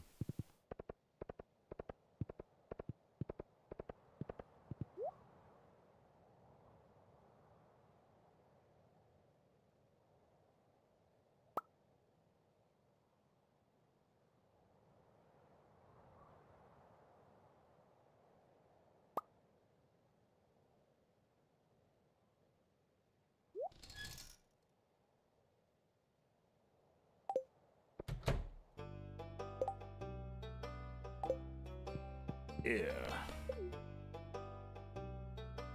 Willie will send me some mail telling me to come see him. Batteries, iridium bar, and hardwood. I'd probably need to start getting some hardwood.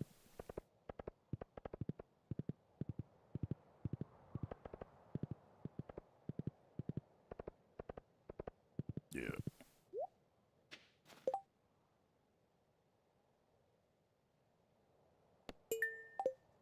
Now that I've waited like 3 days to start that mission, I'll go ahead and start it. Robin's resource rush for 80 hardwood. Should have did it. Should have started it days ago.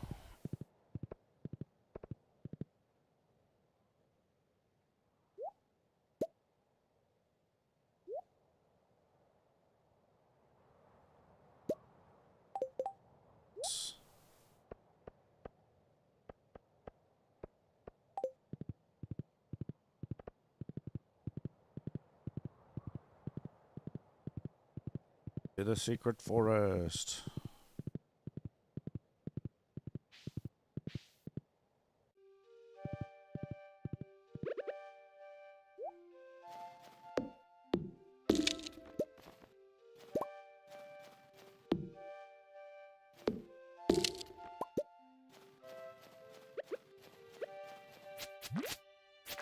Oh yeah, I need to go up to the Adventure Guild and get my rewards still.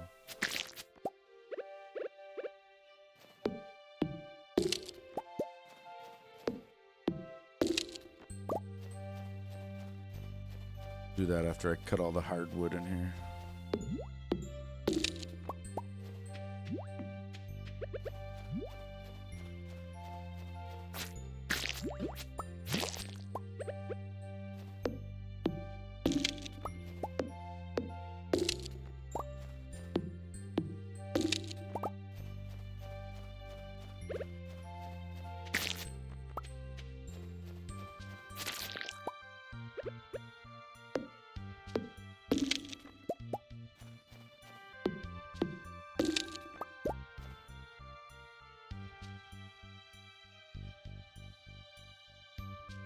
I've got like 48 mahogany seeds. I need to go to the desert and plant those. Be a nice little hardwood farm as well.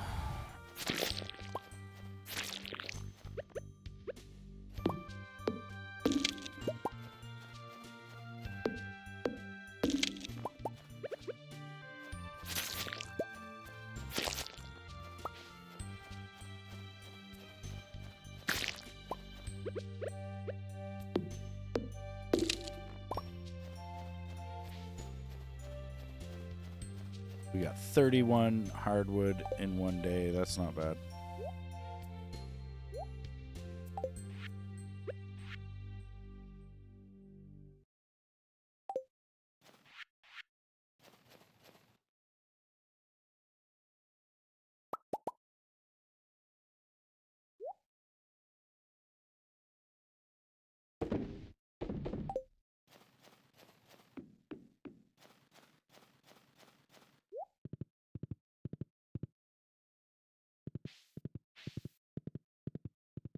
One of the things I kind of like about this game is how the seasons, like the time of day changes with the seasons, right? Where it gets dark early, like in the winter time. Or in, you know, in the summer you got like way late or way later on the day where it gets dark.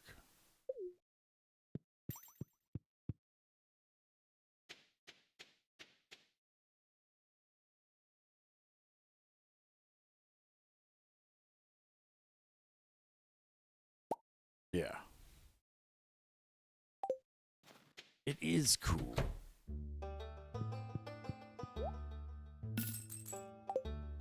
So that, let's see, we're at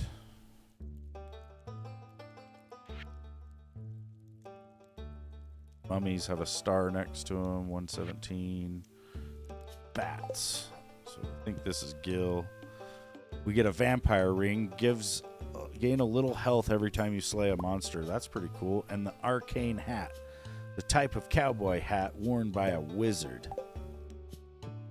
Well, pop those on. Oh yeah, we wizards.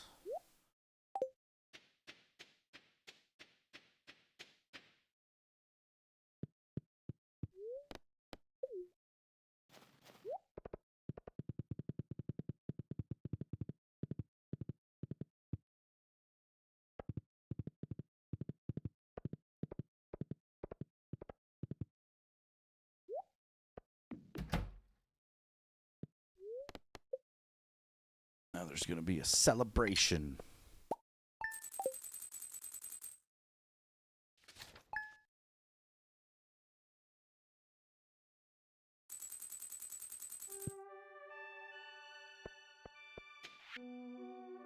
Mayor Lewis, everyone around town has been talking about your great generosity lately. Apparently, packages have been appearing in people's houses containing items they posted about years ago on the community center bulletin, and the packages are all addressed from your farm. Thanks for going out of your way to do something like that. All of us in town are delighted. Mayor Lewis.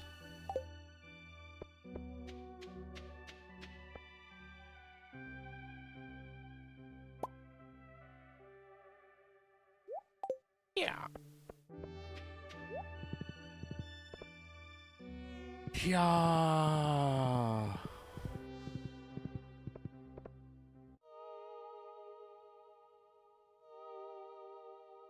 Marnie's dancing. Everybody's all excited. Balloons and shit.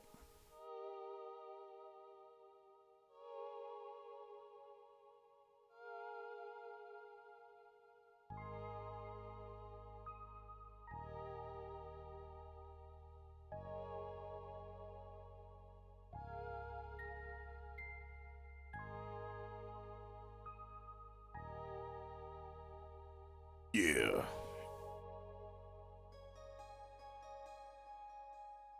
Clint's walking back into the blacksmith booth like, holy shit, I can do so much now. Yeah, it's tough to get it year one. It's very easy to miss a couple things and have to wait till the following year.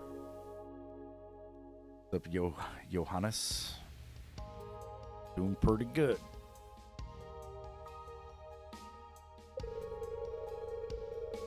Done Pelican Town, a great service. Everyone in town is pleased. Oh yeah.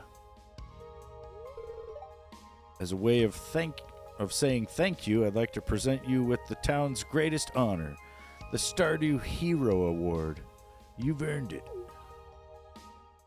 Oh, we get this big ass trophy.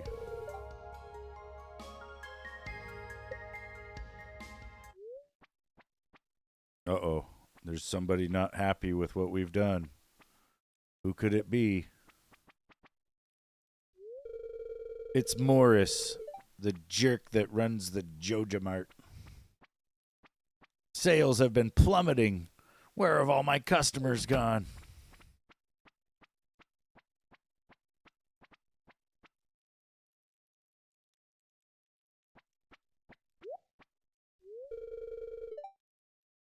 All my customers here? This isn't good. Pierre's like, how does it feel? Should I say, let's be reasonable, or let's settle this the old-fashioned way? I'm going to be reasonable.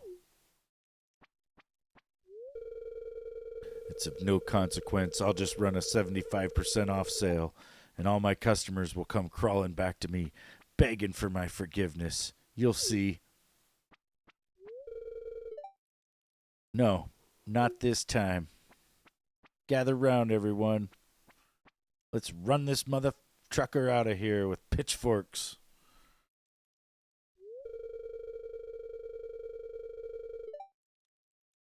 And then we're going to have this whole spiel about the thing, and I'm going to skip it. It was going to start getting all heart-feely and shit, and we don't want to experience emotion, so we're leaving that in the dust.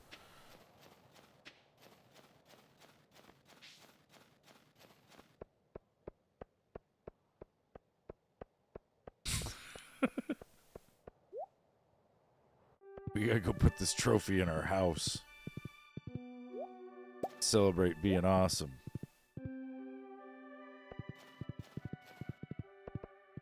Where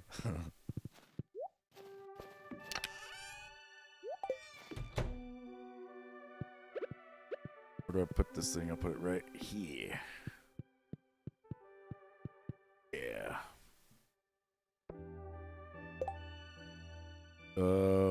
Yeah, I want to go check the forest and see if I get that cutscene for the Nexus. I probably won't. But But it would be awesome if we do. We did not.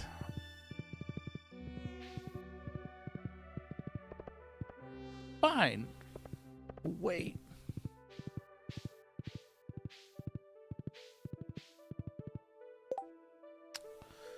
Where am I on mastery? About halfway to the next one.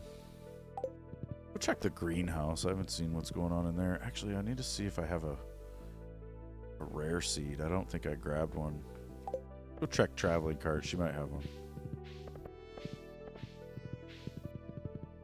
Because I think I can get another star drop from that. From the forest. No rare seeds. Damn it.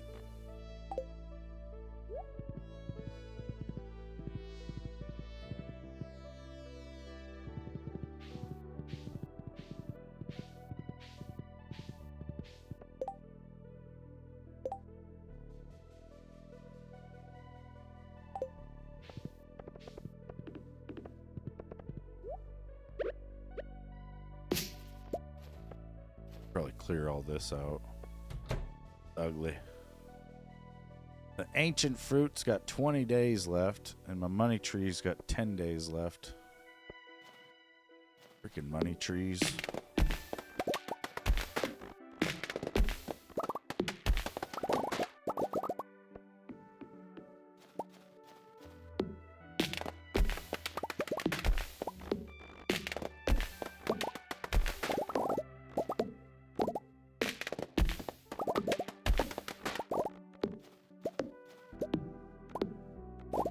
Me too. I suppose that would be maybe some sort of fruit tree.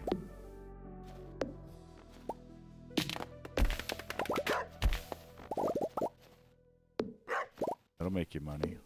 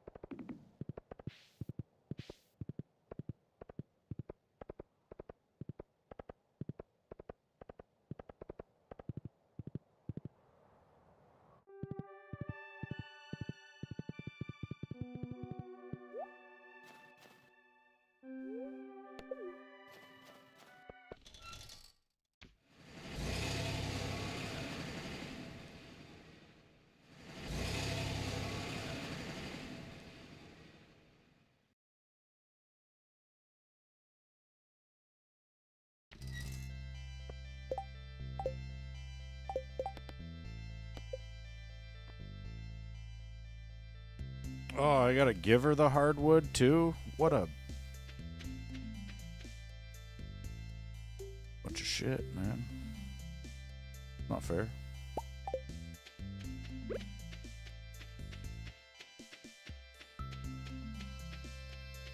All these people wanting my chub and my hardwood.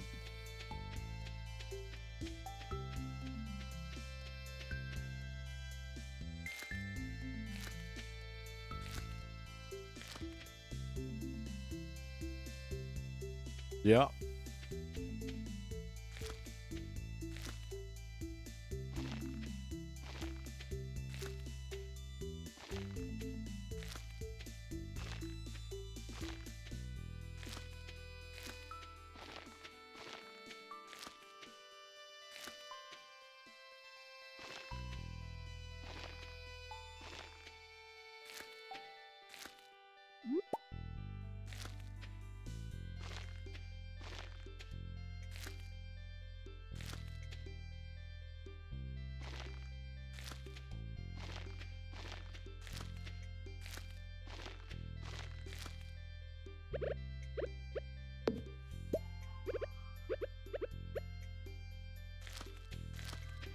We'll have some hardwood here in about a month.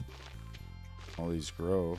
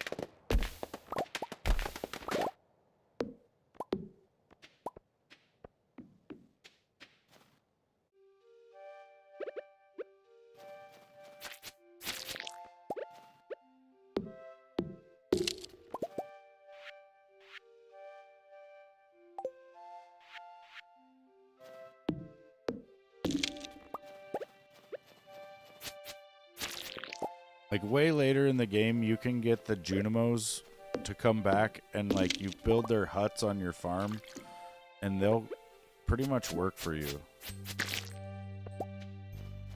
They may even be considered slaves.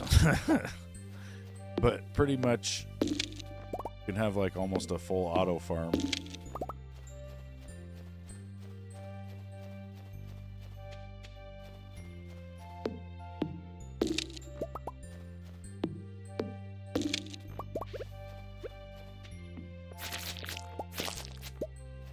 Yeah, it's pretty cool. I don't know, usually by that point I'll have like so many fish ponds I don't have room to grow anything.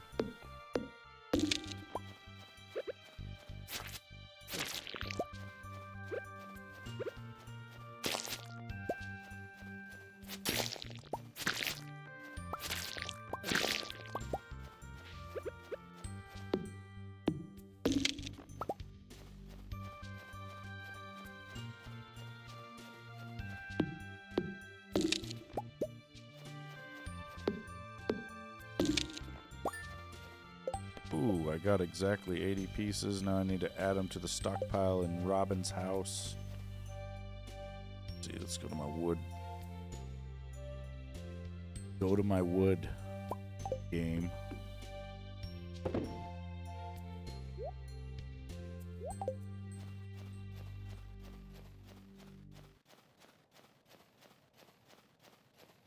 Quickly get to Robin's. Don't give her the wood. It's for the resource rush. Working on it for days. What do you mean? Screw Willie and his stupid boat. Oh. It'll be alright. Have enough wood. I got enough wood to go around.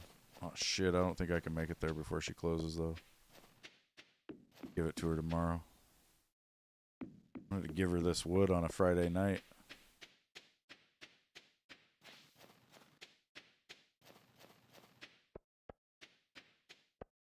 Yeah. Wait, don't close.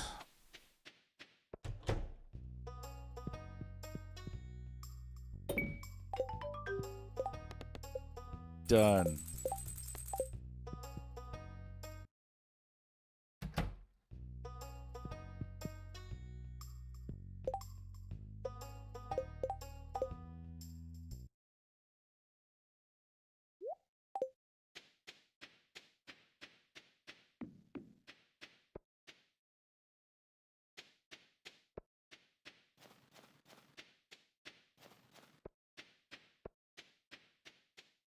Yeah.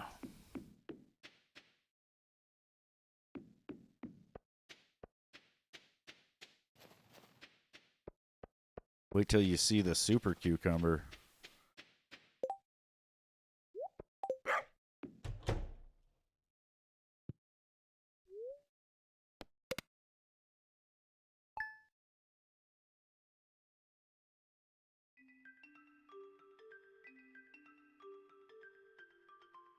Oh, you're fine. Fine. Algae soup, fried calamari. Oh, yeah, everybody starts sending you their recipes for doing the community center. Lots of mail.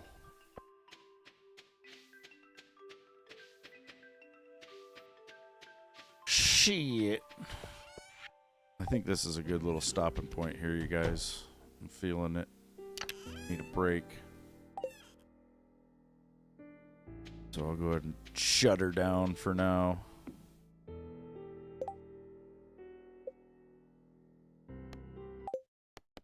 But yeah, I appreciate you guys all watching. The Stardew Valley. Getting the community center done on year 1. Yeah. Appreciate you guys being here and listening and having a conversation with me. I don't know. You know, I talk about a lot of crazy shit, and I probably repeat myself sometimes. Maybe a lot. But I do appreciate you guys. But yeah, Pete, have a good one. See you, Cody. But yeah, have a good one, you guys. I will see you tomorrow.